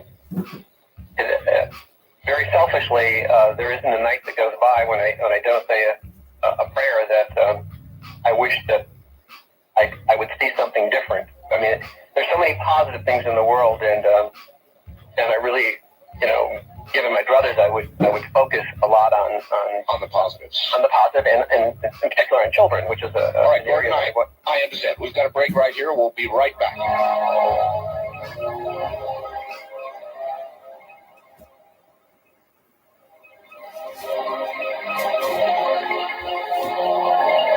We continue now with your calls to Dreamland with Art Bell from the Kingdom of Nye. Well, inevitably, that one always comes up. We're not continuing with calls. We may or may not get to them with Gordon Michael Scallion. We'll see how the time goes. We've got a lot we've got to get in. And once again, in just a moment, Gordon Michael Scallion, a gifted intuitive. Now back to Gordon Michael Scallion. And again, I want to warn, we're about to get into the predictive segment here. And there are going to be some predictions, I feel, that will disturb some people. If you are disturbed by this sort of thing, please now tune out. With that caveat, back now to Gordon Michael Scallion. Gordon? Yes. I guess I would like to get into the predictive area now. There are things you would like to warn people about. What's ahead? Okay. Before I begin, I'd like to preface it by indicating that one of the jobs of a futurist is to present their vision with the understanding that they're not always correct. They're not 100%. I see my role much as a weather person. I see things coming. I can warn. I was a sailor when I was in Florida. I always listened to the weather reports, because if there was going to be a storm or a hurricane blowing or a spout or something, I wanted to know about it so that I could prepare for it. Sure. That's kind of the role that I see. Having said that, let me interrupt you again. Having said what you just said, I have to ask, what is the rough accuracy percentage? I note that you keep careful track of your predictions, so I would assume you track the accuracy. We have a staff that does that, and there are other people who do it as well. We just completed 1994. It was done back last Friday, and I just saw the draft of it this weekend. You mean 95? I was 94. I see accuracy on 94. Yeah, what we do is we publish in the month of February in our Earth Changes report. We publish all of the hits and misses that we did. So if we say something, we publish it, and we say we were right or we were wrong on this. Right. And we're trying to establish that there's a pattern here or a track record. Of course. And we found that for each 100 that we had predicted, there were 13 errors, 13 misses out of each 100. All right, that helps us judge what we're going to hear. That's incredible. That's absolutely incredible. And that was for 94. I have here your 95 predictions. Right. And I'm not going to read them. I'll allow you to go ahead and give us the highlights or the stuff that's really important to know. Okay. Probably would be helpful is to get an overview of the year first, like a little capsule. 1995 is going to be perhaps the most dynamic year. It's obviously already started that way from a geophysical point of view, but there's a lot more dynamics coming this year. In the 14 or 15 years that I've been seeing visions, the ones that I saw in December, which is the ones that I published in January, were so vivid, so clear, and there's some. It's not all gloom and doom. There's some very positive things that are going to happen this year. The things that are going to happen that people need to know about is that the weather patterns that we've been seeing, this erratic weather patterns, Yes. these are going to increase significantly. So people who, especially in the Northwest, Oregon, Washington coastal areas, and also Southern California from LA down to San Diego, those areas in particular, weather-wise, are going to go through a constant stress conditions. Rain is the keynote that I see for 1995. Massive flooding. Instead of when we had the floodings in the Mississippi, we're going to see floodings now throughout the country. We're also going to move to 3 seasons in many parts of the country in 1995. So we're going to have 4 seasons. 3 seasons. Like New England, for example, has 4 seasons. We're only going to have 3 in 95. The weather is going to change that much. The temperatures. One of the predictions I had made back in December 7th was that we were going to see a winter where we were going to break weather records day after day. That it was just going to be running warmer and warmer and warmer, followed by rains, and so we're going to see that. We're going to see that in the Northeast. We're going to see that in the southeast part of the country as well. So major weather pattern changes, and the keynote, if we were to look at it in 1996, looking back, and we were to say what was 95 like, we would say it was the year of the wind, because all I see visions of are constant rain driven by strong winds, massive tornadoes. Whatever we experience, the total number of tornadoes and cyclones and things of that nature, and any year in recorded history, 95 will exceed those significantly. So we're going to be seeing a lot of wind damage. So the weather elements are all going to change, and it's going to be a constant thing rather than a sporadic thing. Those things have already begun to occur, of course, in the Northwest and even Southern California and here in the desert where I am. It's been a very strange year, Gordon. Yeah, yeah. When you see these things, when you see wind and rain and flooding and tornadoes, do you see them vividly as one of us would observe a movie, or in what manner do they become apparent to you? They come one of 3 ways. One is that it'll occur in a dream state, which is the lucid dream, and I can see it in full detail, and because it's lucid, I can actually interact with it. The other way is I see it consciously. It'll just snap into my mind wherever I happen to be, and it's kind of like watching 3 television screens. There's usually three visions showing some aspects of the same scene. So, for example, I might be watching a scene that's on a beach. And the second scene might be more colorful, and I might see waves coming in. And then in the third scene, I might see waves and wind and everything, you know. So what I've learned is that these 3 visions are 3 aspects of the same prediction. And the one that's the most colorful out of the 3 is usually the one that I pay attention to. I think what it's showing me is that not everything is a reality that will necessarily happen. It's the potential of a reality happening. Do you interpret then the brightest one as the most probable reality? Yes, and then eventually what happens is that if I see many visions that I don't see again, and I don't publish those. I only publish the visions that I see at least 3 times. If I see the same vision 3 times over a period of weeks or months or even years, then I will publish it. I've learned. Usually by the time I see it for the 3rd time, it's usually just one screen, and the other 2 screens are kind of a grayish color and kind of washed out in less detail. And what that tells me is that the other 2 probabilities no longer are there. That what I'm seeing is probably going to occur. Can you force it? Can you force seeing something, or does it just come involuntarily? If I'm with a group, for example, if I'm doing a class or I'm doing kind of a public presentation, and people are there and ask questions about a particular subject matter, very often it will induce the vision. The difficulty always is interpreting the vision. They're not symbolic. The visions that I typically see are actual experiences. I have to look at all three of these visions.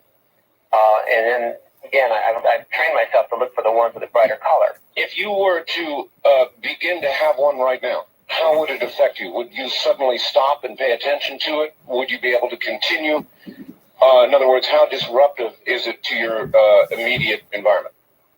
I've had to literally train myself to be able to shut them off. Because after the second or third time where I almost had major car accidents, I literally had to work to train it. So what happens is the visions are still running, and I kind of see through them. It's kind of like I fix my eyes in kind of a stare glaze, and I'm able to see right through the vision and focus on something farther away. Because typically the visions that I'm seeing them, even though they're in my mind's eye, to me, they appear to be 3 or 4 feet in front of me when I'm looking at them. So I can even see periphery vision of these trees. So I've learned to be able to tune around it. But the vision will just keep running, and then if I don't pay attention to it, the vision will come back. As though it's not finished, it's going to play to you either now or later. Right. Fascinating. One more question. When you see, for example, flooding, high winds, all the rest of that sort of thing, how are you able to identify when it will be and where it is? That's probably the most difficult thing, but I've had some help along the way. Usually what I do is I look for some things. I train myself to look for details, and that's why I wait three visions. Like the first detail I might be able to tell, I'll give you an example. The recent the Japan quake that occurred in Kobe. Yes. I published and predicted that there was going to be a quake that was going to occur, and it gave the magnitude range. Because in the vision, I actually saw the needle swinging back and forth, and so I knew that it was going to be somewhere in the mid-7 range. And then I saw the island of Japan, and I saw the big sign. I saw like a map. I saw Honshu, so I knew it was somewhere in the region of Honshu, but I didn't know the timing of it. I just knew that it was there, and I looked to see the terrain. Was there snow on the ground? Was it warm? Was it cold? And that's what the difficulty does, because with Japan, for example, I've had before December 7th, when I did my predictions for 95. I probably had 10 predictions for different pieces of Japan, different quakes entirely. And 3 of those have already occurred. Since December 7th, I've had over 20 visions of Japan. And so there are multiple ones. And so it becomes very difficult. Occasionally what will happen is that if it's something very, very important, I've noticed, if I think about it, like if I'm searching, wondering, is this going to be in the wintertime? Sure. Sometimes I'll actually hear a voice, an inner voice in my head that will, and in fact, on the April 22nd, 92 LA quake and the June 28th, a voice told me a range of a week. It gave me a week range, and the same thing with Hurricane Andrew. So I had some kind of an inner voice that it's going to occur between this date and this date. That doesn't happen very often. It seems to happen maybe 1 in 100 times. Otherwise, I just have to really pay attention, write every detail I can about the vision, wait for it to occur 3 times, and hope I have enough information.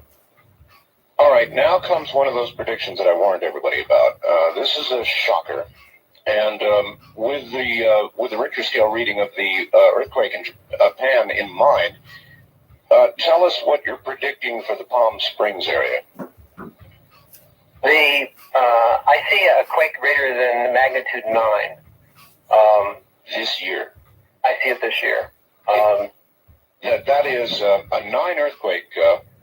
I'm sure I don't need to tell you, but that's of catastrophic proportion. What we also need to know is that with probably most of your listeners, and most of us don't know, is that when they publish an actual quake event, like let's say it's a 7.0 quake. The 7.0 quake is usually an average of many sensors scattered throughout an area. Sure. And so, for example, at ground zero, the quake may have been greater than 7. Now in Northridge, many of the sensors, and I was able to get a printout of the actual recordings off of the seismograph, it hit 9.1. So it went all the way from a low of 6.2 to a high of 9.1, and then we came out with an average. So I believe we've already seen, at key points a 9, but a sustained 9 is what I'm talking about now. I'm talking about something where the seismograph, if we were to measure a 50 to 100 mile radius, we would see that kind of an impact. I really believe we're not talking about the San Andreas Fault now flipping. I don't see it as that at all. What I actually see happening is the tectonic plate itself bulging. And I think we'll have a few warning signs that people can watch for before that happens. For example? I've been predicting for 2 years that we're going to have a birth of a new volcano in California, Mammoth Lake. There's indications now that something is going on there. There's enough geologists working in that area right now trying to figure out what's causing all the trees to die and things that are going on. If that should become a reality, that's a signal, and we would, if all of a sudden we start seeing on the news that this volcano is beginning to break the ground, in fact, come out with some venting and some steaming, then probably within weeks, we would see the quake. Another warning sign, I've been given kind of a sequence scenario. The scenario was that the quake would hit in Japan first. This would be within a period of about 2 weeks, we would see 4 quakes in the world in specific places with magnitude that would be greater than 7. The sequence was that it would happen first in Japan. The next sequence would be is that we would see something that would occur in the Indian Ocean someplace. The third sequence would be is it would go back to Japan. And then the fourth sequence is that it would hit the west coast of the United States. And specifically here, I've targeted Palm Springs, but I really see this almost as a fracture in the ground. I see it much larger than that. So if the sequence starts, now this sequence may have begun, but my sense is that at least I'm hopeful that this quake will come later in the year rather than earlier, because I haven't had any visions since the Japan quake other than more quakes in Japan. So those are 2 scenarios to watch for. That would be early warning signs. If the sequence starts of the 4th, these things will all occur within a matter of 2 to 3 weeks. It sure feels as though the sequence is underway now. You say you're hopeful it'll be later in the year. It would seem to me to be kind of a stretch to say this is not the sequence, because it's going to have to roughly repeat itself if it's later, isn't it? Yeah. Right now there's nothing significant going on in the Indian Ocean, so that would be the next thing to watch for. I have felt that there was going to be a quake this year in Japan greater than 8. So that's I'm quite certain that will occur in the region of Honshu this year. That hasn't occurred yet. All right. There's triggers there's like 3 triggers, and the triggers that I see are early February. We miss that, we go to maybe the early summertime, like June, and if we miss that, then we look into December. So those are like three potential windows for this sequence to happen. Gordon, what's the range of damage? Can you tell us about that at all? The extent range? I'm not sure that I even understand what I see. I can only describe what the vision is indelibly marked in my brain, because this particular quake, the prophecy in 1989 that was given to me was that there would be 3 quakes in California before even larger things happened. The first one, they said, would be about a 6, and it would occur in the LA area, and I defined where it was, the magnitude and the epicenter. Then it said it would follow by a quake that would be larger in the 7 range, and that would occur a few months later. And then the third one would be larger, which would be in the 8 range, 8.3 range. Now that has not occurred yet. The first 2 quakes have occurred. So the one that I've been watching, or this Palm Springs area quake, rips all the way to Bakersfield. So it goes from Palm Springs to Bakersfield. If you get your map out, draw a line between those 2, you'll have a pretty good idea of of the terror that I'm seeing.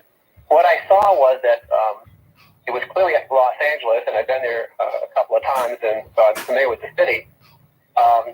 And the thing that disturbed me was that when I saw the vision, all I could see was this glitter everywhere. And I thought it was water at first. I thought water had come in.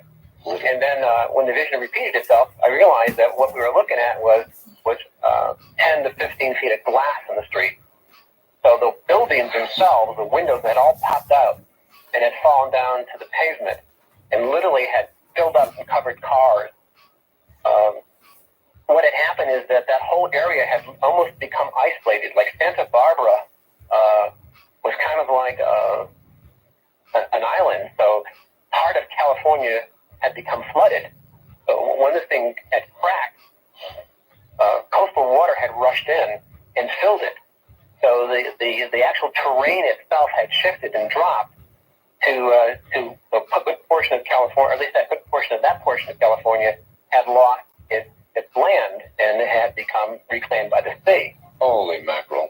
Gordon, we've reached the top of the hour, and maybe it is well that we have. What a moment. Stay right where you are. We'll be right back to you. We're going to do some news and a couple of things. We'll be right back to you. You're listening to Gordon Michael Scallion. I'm Art Bell. The program is called Dreamland. We'll be back.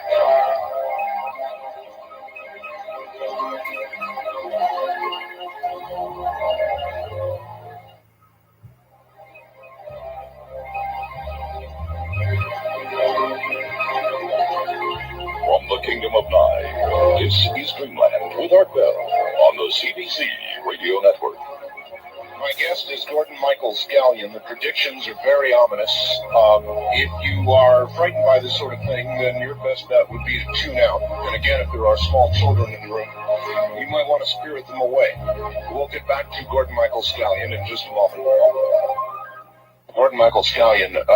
Gordon, I guess we've got to move fast because there's a lot we've got to get in. Palm Springs and the Los Angeles area, you predicted a 9-point-plus quake and saw glass as one would see water from a high altitude.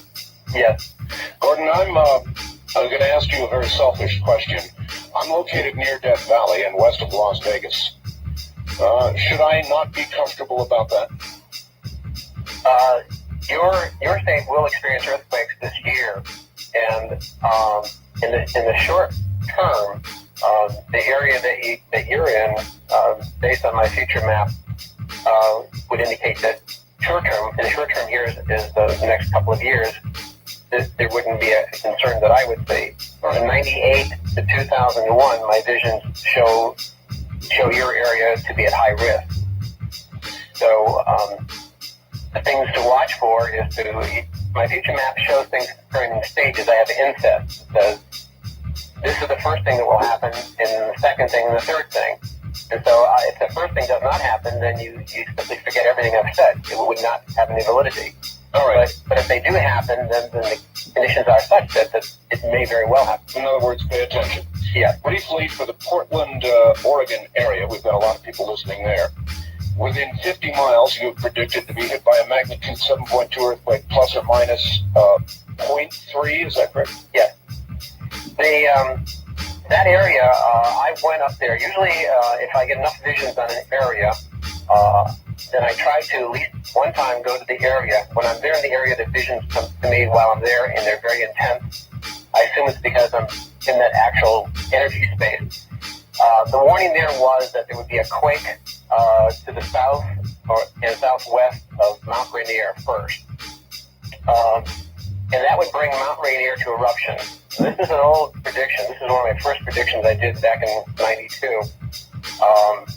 Mount Rainier is not officially active. There's some things going on there, but it's still not active. Right. My sense is that I expected that to go off last year, the last quarter of last year. In fact, I thought that the visions were getting so bright that I figured that we were very close. The visions haven't changed, so I still see that. There was a small quake there in that region of around in the 4 range, but the 7 has not occurred. So I carried that forward to 95. I still see that as something to watch out for. When that happens, it's going to blow out to the southwest part of the volcano and it will put Seattle under ash. Moving east, you have predicted, brace yourselves everybody, on the New Madrid Fault, or New Madrid Fault, in the 95-96 band to be hit by a magnitude 9.0 earthquake, plus or minus 0.5, yes? Yes, and that one I may have to update soon, because since I published that particular prediction, it's been several months. And I have seen visions very recently that are getting intense. I think it will be a larger quake than that. Now, that area in 1812, I believe it was, in that range anyway, they had a tremendous quake there. So it's an area that's waiting to go. I believe it will occur after, however, the LA quakes begin. So I see that later, and that's why I thought 96. You additionally see political changes. You see eventually 13 states seceding from the Union, beginning with Texas. Is that correct? I see 13 colonies, not 13 states seceding, but I see, when I look to the future, 98 to 2001, I see that there's been a complete change in our geophysical structure of the United States, which would require new maps, and I also see a new economic structure and a new political structure. And what I see is this colonies where several states band together. This happens and is created because of two factors. One is that the United States can't, and even now it can't handle the debt service that it has. Every time one of these natural disasters occurs, it's another $10 or $20 billion. You can't get insurance in many places now in the West Coast, and this is going to just get worse. So I see it as part of that, and also part of the fact that earthquakes have just caused such a condition that states have to band together, and they become colonies. We still have a presidential figure, but the colonies are independent, and we move more to a different, there's new commodities exchange that's not in New York City anymore, and colonies actually barter between each other through this exchange, more for real goods, which is silver, gold, or commodities of one form or another. Precious metals, yes. Right. Circling back for a second to the New Madrid Fault, can you tell us what specific areas will realize the greatest damage? It'll, if you were to take a pin and put it on Missouri, just put it in the center of Missouri, and then if you were to take every state around Missouri, each one of those states will be hard hit as a result of it. So it isn't an isolated area. This is entirely, the quakes that I'm predicting, the first ones occurred, I had predicted to watch for a vertical thrust quake. I was on a program called Sightings over a year ago, and more than a year ago, and I said watch for a vertical thrust quake that will occur in the Los Angeles area, and that's going to signal a change of the quake. A vertical thrust is when the land is thrust up very sharply, very quickly, rather than a rolling action where a quake kind of rolls like a wave. What I see happening is that the magma of the Earth's core itself is shifting its position. I believe it began its first shift in 1932. And it's accelerating it now. It's kind of sloshing around like water in a bottle that you would move around. And it's going to cause large sections of land to be distorted in one place. So some places you're going to see land thrust upward. In another part of the world, you'll see land that will actually thrust downward. And this is, if we follow any mythical studies such as lost continents, like Lemuria or Atlantis, this is what my visions have indicated it actually indeed did happen. And this is in a cycle that's repeating itself again. So we're gonna see a very large area, and the New Madrid Fault will be one such area where the landmass will be pushed upward very fast, and then it will settle back down very fast. So really, the world as we know it is about to change. Yeah, and it seems like we have a lot of indications. In 1991, when I made my first public appearance, and I said these things, I said we're going to see erratic weather, we're going to see fires, we're going to see quakes. And I mentioned all these things, and at that time there wasn't a lot going on in the world. If we look at from 1991 to now, we see that the world has really changed. We have this electronic media system that immediately focuses on and shows us major things. What we're not seeing every day is what I see on all of our computers here. We're tied into every news service in the world just about. Right. And so I'm aware of so much that's going on that just isn't being published. And right now, unless there is a major loss of property or a major loss of life, these things just aren't getting published, but they're very significant events. The world is changing. What you have summed up with in your predictions is 95 to 97 will be seen as the beginning stages of what will become known as and fulfilled as Armageddon. Yes. That's what this is, Gordon? No. It begins at Armageddon. It's from the biblical text and from both testaments that most of the biblical work or the Quran for that matter or any text is open to interpretation. We really scholarly aren't sure. It was written in such a way as to force you to really think about what's being said. And I can only share what my understanding of it is based on my vision. Because many times I see visions of the past. I don't see it just of the future, I see it of the past. And sometimes these visions can last for an hour. It's like me attending a lecture. And so I've learned an awful lot about ancient cultures. I just got back from Egypt where I learned all about the Great Pyramid of Sphinx, what's going on, and why that's probably the most important thing in 1995 is about to happen. What is going to happen there? There is going to be major discoveries made momentarily here.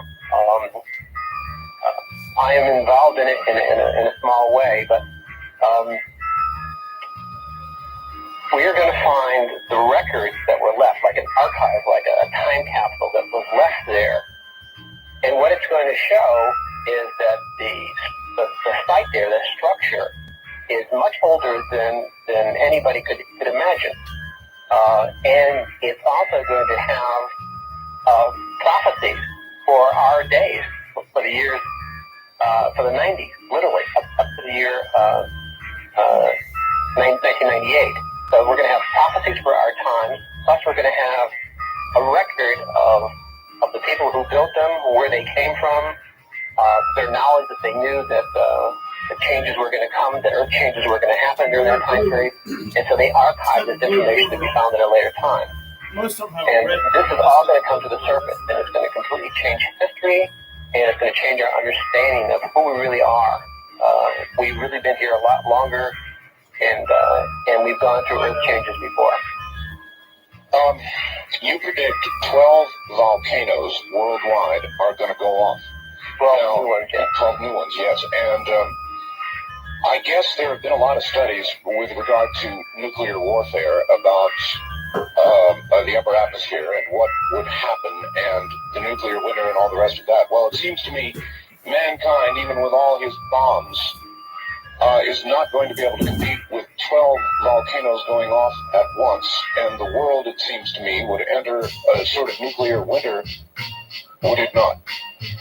Yes, what we're going to see is Pinatubo itself was responsible for changing weather more than a half a degree. And so we saw a major change in the amount of usable light just from one volcano. The ones that I see occur around the world, some of them are smoldering now, some of the full eruption, others will be quiet.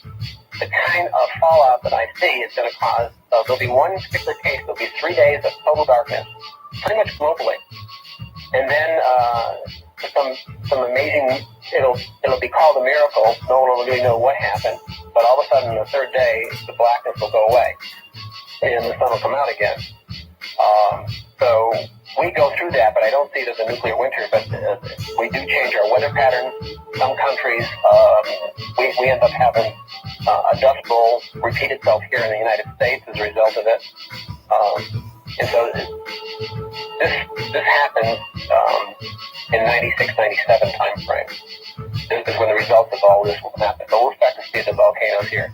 the one that I've been predicting for 2 years to watch for, the signal that's beginning of this, was a volcano in Mexico called Popocatépetl.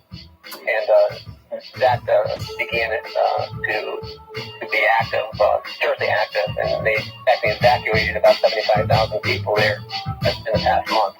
So that's getting ready to go off, and that whole signal was started. What advice would you have for people, and there are massive numbers of people affected by your immediate predictions? Really all of us, but in the most affected areas, Gordon, what advice would you give them? They're listening. Mm-hmm. Some of the things that I'm saying are, people will hear this one of two ways. They'll either hear it and immediately go into a denial, and other people will hear it and panic, and then another group will hear it and want to know what we can do. Should I pull up my stakes and move? Should I do this and that? I guess I'm asking, representing that group and asking. I think that the most important thing that people can do is pretty much what your show is about. It's learning to trust that inner part of us that has answers for all these things, that is able to sort out truth from fiction and right from wrong and just guidance and direction. And I'm convinced that the only thing that I can really tell people and to encourage them to do is to begin to really trust your intuition and begin to listen within. I can tell you things like get an emergency preparedness kit, which I think everybody should do anyways. Our family, all of our family here, we have one in each of our cars. So we have enough for 3 days if we got ourselves isolated. We have a lot of things put away, emergency rations, generators. You can do all of that stuff, and I've done it, and then I forgot about it. I did what I could do. But I know that the possibilities are that when something happens, I might not be in my car, or I might not be in my house where I can have access to this. I might be on the road someplace. And so I know that in the end, it's going to have to be some form of inner spiritual guidance that's going to allow me to get through these times. What about the way man will treat man during this time? Gordon, in other words, with even minor disturbance, Los Angeles generally breaks into riots and people are doing each other harm and violence. With the kind of changes you're talking about, what will the social implications be? In many cities, we're going to see martial law. We'll see the National Guard first, and then next, we'll see the military. And this will occur. We're also going to see the best of people. We're going to see people do extraordinary things, and people open their doors. We're going to see the best and the worst of us during these conditions. Cities themselves are going to be the most difficult place to be. Rural areas are going to fare better. So there's lower numbers. If you take a place like Los Angeles, for example, everything's connected by bridges. All water comes in from a long distance through aqueducts. Yes. You look at Manhattan themselves, and Manhattan is going to be devastated before the end of this decade. Everything comes over a bridge or an aqueduct. You lose water, and all we have to do is just look at what's going on in Kobe. I mean, here was the earthquake preparedness country, and they had drills, and they really worked at this. And yet, all of that, I'm convinced that many of the people who were saved from an intuitive flash, to maybe be away that day or to pay attention to your dreams that are constantly giving us guidance. So much of it came to naught. The earthquake buildings that wouldn't fall down, the highways and railway trestles that wouldn't fall down. Gordon, they all fell down. Yeah, they did. And the same thing is going to happen in the Bay Area of California, and it's going to happen in New York, and it's going to happen in LA, and it's going to happen in San Diego. These things will happen. We're talking about a whole new type of Earth movement that we haven't seen before. Gordon, short on time, you have a newsletter. All of these predictions and much more, this sort of thing is in the newsletter. Why don't you tell them how to get it? The easiest way is that you can call our 800 number between 9 o'clock and 5 o'clock Eastern time, and that's 1-800-MATRIX-3, 1-800-628-7493, 1-800-MATRIX-3. Or they can write for a free information package for our institute, and they can write to Matrix, P.O. Box 336, Chesterfield, New Hampshire, 03443. And either one will get some information out the way. That is where you are, is in New Hampshire? Yes. This is one of my visions back in 82 rather, guided me to come up to this area. Is New Hampshire, through all of this that's coming, Gordon, a good place to be? Parts of it are. The 50 miles from where I am would not be towards the coast. Anything near a coastal area or any kind of a tributary, a river, major rivers, like St. Lawrence Seaway or the Mississippi, which will break all the way and go down to the Gulf. So you want to be away from water. And personally, I love water. So, given my choice, I would still be down in Florida. But the place where I am is, my vision has indicated is a solid long-term area. Well, you mentioned Florida. Just before we go, you predict 100-mile-an-hour winds hitting the south, hitting Florida, I guess, Florida Keys, Georgia, the southeast. Yeah, that has occurred since I published that back in early December. But there's more. I see a lot more wind coming, and it's not just in the hurricane season, but I see it occurring in the spring and continuing. Like I said, 95 is going to be the year of the strong winds, and you're going to see that everywhere, not just in Florida, but it's going to be across the country. Gordon, it's an incredible immediate future you have drawn for us. Very sobering. I want to thank you for being here. You've agreed to come on perhaps later in the year. We desperately want to have you on again. Sorry this is all the time we have, but boy, what a pleasure. My pleasure. Thank you, Gordon. Okay, good evening. Take care. Well, there's a lot for you all to think about. Gordon Michael Scallion. And I guess I have no comments on the predictions made. They're really not needed, are they? Good evening, I'm Art Bell, and this is Dreamland. We'll be back.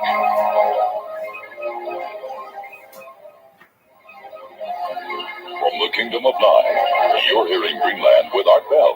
To participate in the program, call toll-free 1-800-618-8255. 1-800-618-8255. First-time callers, area code 702-727-1222. Or the wildcard line at 702-727-1295. This is the CBC Radio Network. It certainly is. Good evening. Dreamland underway for a Sunday night. Gordon Michael Scallion was our first guest. That hour and a half speaks for itself. We're going to, in sort of a reverse order here, go now to Colorado, where Linda Howe, you never know where Linda's going to be, and this week it happens to be Colorado. So we're going to go get a quick report from her, and then we're going to proceed west to the Santa Barbara area, and yet another futurist who's been on the program before, who I know that you're going to enjoy, Michael Lindeman. So from something, by the way, called the 2020 Group. Right now, though, to Colorado and Linda Howe. Linda, good evening. Hi, Art. Welcome, Linda. This week I have been in Denver, Colorado for the Colorado County Sheriff's Association's annual meeting. The association asked Dr. John Altshuler, a pathologist and hematologist, to present data from our 1994 animal mutilation research grant that we've been doing for the last almost 12 months.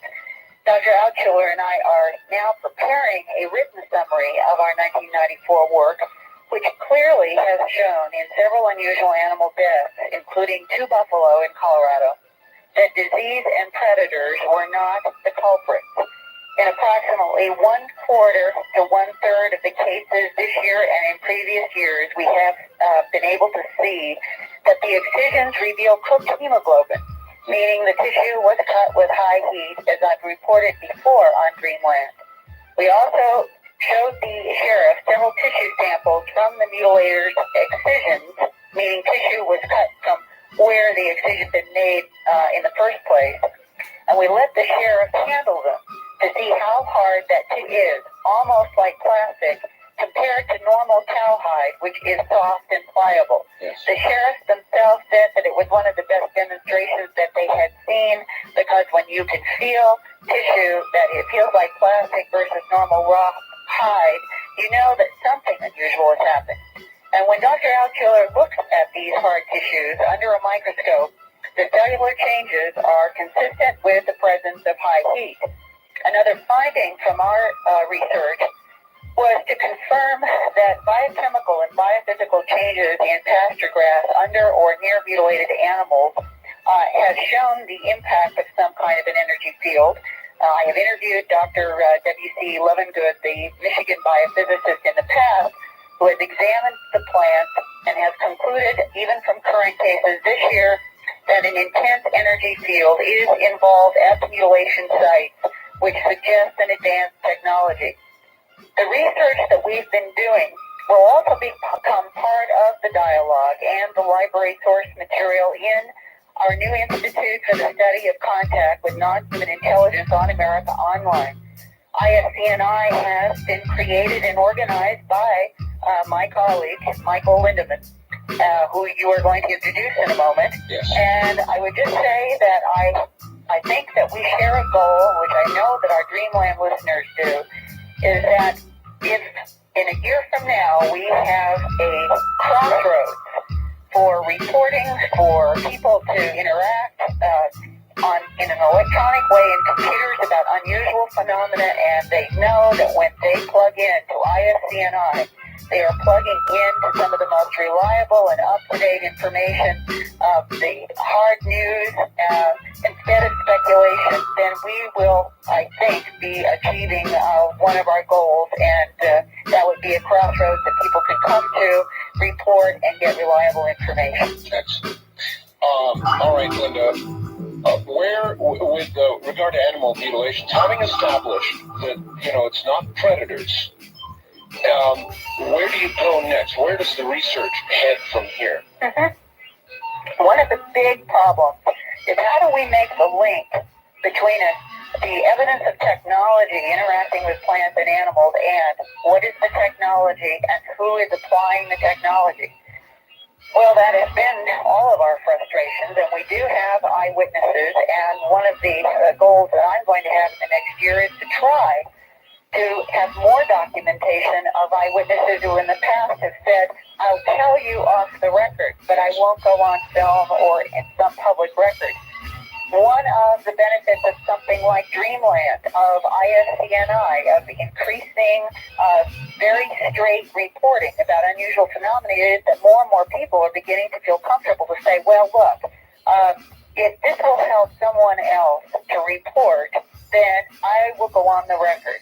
And if, even though this may not be hard proof, if I can get 4, let's say, of the 7 people who have talked to me about their either broad daylight or total conscious night encounters with beams of light in which they have seen animals go up, or the discs that they've seen in pastures and they've been reluctant to talk about, I think at least it's building a stronger circumstantial link. And who knows, in this next year or so, maybe someone somewhere in the world with the prevalence of camcorders is going to be able to capture something that becomes harder. I have heard recently a report that trying to get the videotape, that someone in the Northeast has on videotape what looked like a helicopter, and that it changed on the tape into a disc. Those are not hard proof, but they are going further because we now have more people with things like camcorders out there that may catch something. And then we have this hard physical medical data that is saying we're not dealing with predator and disease in many of these cases, most likely not satanic cults. We've got a worldwide phenomenon. It appears to be tied with an energy field that is related to a technology. Now we have to find out where the technology is. Linda, give us your address and phone number, and I want everybody to know we're very short on time, but Linda, has a number of books out. In fact, tell them about your books, Linda. Well, the newest one, Glimpses of Other Realities, Facts and Eyewitnesses, is focusing on some of the harder data in crop circles, the investigations there, the animal mutilation abduction syndrome, or animal mutilations and the human abduction syndrome, and what abductees have had to say about why there is this strange animal mutilation phenomena apparently linked from their point of view with something off planet, and the pattern of different types of entities, non-human entities that people have reported around the world for the last 40 years. That book is out and available along with a brand new documentary that I did this year called Strange Harvest 1993, and that looked at cases in the United States and other parts of the world just in the year 1993. Prior to that are other videos and books, which in the interest of time I can describe in another program, but people can also write to me for information about this work at Linda Howe, Post Office Box 538, Huntingdon Valley, Pennsylvania, zip code 19006. That's Post Office Box 538, Huntingdon, Hunting, D as in dog, O-N, Valley, PA, 19006. And the fax number there is area code 215-491-9842. And in your upcoming guest, Michael Lindemann, I just want to say I am very excited and enthusiastic about ISCNI. I will be contributing as a faculty member news stories, and hope that our listeners will join us in cyberspace with what may be in the future some very, very interesting dialogue classes and the crossroads where more and more people can come with some confidence that they can have dialogue about facts and with some credibility. Yes, well, it's a very important resource. All right, next week, is it back to Philadelphia? Next Sunday, I will be in Puerto Rico, and I'll let you know where. Oh, now that'll be exciting. Yeah, all right. by the next Sunday, that Sunday and the next Sunday, I'll have a lot to report, both for you and ISCNI. Excellent. Linda Howe, always thank you, and talk to you next week. Yeah, my best to Michael. Okay, take care. Linda Howe, and in just a moment, Michael Lindemann. I've been telling was born in Milwaukee, Wisconsin in 1949 as a conscientious objector during the Vietnam War. He developed a lifelong interest in arms control, foreign affairs, and government policy. He earned a BA degree in psychology from Antioch University, followed by 2 years of study at the Graduate Theological Union in Berkeley. He later combined his political and psychological interests as educator, social analyst, and futurist. In 1989, he founded the 2020 Group, a private research organization studying forces that shape the future. Since 1990, Michael Lindemann has earned national recognition for contributions to the study of the UFO phenomenon. He first examined the subject from the angle of its possible connection to covert weapons development and social policy, finding substantial evidence in support of UFO claims. He launched the Visitors Investigation Project in 1989 to conduct and publish UFO research, and much more. Just a bit of an introduction to a man who has now opened cyberspace. That's right, cyberspace, internet connections, which of course connects everybody together and is a vital link in furthering the research that we talk about here on Greenland. Here is Michael Lindemann. Michael. Very good to be here, Art. Thank you. Thank you. And I guess we should begin by telling everybody exactly what this new adventure into cyberspace that you have launched is all about. Well, I of course, I was listening to my colleague and esteemed friend Linda Howe speak well of it, and I always thank her for that. Linda has been a marvelous, pivotal contributor already to the development of this project. What we have is an online institute known as ISCNI, or the Institute for the Study of Contact with Non-Human Intelligence. We have an online address at America Online, which many of your listeners will know is the fastest growing general network provider, computer provider in America. No doubt about it. It's a fabulous place. We're very pleased with our association with America Online, and in particular the area of America Online that we are specifically sponsored by, which is the Electronic University Network, which places us squarely in an academic framework, which is where we want to be, to position this as credible, reasonable, not jumping to conclusions, but bringing to bear upon the subject of human contact with other intelligence, all of the skills of intellectual inquiry, scientific research, as well as personal experience and speculation and philosophy. All of that has a place, all of it together in this environment, which has, for anyone involved with America Online, you can visit it for free, have a look around, join in the message boards, look at our public library, have a look at our bookstore, all of that for the cost of the general America Online membership, which we all have 1.5 million people already there. They give people 10 free hours, don't they? Well, to start off, indeed, you can join America Online for free for a month with 10 free hours to have a look around. Then if you want to go further with ISCNI, as Linda mentioned, she is one of a number of well-known researchers offering courses, classes, special private study groups for people who become our members, and all of that information. I don't want to take the hour talking about this. I greatly appreciate your willingness to let me say this on the air. But if anyone would like more information, there are 2 easy ways to reach us. If you are already online on the internet or on America Online, you can contact us at ISCNI. This is our internet address, ISCNI@AOL.com. If you are on America Online already, simply punch in ISCNI, that is our email address. If you're on the internet, ISCNI@AOL.com, and I would recommend when you send this email, say you heard about it on the Art Bell Show. We'd like to know that. Good. In addition, if you would like to call us on our toll-free number, you can dial 1-800-41-ISCNI. That's 1-800-41-ISCNI. You will get an answering system. If it is busy, it's because it's clogged up. Please try again. It runs 24 hours a day, but if it's clogged up, you'll have to call again. We would be happy to send information. We can send free software for anyone who wants to try it out on America Online, and we can send any kind of information. And I'm sure that people, some of your listeners will want to try this. All right, Michael, good. Tell us now about 2020. What is 2020 besides a great name and the name of a TV show and the name of an organization? What is 2020? The 2020 Group Art was and remains my private research and publishing company. I founded it in 1989 with not a thought in my head about UFOs.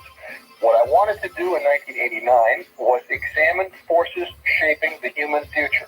I still want to do that today. That's exactly what I'm about as a futurist, as a social thinker. What I found out, to my great surprise, and I still, to this day, 5.5 years later, I pitch myself every couple of days. I say, "Are you nuts? What's going on here?" I found out that the UFO phenomenon and the whole constellation of phenomena associated with human claims of contact with other intelligent life is going to be one of the fundamental forces shaping the human future. I would go so far as to say it will rank among either at the top or very near the top of the most important forces shaping the 21st century human existence.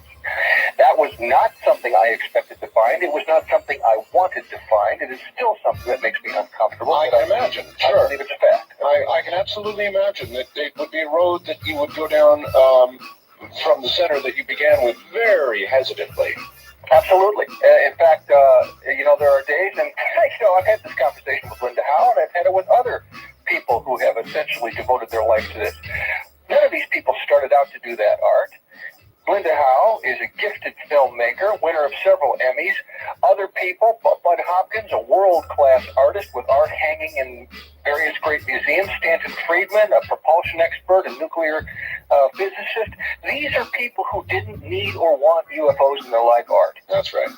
These are people who didn't need UFOs to feel complete or special. They were already accomplished. They already had the recognition. They already had the job.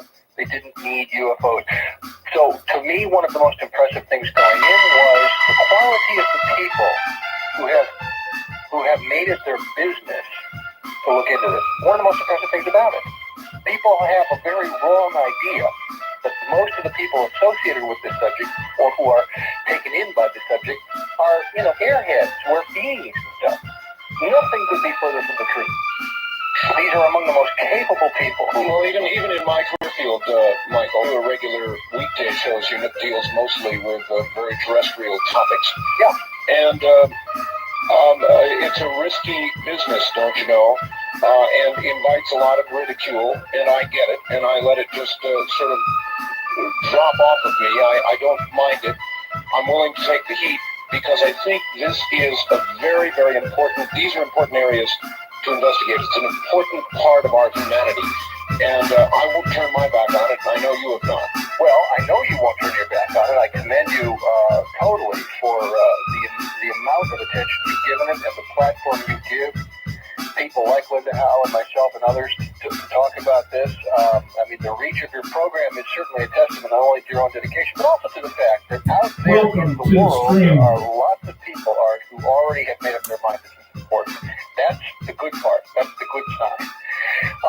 But on the other side, there are people taking risks, more and more people taking risks, and some of them run afoul of the sort of the status quo, the inertia that says this is nonsense, leave it alone, it'll go away. We have an example, for example, this book called The Fire Officer's Guide to Disaster Control is an example of what can happen to capable authors when they take a risk.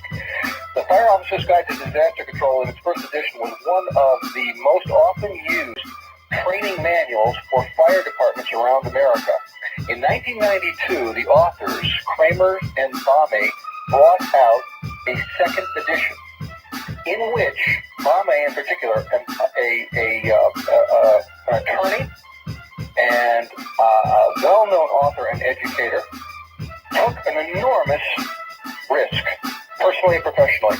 He put in this popular training manual for fire officers a chapter, a sub-chapter, a portion of a chapter, in which he dared to say that the UFO phenomenon is absolutely real and could pose detrimental impacts on society. And therefore, it was high time for fire departments around the country to recognize that they could not hide from the possibility that there would be UFO events in which the fire department would be the first line of defense. And I bet he took a flash fire of criticism. Michael, we're at the top of the hour, so relax, get another coffee or whatever it is you're drinking, and we'll get back to you in just a very few moments. Michael Lindemann is my guest from the 2020 group. This is Dreamland.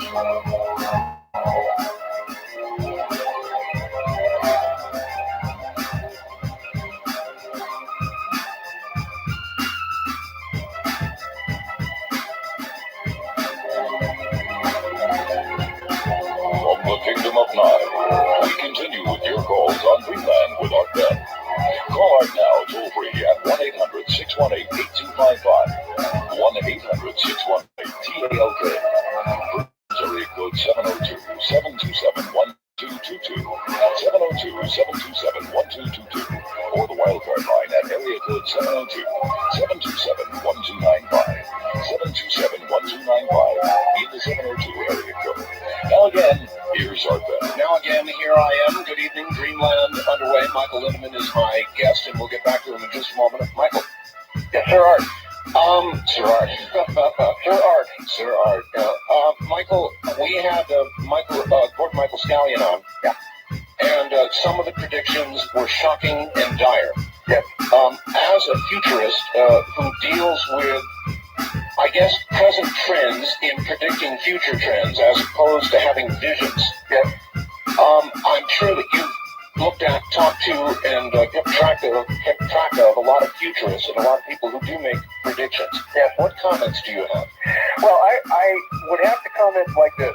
Number one, there is a strong likelihood of major earthquakes along the west coast of the United States. That's simply a fact. A very straightforward scientific organization known as the Southern California Earthquake Study Council, or whatever it's called, Earthquake Center, just the other day predicted an 86% chance of a quake measuring 7+ within the next 25 years. Now, of course, that's extremely tame compared to what Gordon Michael Scallion is saying. Yes. But we know that we live in an earthquake zone that is overdue for major quakes. One of the things they pointed out is that over the last century there has been only one quake in Southern California measuring 7+, and that happened a year and a half ago, the Landers quake, which was mysteriously non-destructive. Yes. Because of being in a weird place and an unusual kind of quake. But there should have been, according to statistics, 7 quakes of 7+ magnitude during that same period of time, which means we're way the heck overdue, and we can expect it. At the same time, we see devastation in many other parts of the world, the so-called Ring of Fire, which is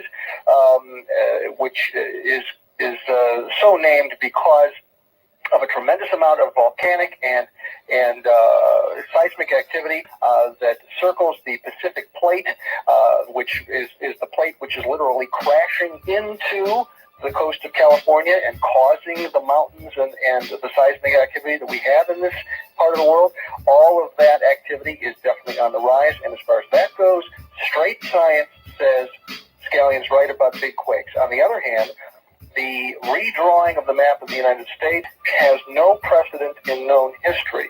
If we look at what we think has actually happened in the way of continental drift, we see, for example, that the shape of the continent of Africa, the shape of the continent of South America, the shape of the subcontinent of India have not substantially changed in hundreds of millions of years, despite the fact that they have migrated thousands of miles across the face of the planet. In other words, it is more likely that whole land masses will move intact than it is that large pieces of that landmass will suddenly disappear into the ocean. Now, this is a fact of geologic science. Okay, it is a fact that we can corroborate going back close to 1 billion years in terms of what we know about the apparent movement of continental land masses, and therefore, as regards the redrawing of large portions of the landmass of the planet, I have to say science is flatly and strongly opposed to Gordon Michael Scallion's vision. All right. Having said that, Michael, I'm telling you, I don't get nervous that easily, particularly about this kind of thing. But with what just occurred in Japan and a long trail of recent earthquakes, something is going on. Well, there is a great deal of seismic activity on the planet, and I started by saying that is true and that is predictable. Therefore, we can say there is likely to be additional seismic activity. I myself am not particularly happy about living in Southern California. I have no plans to be here much longer. That's a fact. As one who studies human behavior, yes. Just for a second, playing with the idea that Mr. Scallion's predictions are accurate, should such a major earth change occur, what would you predict, Michael, with regard to a social behavior? Well, there will be several things that have to be taken into account. What we've seen in Kobe, Japan is a good example. In fact, we saw it here last year with the quake that happened literally 1 year ago, the Northridge quake, which is said to be a 6.7. The Kobe quake, therefore, about 5 or 6 times more powerful. Yes. But I, being 100 miles from the epicenter of the Northridge quake, was thrown out of bed at 4 in the morning. I was quite stunned. I had no idea. I really thought the thing had happened down the street. I was quite shocked to learn that it happened 100 miles away. The first thing I learned, however, was that I was flat broke because I hadn't had the good sense to pull any money out of my ATM the day before. Right.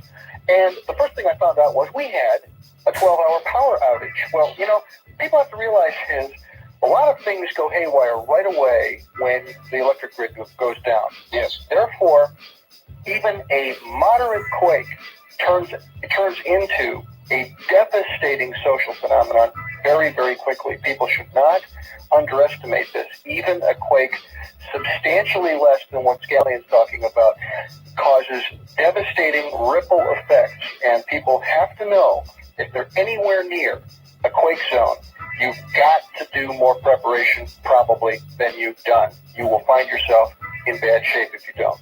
And that, I think, is just prudent.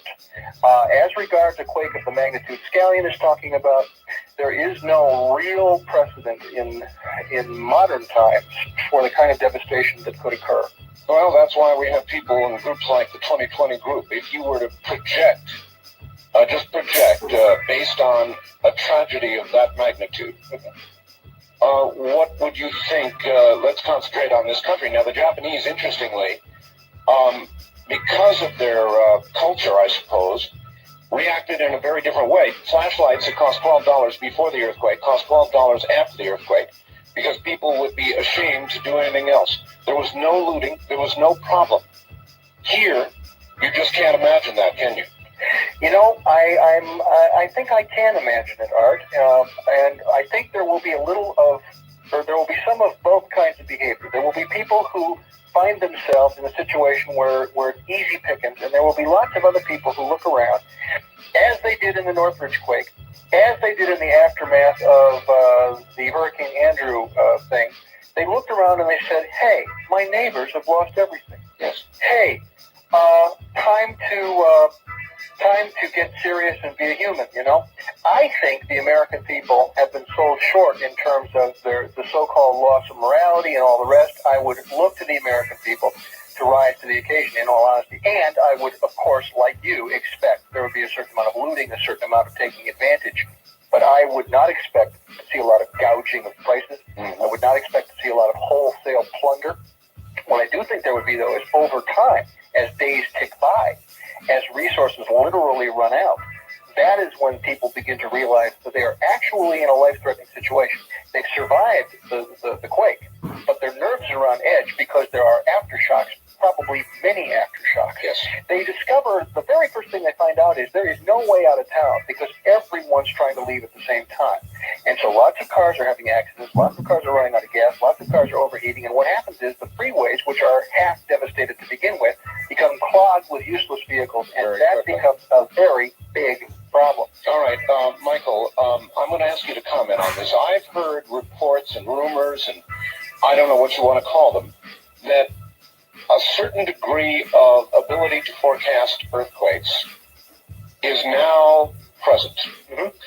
With that as the working hypothesis here, if the authorities were to learn, say, 12 hours or even 24 hours ahead of time that there was going to be a scallion-sized earthquake in the Los Angeles area, would it be worth warning the people?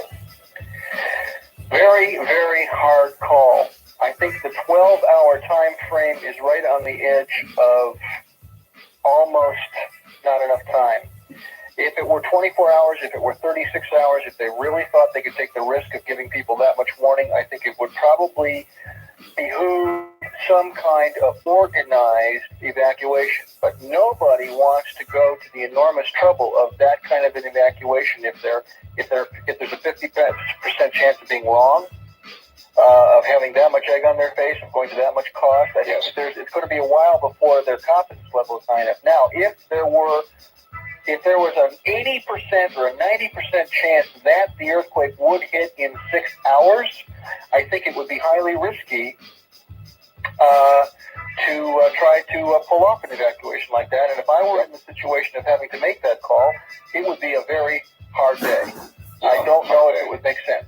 So in other words, you might actually get more people killed by trying to evacuate in the short term than you would by just saying nothing. And I think that makes sense, Michael, and I'll bet you if they had such a prediction, they would keep their mouths shut. I think that they would. I think the window of 6 hours or so is too short. If it starts to turn into 24 hours, it becomes a possible evacuation. But, you know, we have found that these very sudden, high-level movements of people are just horrendously difficult. Right. We don't have any way of coordinating it. All of the civil defense training and everything that we've been through when we were kids, we find out in the aftermath, it was all baloney. So in other words, you would be faced with a horrid decision. In other words, you would think, well, I could warn them and get people off terrible locations, get people off the side of cliffs at least, that sort of thing. But you wouldn't be able to do that because there'd be no way to avoid starting the panic that we're talking about here, and the balance would be in more lives lost there, so you would make the decision not to say a word. What a godforsaken decision that would be. It'd be a very, very hard decision. Again, I think it has a lot to do with time frame. I think it has a lot to do with what the prediction really is, where they think the thing is going to hit. I'm not aware that that they have the kind of predicting capability that you say, although I have heard rumors to that effect, as you have. I know that they're looking for a bigger window of warning than 6 to 12 hours. That's the most difficult place or time frame to make the call, because it's like you're damned if you do, damned if you don't. Boy. Is there any way to weave these coming predicted Earth changes by Scallion and others into the whole UFO phenomenon, which you have accurately said will be one gigantic story and one great effect on mankind? Both would seem to have a great effect on mankind. Is there any way to weave the two together? They are being woven together. And despite the fact that I feel that science cannot rationally support the very extreme parts of Scallion's prediction, I will say that there are many UFO contactees and abductees who have been told that there will be great disasters on this planet. This is one of the most robust themes that comes up time and again when people are reporting the content of their abduction.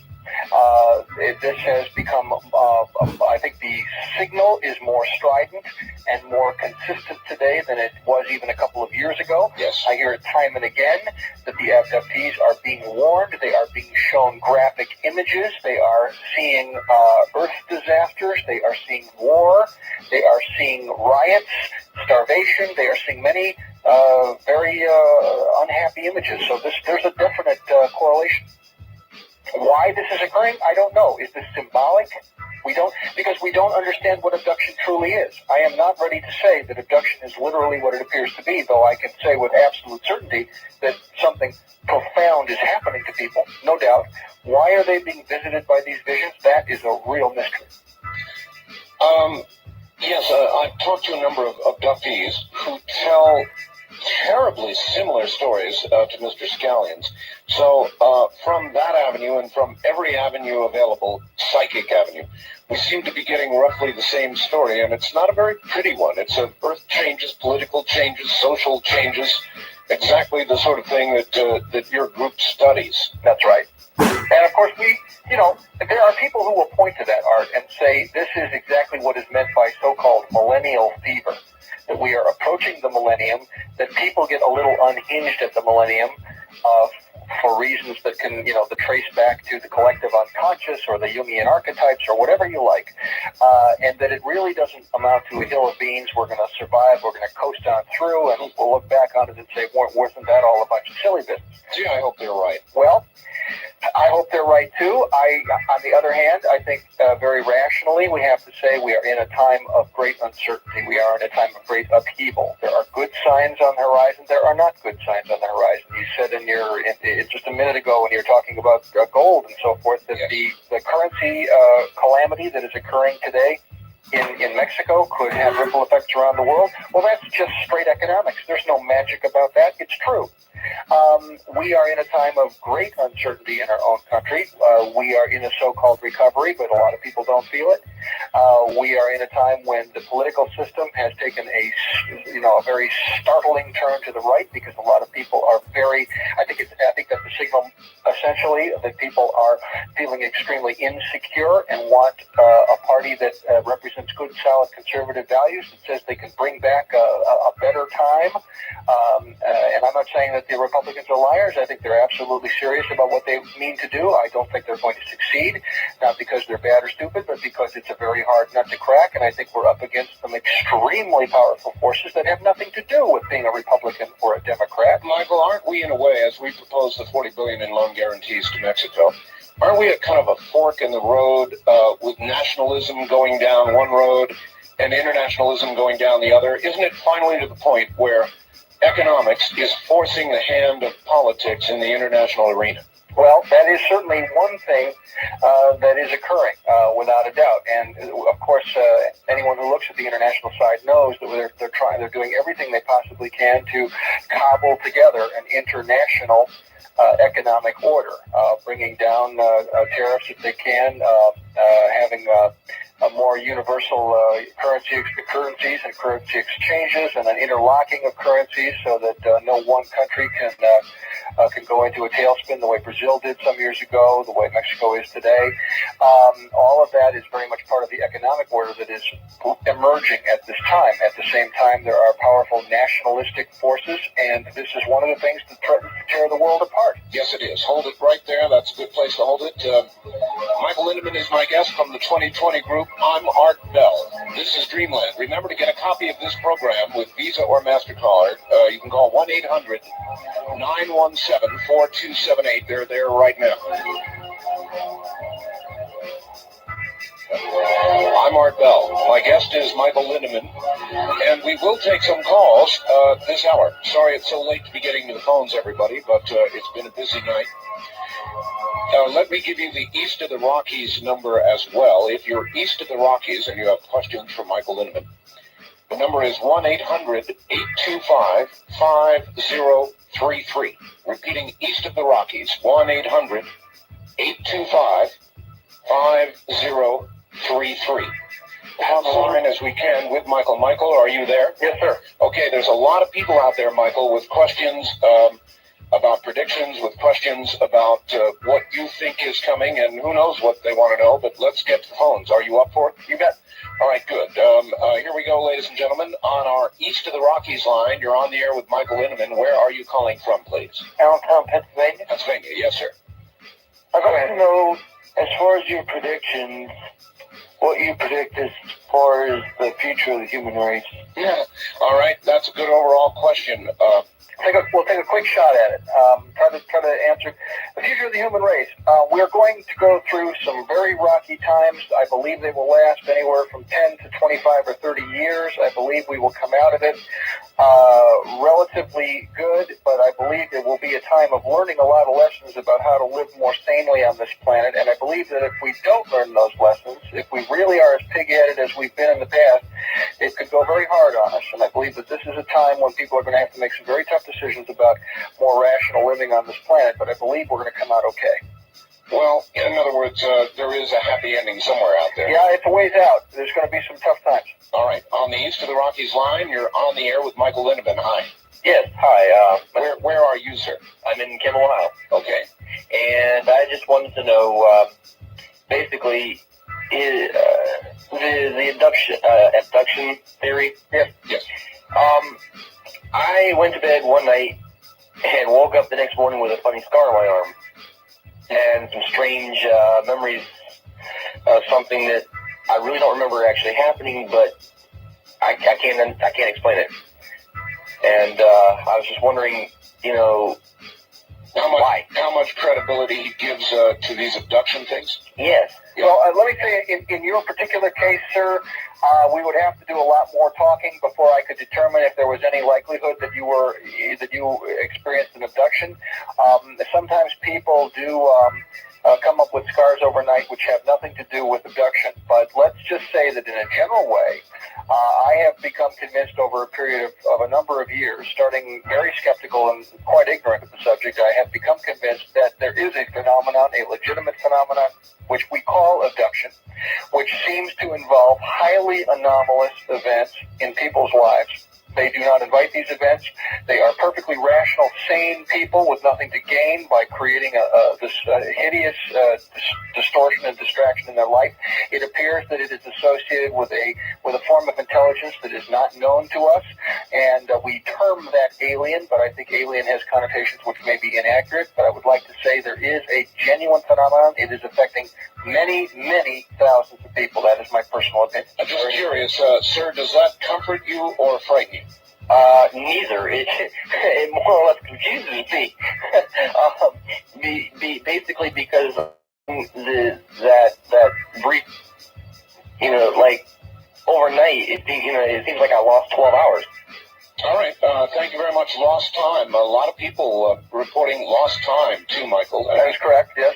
Okay. I'd like to comment for just a second on the abduction phenomenon, because the most unusual thing that is occurring in abduction research today, in my opinion, is something that I was not expecting, but it is very obviously occurring. That is that many people who even a year or two ago, Art, would have said to you that their abduction experience was very traumatic, very unwanted, very negative, have changed their mind or are in process of reevaluating their abduction experiences into something that they now term transformative, important, special. They feel singled out. They are on a mission. They have been picked, chosen for something extraordinary. It is a spiritual awakening. This is a trend in the attitude of the abductees themselves, which is the most puzzling thing I've seen yet. And it is happening to a lot of people. All right. On the first-time caller line, you're on the air with Michael Linneman. Hello. No, my guess is they're not there. On the West of the Rockies line, you're on the air with Michael Linneman. Hello. Yes. I was wondering what, if any, role the crop circles are playing in the prophecy. All right. Where are you calling from? Tacoma, Washington. Tacoma. Crop circles.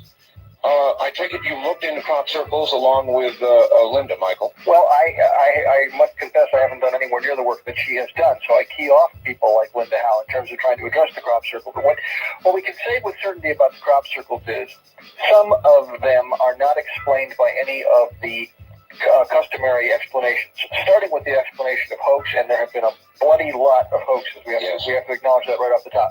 But some of them are not adequately explained by any known explanation to date. What they are remains to me a huge enigma. I am not going to comment beyond that. I do not know if they have anything to do with signals being sent to us by some alien intelligence. Some people think that's so. I'm not ready to say so. All right. On the wild card line, you're on the air with Michael Linneman. Hello. Hello, Art. This is Bill the Fugitive calling from Seattle. Yes, Bill. And Michael, you're one of my heroes. Oh, thank you.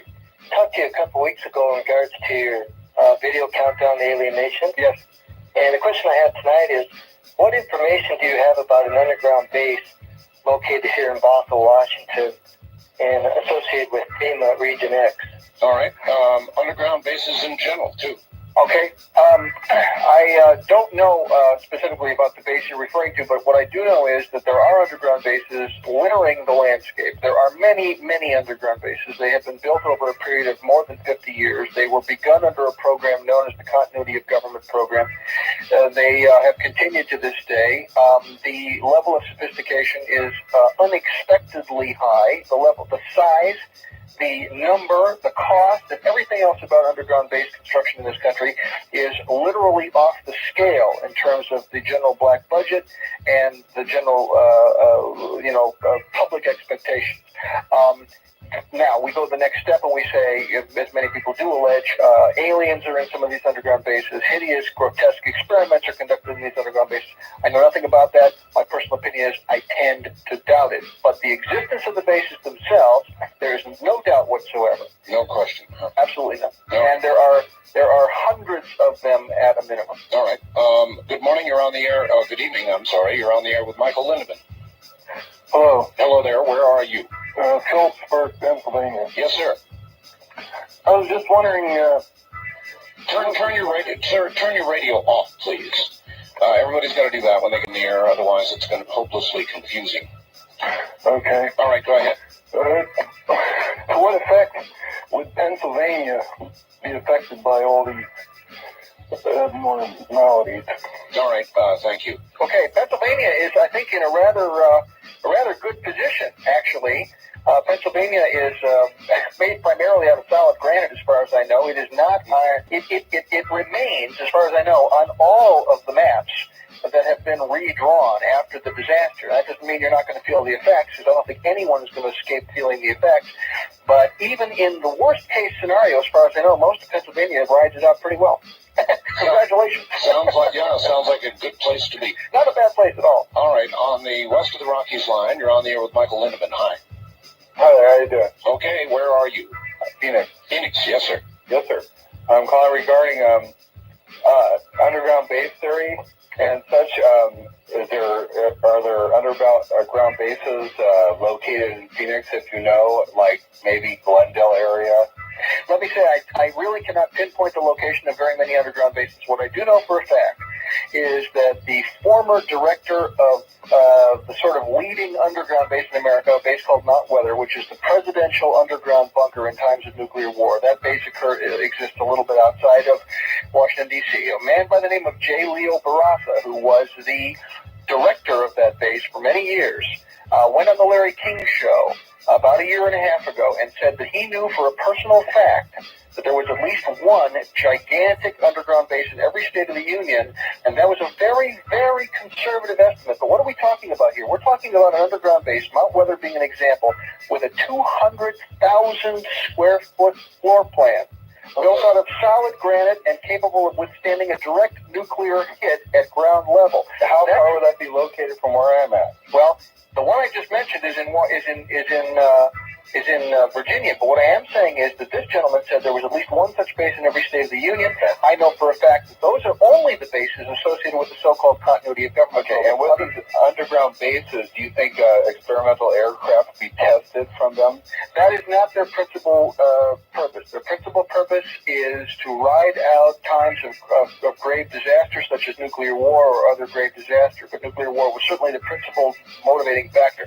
There are underground laboratories which are needed, which are built specifically to house them or to shield them from, for example, cosmic radiation, if that kind of radiation would cause a problem in the experiments being done, and so forth. There are bases that are done that are underground simply because that is the best place to get uniform temperature and humidity, which some laboratories require. So these are other reasons. Another reason is underground bases are used for the storage of sensitive materials, currencies, sensitive chemicals, and so forth, as well as underground nuclear waste. There are many reasons to build these bases. Michael, a sociological question here. I had a guest last week talking about underground bases, and what he basically said was he's opposed to them. He's opposed to the secrecy surrounding them. He's opposed to the entire concept of them, and as far as he's concerned, it makes a nuclear conflict all the more likely. What would be your view of that? I would say that there was, throughout the period of the Cold War, a fabulous conceit, let me put it that way, that an elite group of people, numbering some tens of thousands, would ride out any conceivable disaster. And that because they knew they could do that, they took risks which today appear to be totally insane. I do believe we have at least gotten almost out of that mentality, but there are certainly people who still believe it, and there are certainly people still preparing for it, Art. We are not out of the woods. All right, and we're not out of time, but we're close. East of the Rockies, you're on the air with Michael Lindemann. Hi. Hello there. No, you're not. West of the Rockies, you're on the air with Michael Lindemann. Good evening. This is Eagle River, Alaska. Hello, Alaska. Yeah, I'm looking at my National Geographic Atlas here, and I see that the Pacific Mid-Atlantic Trench runs right smack into California at the Baja Peninsula and goes right into the continental United States. Why wouldn't that permit some kind of a very large earthquake? Oh, California is a sitting duck for an earthquake. There's going to be an earthquake, no question. Probably several, no question. All right, East of the Rockies, you're on the air with Michael Lindemann. Hello. Hello there. Going once, twice, three times. Wildcard line, you're on the air. Hello. Hi, this is Bob in Phoenix. Hello, Bob. Seems we ought to keep our eye on our public officials if they all of a sudden take off for a coffee break and never come back. They're probably headed for the underground tunnel.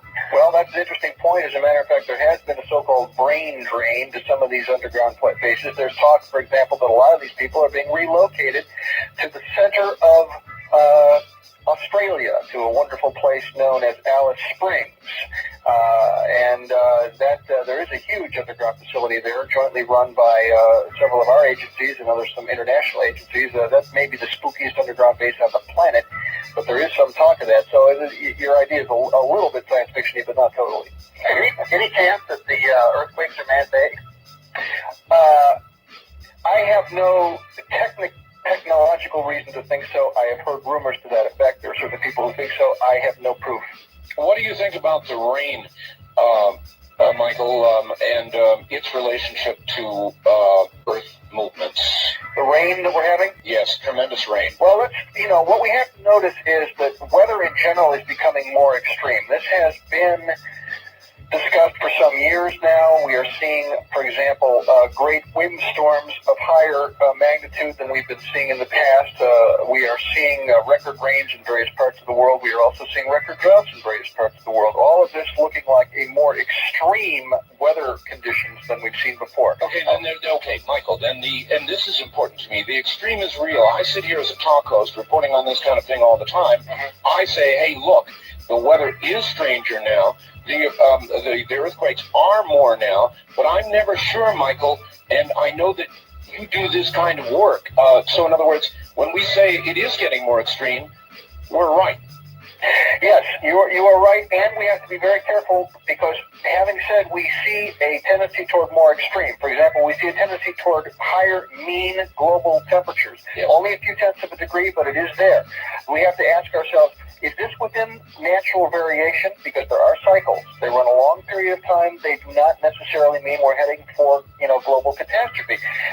These cycles have a way of turning around. The planet is highly absorptive of these changes. So we don't know yet whether this really points to disaster. But we have to say, if, for example, human behavior is contributing, as it may be, to the so-called global warming effect, and there are people who say that's not really happening. I happen to think it is, Art, but it's up for grabs. We don't have proof. Okay, so we have to just say, well, okay, how does the data fall today? In my book, the data says we are contributing to the changing climate toward more extreme, and we should behave ourselves in a way that would ameliorate that. All right. That's what I would say. All right. Michael, time is so short. For one, we're going to book you for an entire show shortly. Okay, I love it. Two, I want to give you an opportunity to plug whatever it is you want to plug right now. ISCNI or whatever else you would like to plug. Go right ahead. All right, thank you very much. I would like to just say again to your listeners, ISCNI is the Institute for the Study of Contact with Non-Human Intelligence. It is a new online information service on America Online. I'll give you two ways to reach us. If you are already online on the internet or on America Online, our email address is iscni@aol.com. That's iscni@aol.com. Send us an email. We'll send you information by email. Mention the Art Bell Show. Let us know you heard it on Art Bell.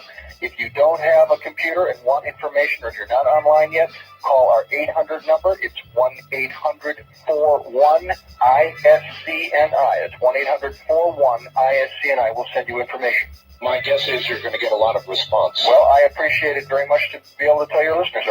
All right. Is there any last thought you would like to leave everybody with? I'd like to say this. As it's often been said, watch the money. And this year we are seeing money going into UFO research on a scale that has never been seen before. This is something I want to pursue with you next time we're together, Art. There are millions of dollars of private money going into UFO research today, and that says to me that, the fix is in. Michael, it has been a pleasure. Thank you, sir. It always is a pleasure, and we will have you back again soon. We'll contact you to arrange a date. Would appreciate it and look forward to it. Thanks again. Thank you, Michael. Michael Lindemann of the 2020 Group, and now a new online service called ISCNI, as the power of the Internet grows. I'll leave you with these thoughts. If you would like a copy of this program, you can call right now or 24 hours a day with Visa or MasterCard 1-800-917-4278. That's 1-800-917-4278. If you would like to come along in May to Hong Kong and Bangkok with us at 8 o'clock in the morning, call 1-800-633-2732. 1-800-633-2732. What a dreamland it has been. We'll begin once again next Sunday at 7 o'clock Pacific time. Good night.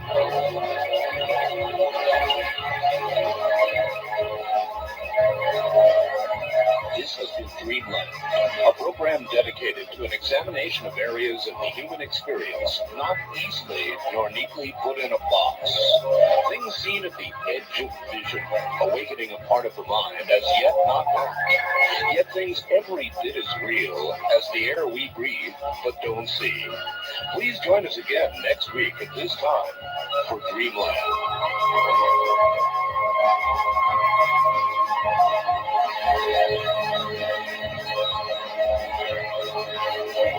We have just one extra moment, so I guess I will take this time to once again say thank you for all these many, many months of Dreamland.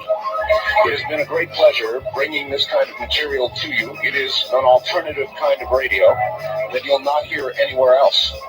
So one more time around the horn here, because we're getting so many calls on it right now. I understand with the nature of the program with regard to Mr. Scallion's appearance. Tapes of the program with Visa or MasterCard may be purchased. 1-800-917-4278. 1-800-917-4278. Once again, on behalf of everybody, and there are many people who bring this program to you, Dreamland, good night.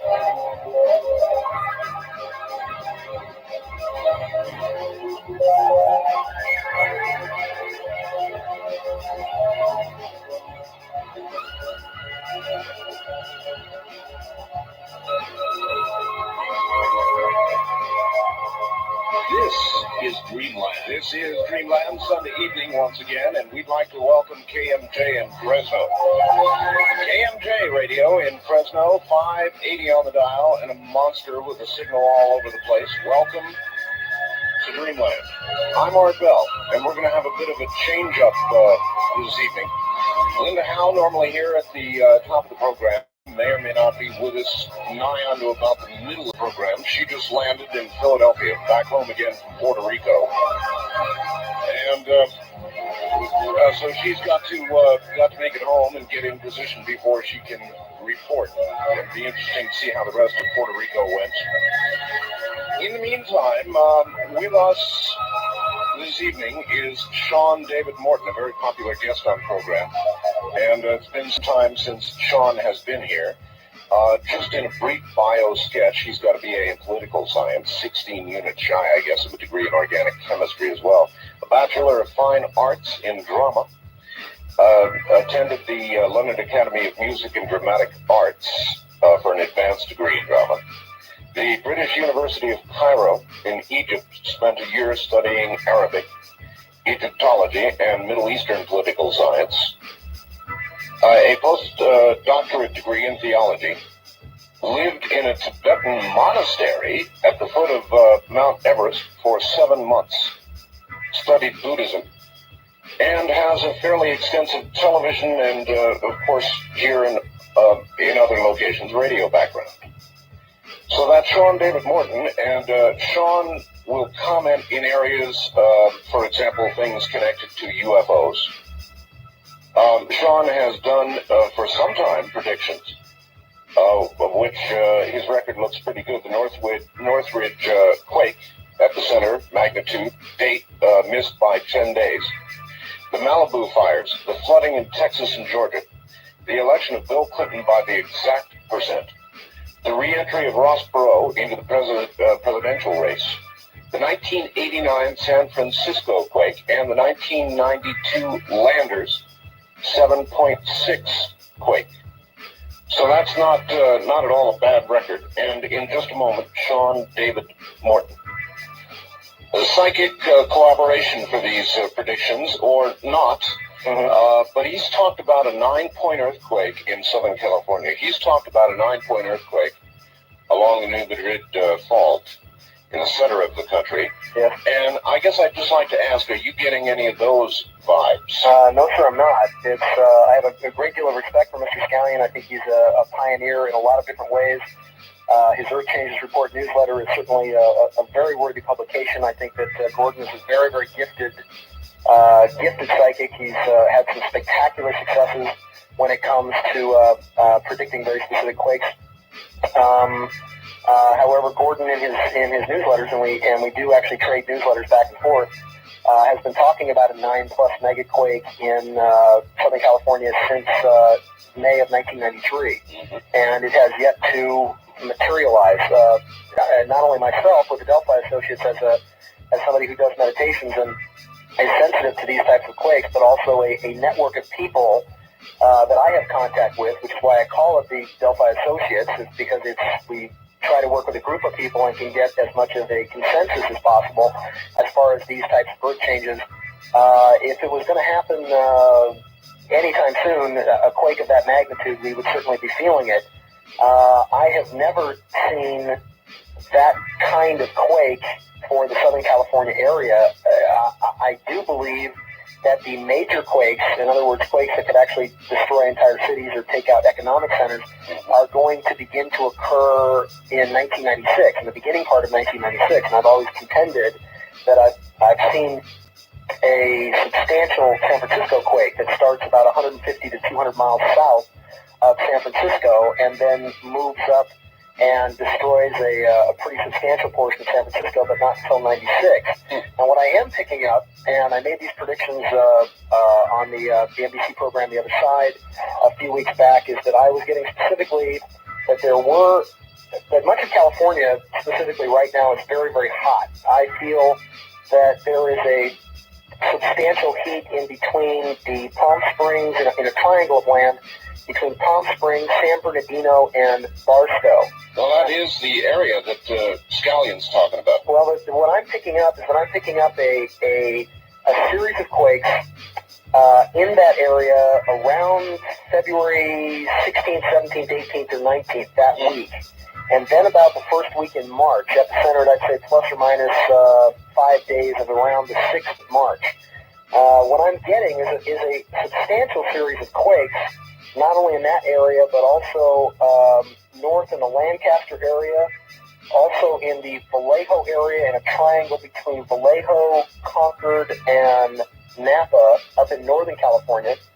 I'm also picking up Redding, and in the central part of California, in the central northern part of California, Redding and Mount Shasta are also very warm for quakes right now. Now, the February quake, and you can also see how the weather in California right now is gearing up for a substantial quake, but I do not think that the quake will be greater than a 7, even though that is a pretty big quake, but we have weathered quakes of 7.6 and greater in that particular area. If you remember the Landers quake of 1992. The way the weather is acting up is you have a specific pattern that's also kicking in. We've had substantial quakes in the Eureka area directly off the coast of Northern California, where you've got a number of quakes that come together, the top part of the San Andreas, the Mendocino Fault, and usually whenever you have big quakes in Eureka, you have a pattern that occurs where between 60 and 90 days, you usually have substantial quake activity in Southern California. Now, Sean, how are you relating the weather patterns to earthquakes? Specifically because in Southern California, it being a desert, I've simply noticed from living here that the pattern is that you will get. We just had the massive rains, which of course soaked into the ground.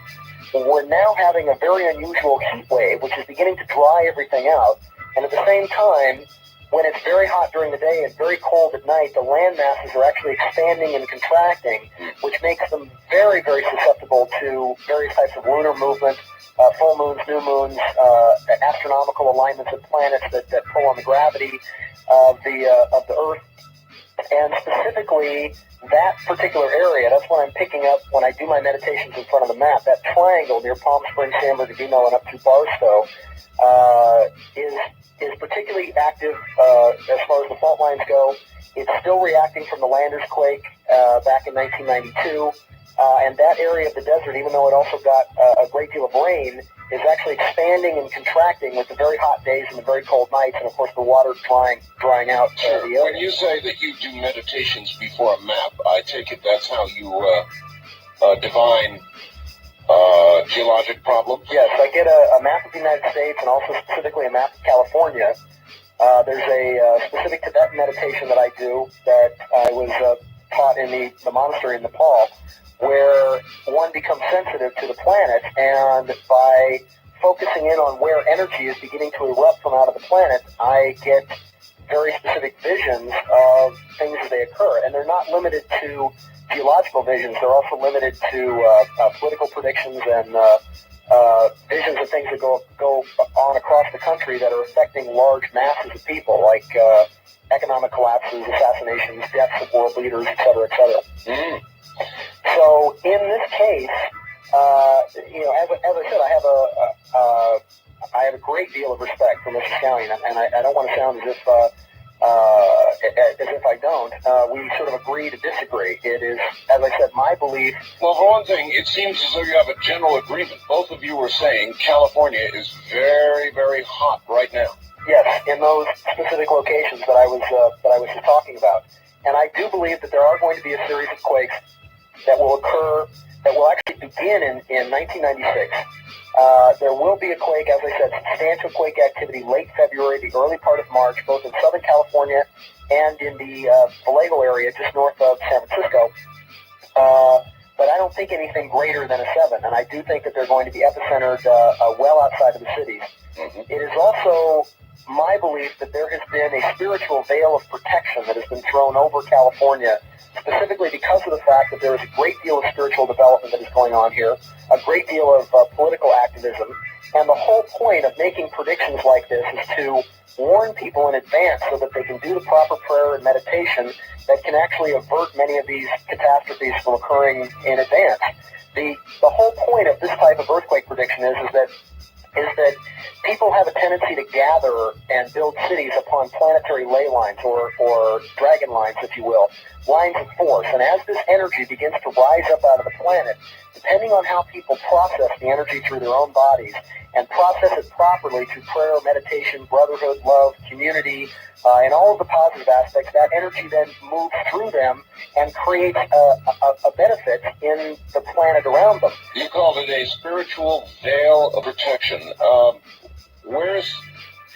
What power is this, Sean? Where does it come from? It comes from the people, you're saying. I think it comes from the people themselves. I think enough of the people themselves are starting to behave in the proper manner that they have created what I call biorelativity. And there's not a single religion on earth, not Buddhism, not Baha'i, not Islam, not Judaism, not original Christianity, that does not believe in what's called a biorelative aspect, that the way in which you behave in a certain moral fashion, in a certain honorable fashion, in a certain aspect of your own happiness and your own peace, has a great deal to do with what occurs in the planet around you, and that human beings are very much an interconnected part of that ecosystem, that biosphere, if you will, that is a biorelative aspect of how human beings interact not only with each other, but also interact with the land. That's a kind of a spiritual collectiveness. Exactly. Mm-hmm. Exactly. What about how individuals affect themselves? Do they have the power, for example, to control their own health? Absolutely, 100%. You see, as a matter of fact, most diseases and maladies have a great deal to do with the fact that people are not participating in life, and that health is an aspect of participation. And that when they participate in their lives and also with the lives of others, that's an aspect of health. When you love what you do, you rarely get sick. When was the last time you had the flu, Art? It's been quite a while. Well, it's because you love what you do. You really enjoy what you're doing. But people that don't. I'm sorry? I do agree. I think it bears on your general health. What about specifically? I mean, if somebody, for example, comes down with cancer. I had a very good friend who did.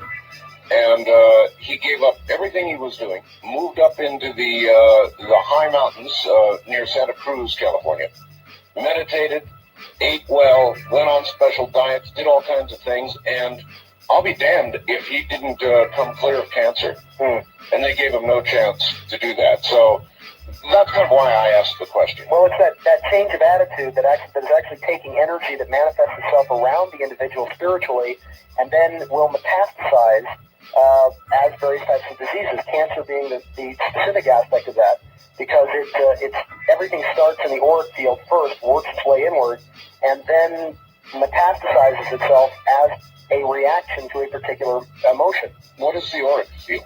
The auric field is simply an energy field, a spiritual field that surrounds the body. Every living organism actually gives off a field of energy We have on the very outer plane, we have the causal field, and then you can work your way into what's called the etheric body, the spiritual body, the astral body, and then of course the mental and emotional bodies, which are much closer to the person themselves. All right, hold on just one moment. We'll be right back to you. My guest is Sean David Morton. He'll be right back. When it comes to UFO phone free catalog, here it is: 1-800-350-4639. Call right now. Mention my name, Art Bell, and you get a free copy of Voyage to the Planets with your first purchase. 1-800-350-4639. UFO Central Home Video. Well, okay, let's talk for a second about telephones. If you own an old one, back again. With what time we have to the bottom of the hour, Sean, if you would update us, we'll kind of skip around here. Update us on the UFO community. What's going on? Well, what's happening at the moment, and I assume that this is one of the things that Linda Howe is going to be talking about in the next hour or so. There was quite a big flap going on down in Puerto Rico, specifically about an alien body that was supposedly found down there. Right. I do have a report that if your listeners are interested in picking it up for me, it was written by Jorge Martin, who's the head editor of OVNI magazine down there. And in this report, it's about a 30-page report that's got actual photographs of this body. It's got some 22 different types of photographs. It's very, very unusual. Can you, I take it you've seen them. Can you describe this alien body? It's approximately between 18 and 24 inches tall. Let me see. No, sorry. Did you say specifically it's small? Okay, I've got the report in front of me. 22 inches tall. Mm-hmm. It has a very large skull. It has no ears. In other words, slits or apertures on the side. Very long arms with extended forearms. 4 fingers with an opposable thumb. A webbing inside it, in between the fingers itself. The skull is very large. The skin is sort of a mottled grayish color with very, very large occipital eye holes. No teeth, with very hard gums. Very small mouth.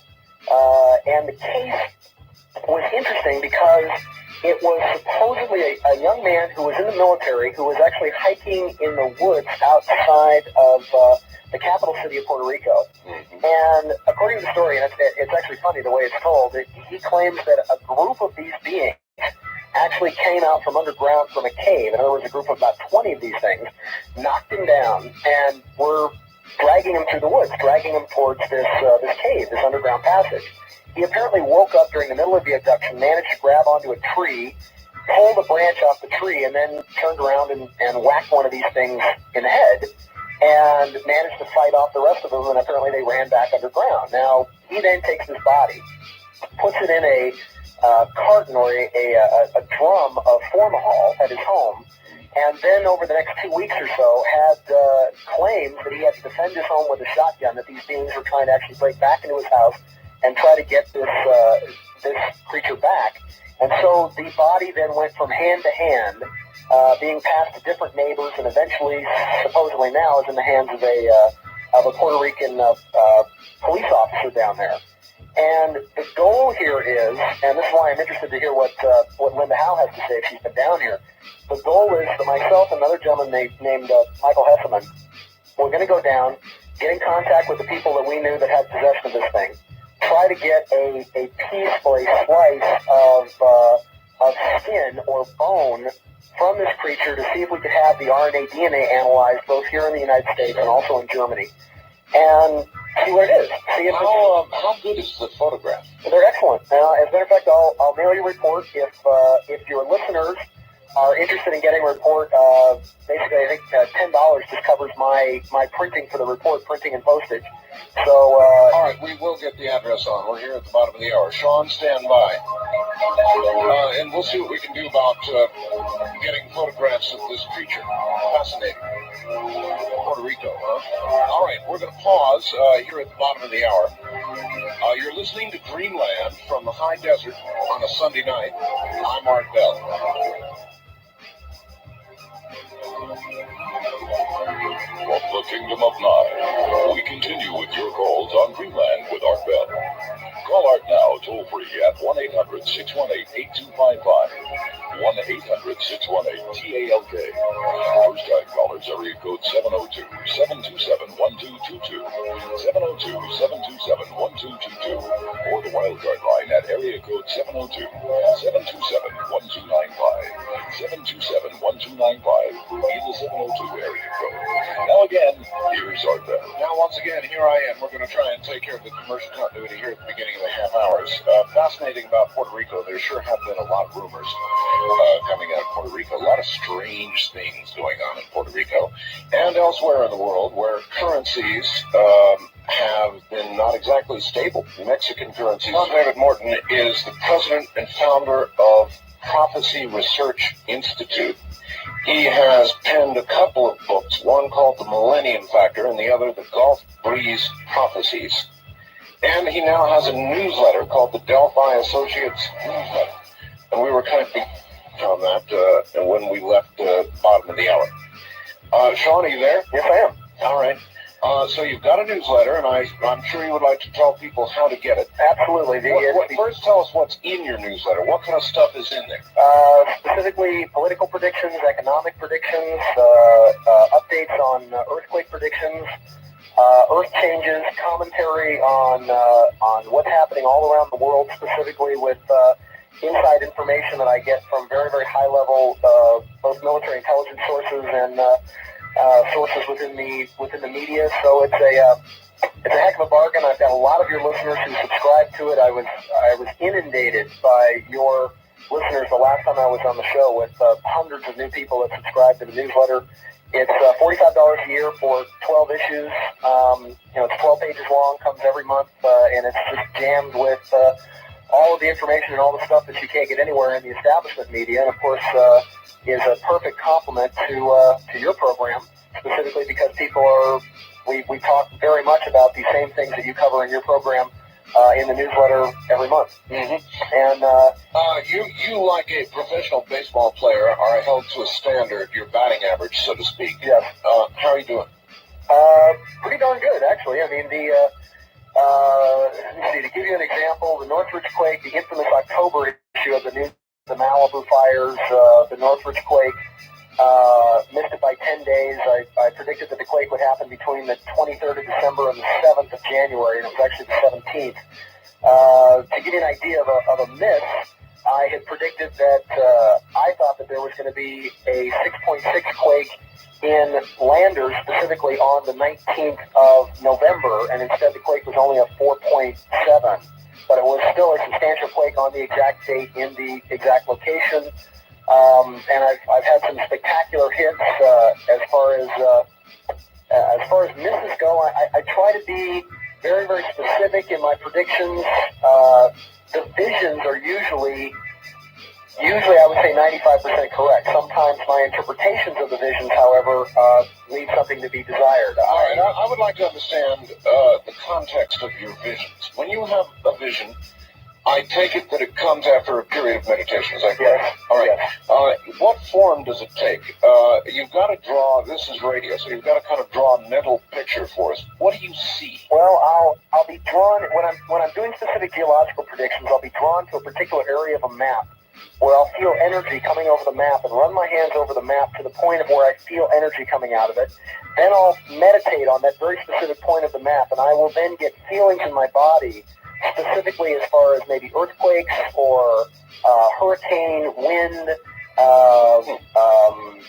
rain, floods, which is how I predicted the flooding in Texas. And when it comes to political predictions as well, I begin to get names. I begin to get sometimes letters and numbers from the predictions. Just recently in the newsletter, I was talking about the first 10 days of December were going to be a very dark time around Washington, D.C., and that I specifically was seeing death at the White House. And my interpretation of that was that someone was going to do something to Bill Clinton, and instead there was a man shot on the sidewalk right in front of the White House. So that gives you an idea of how sometimes the visions themselves are correct. It's my interpretations of them sometimes that are a bit off. So we actually had the death at the White House the first 10 days of December. It wasn't the person that I expected it to be. However, it was a person who, of course, was shot down by a security guard who was wielding a knife directly in front of the White House. How do you try and perfect the process of interpreting what it is that you see? A lot of times in the newsletter, I'll simply put it down as to what the vision is, and then specifically point out what it is I'm looking at, and then what the vision looks like, and then I will separately put what my interpretation of the vision is. At the same time, because we are called the Prophecy Research Institute, I have some very excellent people that work with me. The head of my research department, Robert Egan, as an example, is sort of a Nostradamus buff. So he's constantly analyzing various quatrains of Nostradamus, and we put those analyses in the newsletter as well to give people an idea of the overall trend. At the same time, I've studied the Great Pyramid in Cairo that is quite literally a time coding in stone, that once you understand the coding of the pyramid, gives very specific dates and times for major world events that are about to occur. Okay, are you by the way, familiar with the recent finds in Egypt? They think they've got the tomb of Alexander the Great, and there have been predictions of more finds in Egypt this year. What do you think? Well, here's the interesting thing about Egypt. Having lived in Egypt as a kid, and also having just come back from there last September, October, there's a lot of stuff in Egypt that there's a difference between finding things, and they've known that things have been under the Sphinx for a long time. I believe that they're going to find the entrance to the Great Library of Atlantis, and I mean, I can tell you where it is. If you go off the right paw, there's a gazebo, sort of a town square that's just across from the Sphinx, where there's a fountain on a raised hill, and it's literally the only raised object between the Sphinx's paw and the Nile. And for many years, the townspeople have known that there's something under there. The problem is that once you report that there's something, say, under your property and it's an antiquity, the farmer will usually lose his property because it comes up to it becomes the property of the state. And they basically come in and bulldoze your house and take away your farm and start digging everything up. So there's been, they'll find massive new things, I think, in Egypt, because I think that the people are ready to begin talking about some of the history and some of the culture, and allowing the government to come in and have a little bit more of a hand, because they see that Egypt is desperately trying to break away and become independent, specifically based off its tourism. And of course, the best way to do that is through these archaeological finds. But they will find underneath an entire catacomb, which is what Edgar Casey talked about for many years, spoke of the fact that there was an Atlantean library left over from a previous civilization, at which the Sphinx is the actual entrance to this. And now, they just did a documentary called Mysteries of the Sphinx, and Robert Watts, who was the producer of that, was a very good friend of mine. And using this new ultrasound technique that was developed by Dr. Jim Delatoso, who became famous for analyzing all of the UFO photographs in the Billy Meyer UFO case. Using this technique now, they're ultrasounding underneath the ground and finding all sorts of fantastic new caverns and chambers and relics from Egypt's past. Wow. So much to talk about. You've got a prediction down here about Bosnia as the beginning of the Fourth World War and the destruction of the U.S. aircraft carrier in the Adriatic. Now, I must have missed the Third World War, or has that still not happened? Well, technically, you can actually look at the war Desert Storm as literally being the Third World War, because the Third Great World War was literally 150 some odd countries allied against Saddam Hussein. Every single country in the world was represented in that war, and so technically one would count that as a third world conflict, simply because there were so many countries. NATO was involved, the United States was involved, England was involved, France was involved. I'd hardly call it a world war, but it was in fact a skirmish in which every country in the world was specifically involved. And Saddam Hussein is going to be very important in the next 2 years or so, because I believe that Hussein is going to be removed from power. And when Hussein is removed from power, you're going to see a bloodbath in the streets. Some 50 to 60,000 people that are directly connected with his political party are going to be torn apart by the Iraqi people. and that will be the beginning of the alliance of Iraq and Iran. And those are the two specific countries that need to be watched as forming the beginning of what's going to be known as the Islamic Jihad. And this Islamic Jihad will begin to link all of the various Islamic countries together using flashpoints like Grozny and Bosnia as battle cries, quite literally, to be an attack upon Europe that I see beginning in July of 1999 with a nuclear attack on the United States from a submarine, specifically at York City. A nuclear attack from a submarine, an attack on New York City? Yes, in July of 1999. This is one of the very specific predictions that Nostradamus gives that's very much a linchpin for many of his prophecies. And information that's just come to me as of yesterday was a very good friend of mine who's very high up in military intelligence was raving on the phone yesterday that there's a very clear and present danger right now from submarine attack to the United States because they've dismantled something in the Atlantic called SOSUS, which is the Sonic Oceanic Submarine Underwater Surveillance System. It took us almost 25 years to build this submarine surveillance system.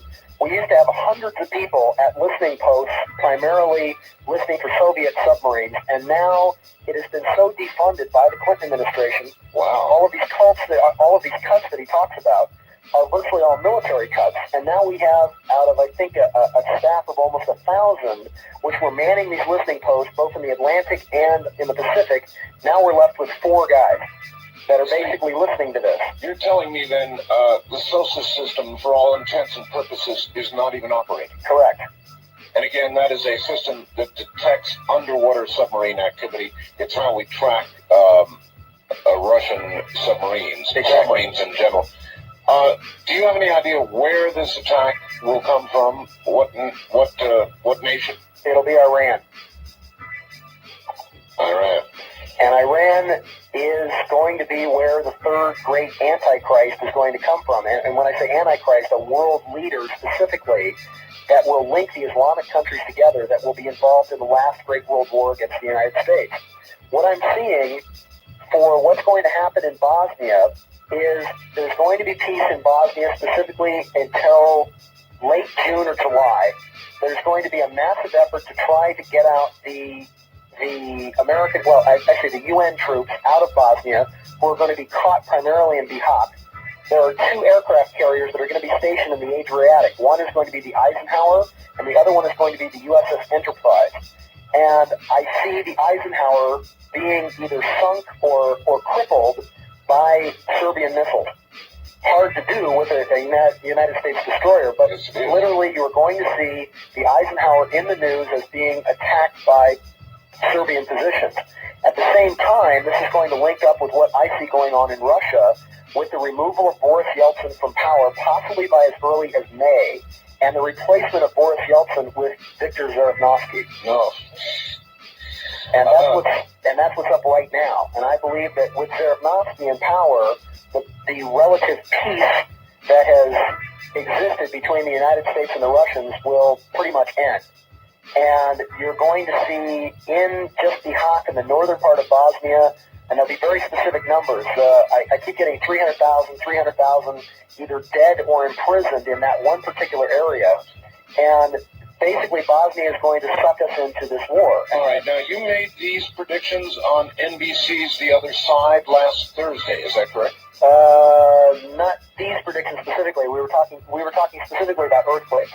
I was talking about the... okay, so you confined what you said on NBC to geologic activity? Well, yeah, and they had me on at the end of the show, actually after, I think, a psychic earthquake sensing dog. So it was, it was a little bit difficult to take the whole thing seriously. But specifically, what I talked about on the other side was that I felt that Eureka continues to be dangerous in Northern California, and that I was picking up activity in Redding near Mount Shasta.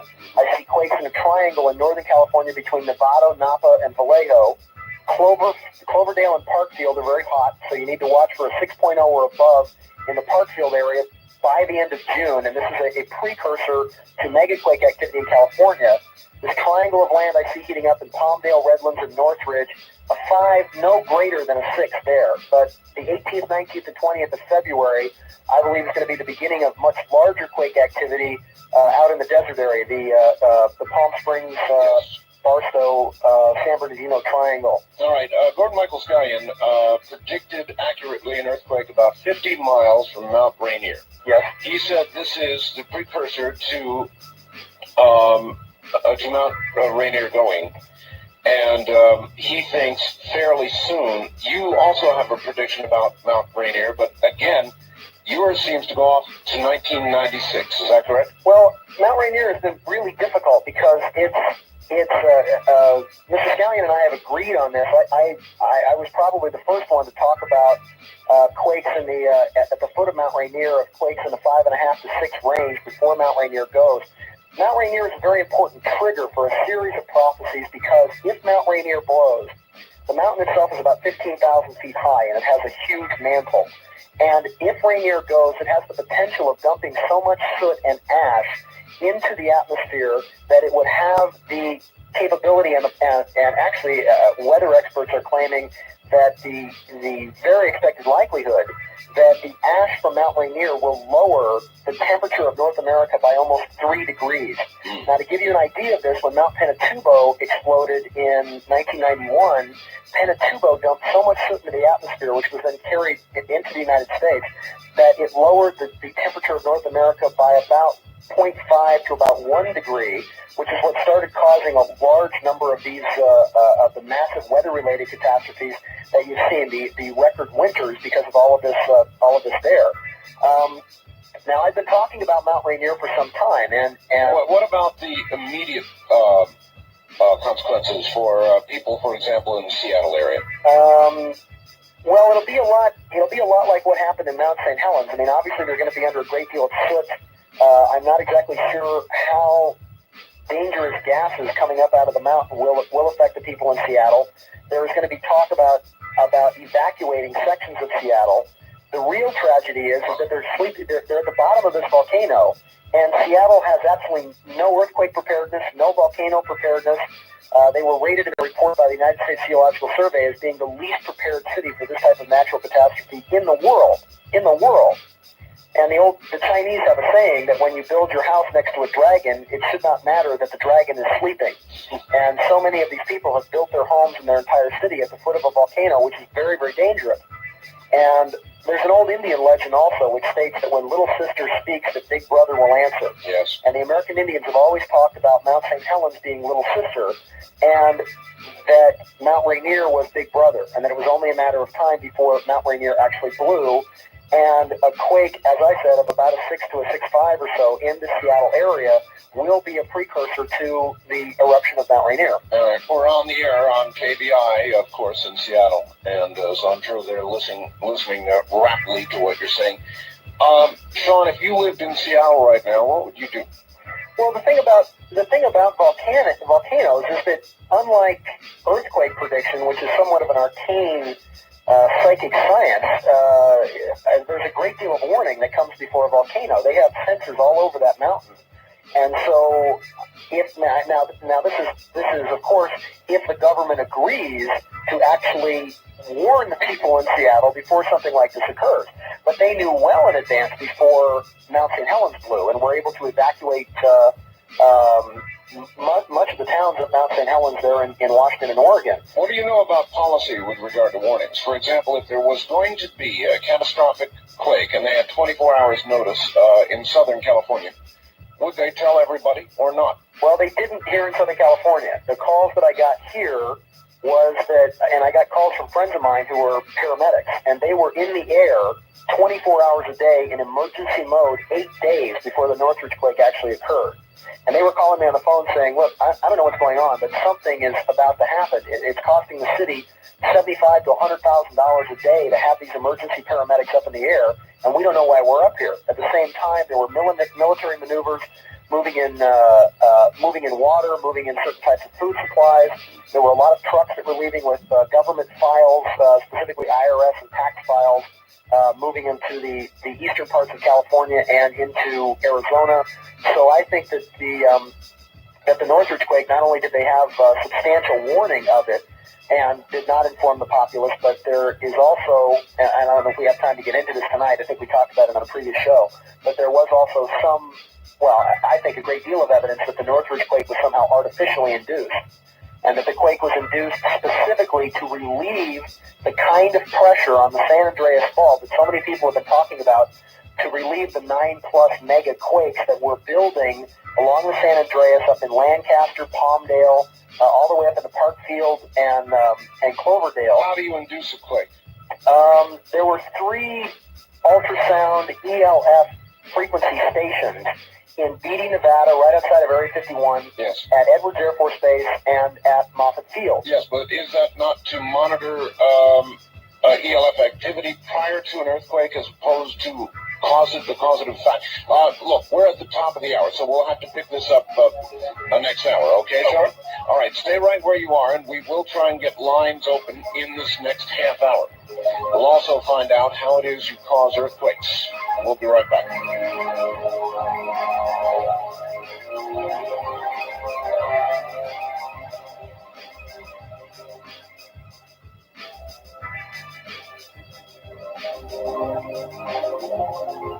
We continue now with your calls to Dreamland with Art Bell from the Kingdom of Nine. All right, updating you on our numbers, and we're about to get phone lines open here for Sean David Morton. If you're west of the Rockies, the number is 1-800-618-8255. 1-800-618-8255. Anywhere east of the Rocky Mountains, it's 1-800-825-5033. East of the Rockies only, 1-800-825-5033. And in just 1 second, we'll open those lines. Sean David Morton, you're back on the air. Let me ask you how you cause earthquakes. Well, specifically, and we talked about a lot about this on the last show when I was on, and I've spoken about this in my newsletter quite a great deal, that specifically the Northridge quake, that fault, which is also called the Camarillo Fault, was only discovered May 26th of 1993. And less than 8 months later, you have one of the most damaging, most costly quakes in U.S. history occurring right along that particular fault. One of the few quakes, I might add, that actually relieved a huge amount of pressure from the San Andreas Fault, right, and what experts felt was the only quake that they'd seen that actually relieved a lot of pressure in Southern California, because most quakes like that build up to larger quakes, except that one. And what we had talked about, and we had a lot of people that called on the show the last time, that there are specifically ELF frequency towers, and they're not exactly towers, they look like long railroad ties, that are in Beatty, Nevada, which is right outside of Area 51, Edwards Air Force Base, and Moffett Field. Now, for the last couple of years, there have been very mysterious hums. One is called the Taos hum in New Mexico, where many people are hearing these very, very odd radio frequencies that some people can hear that other people cannot. Right. Harvard went out there and said, well, there is something there, but we can't figure out where it comes from. There's another interesting thing that was reported on CNN, which they call the Monterey heartbeat, and that there is a thumping, pounding heartbeat sound that's being heard directly off the coast of Monterey. Are they still hearing that now? Yes. Oh. Yes. Oh, no kidding. And one of the reasons I was able to pinpoint the Northridge quake is because in my meditations, I kept getting man-made. That word kept flashing across my mind. And when it came to my attention that these ELF, these very, very low frequency antenna were located at these 3 places, I then began to draw concentric circles around the locations, realizing that if sound was going to be used to induce some kind of quake, that it would have to be where the sound waves interconnected. And they interconnect in 3 places. The first place is Flagstaff, Arizona. And of course there was a 5.6 quake in Flagstaff in April of 1993. First time there'd been a quake there in, I think, 40-some-odd years. The second location is Vallejo up in Northern California, which I'm picking up as being very, very hot right now. And the third location is Northridge, at the exact epicenter of where that quake is. If people in the Southern California area were paying attention, suddenly after they found the Camarillo Fault, there were a whole series of military operations that went on directly off the coast.